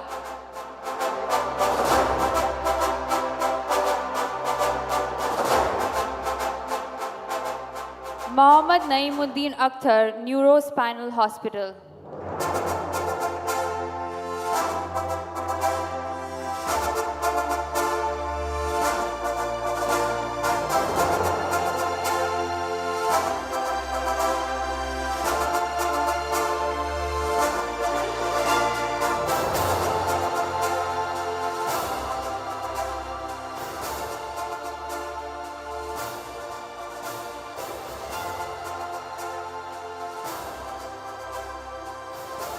Thank you, Mustafa.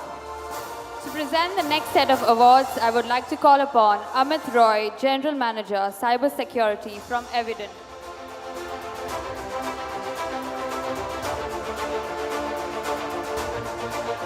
Mudassir Ali, International Modern Hospital.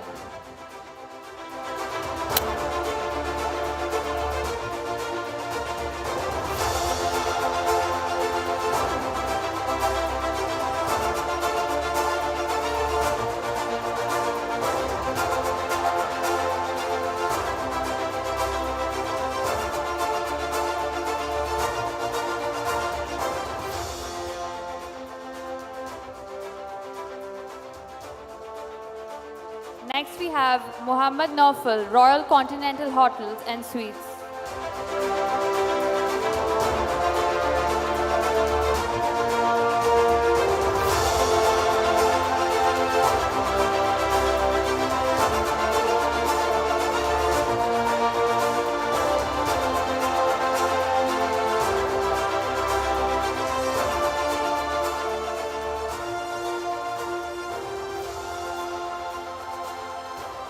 Mustafa Osrof, HMH Hotel Group.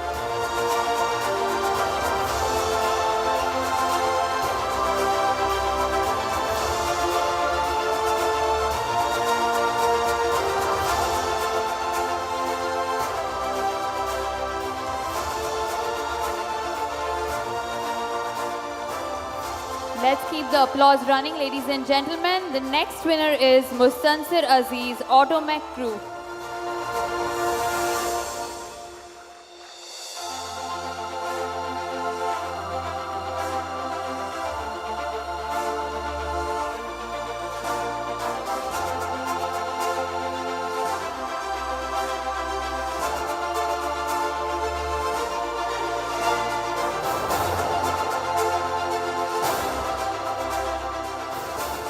Next we have Neha Yadav, Rain.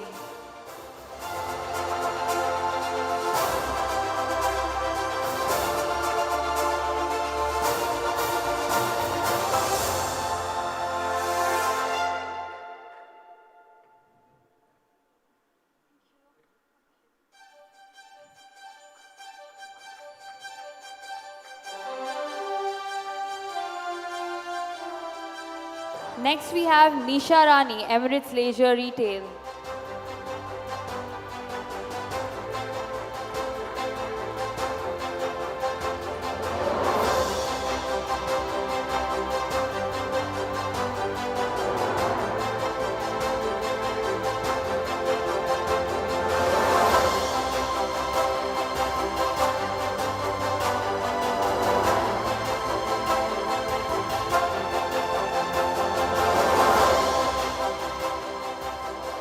Our next winner is Padam Sundar Kafle, Aster Hospitals, UAE.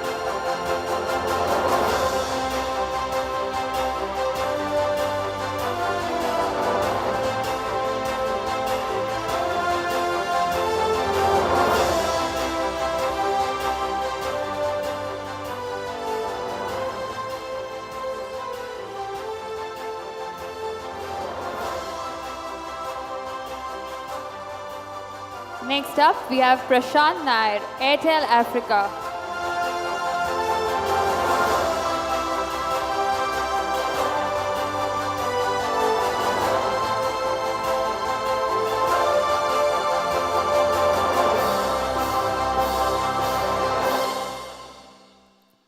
Next up, we have Rahul Cheruveli, Emirates Hospitals Group, LLC.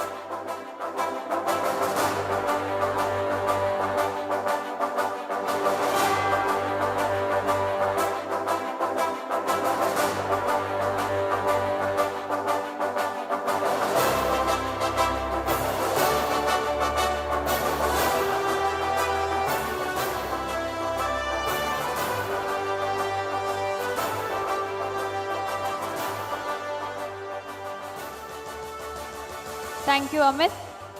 To present the next set of awards, I would like to call up on stage Rijesh Kumar, CTO, Mindfire.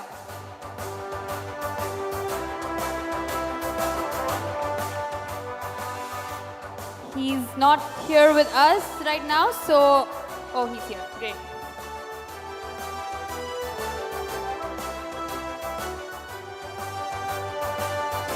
The next award goes out to Rajab Ali Vishiwala, Landmark Group.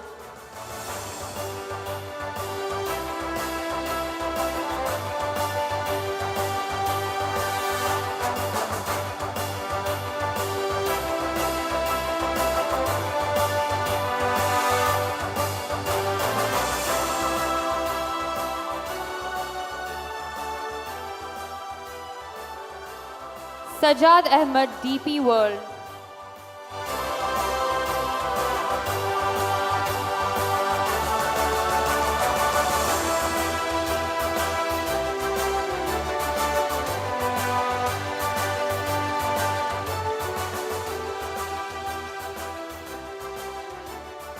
Sakar Al Ali, Sarja Finance Department.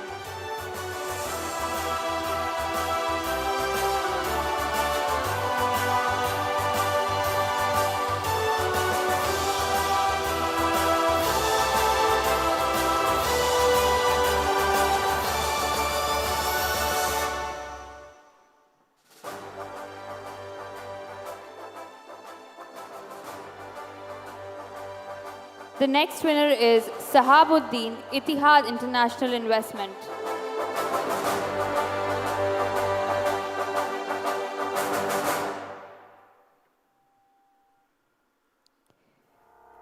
Sheikha Saleh Mohammed, Gargash Group. We do have Sahab with us.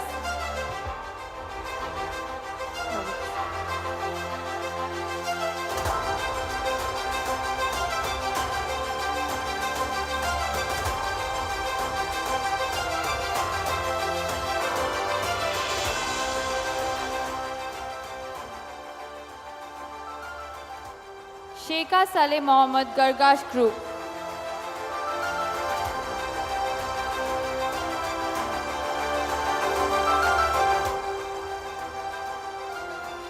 Shoaib Adoni, Commercial Bank International.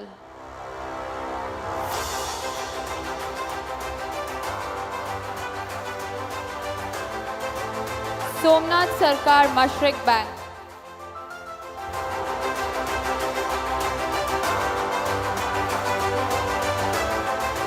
Syed Wajahat Ali, Autonomous Neom.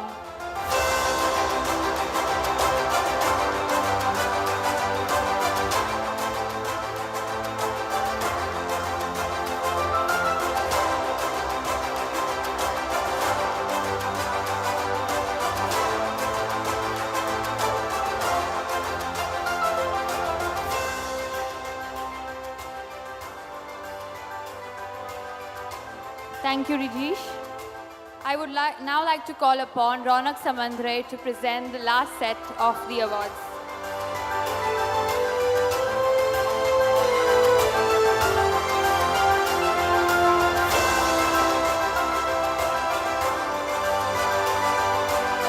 The award goes out to Tilak Ratnayak, Jack Group Holdings Limited.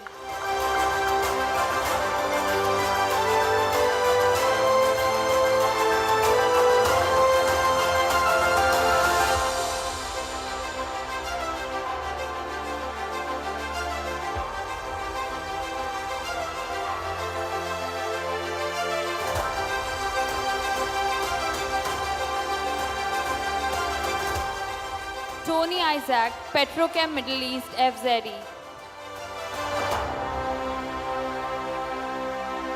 Tushar Vartak, Rack Bank. Let's keep the applause running, ladies and gentlemen.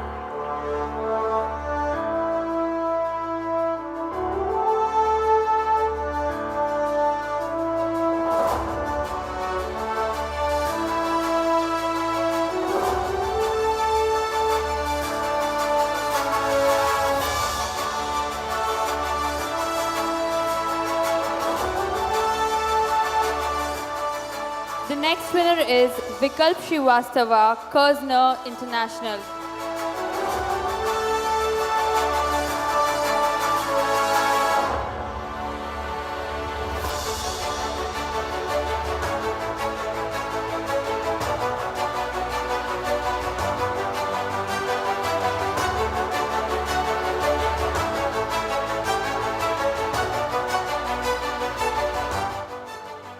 The next winner is Waqas Haider, Habib Bank Limited.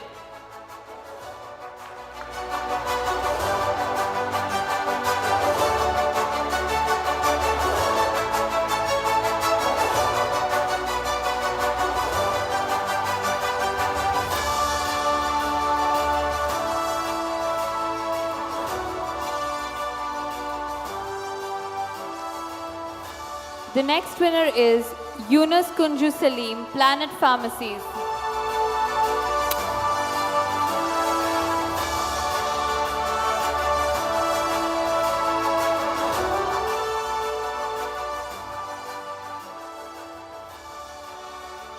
Zahir Kadir Qazi, Ministry of Interior.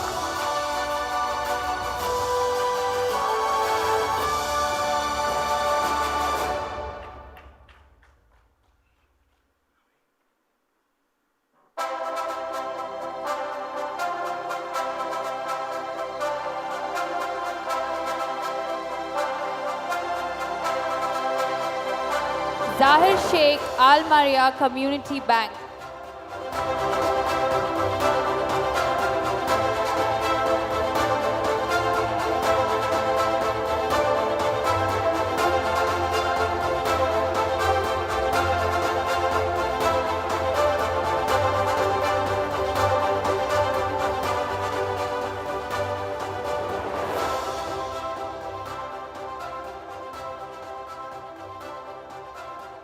Do we have Adam Al-Adama here with us? Adam Al-Adama from Abu Dhabi Post Digital Cluster.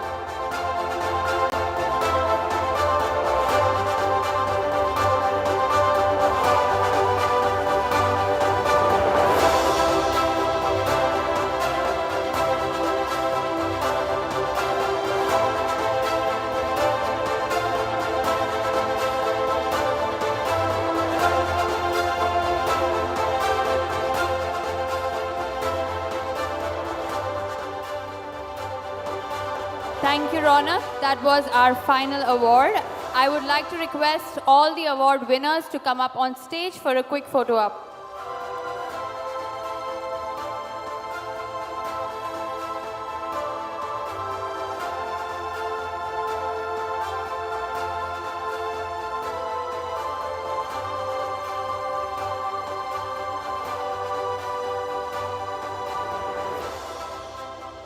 Requesting all the participants as well to join our winners as we take a group photo.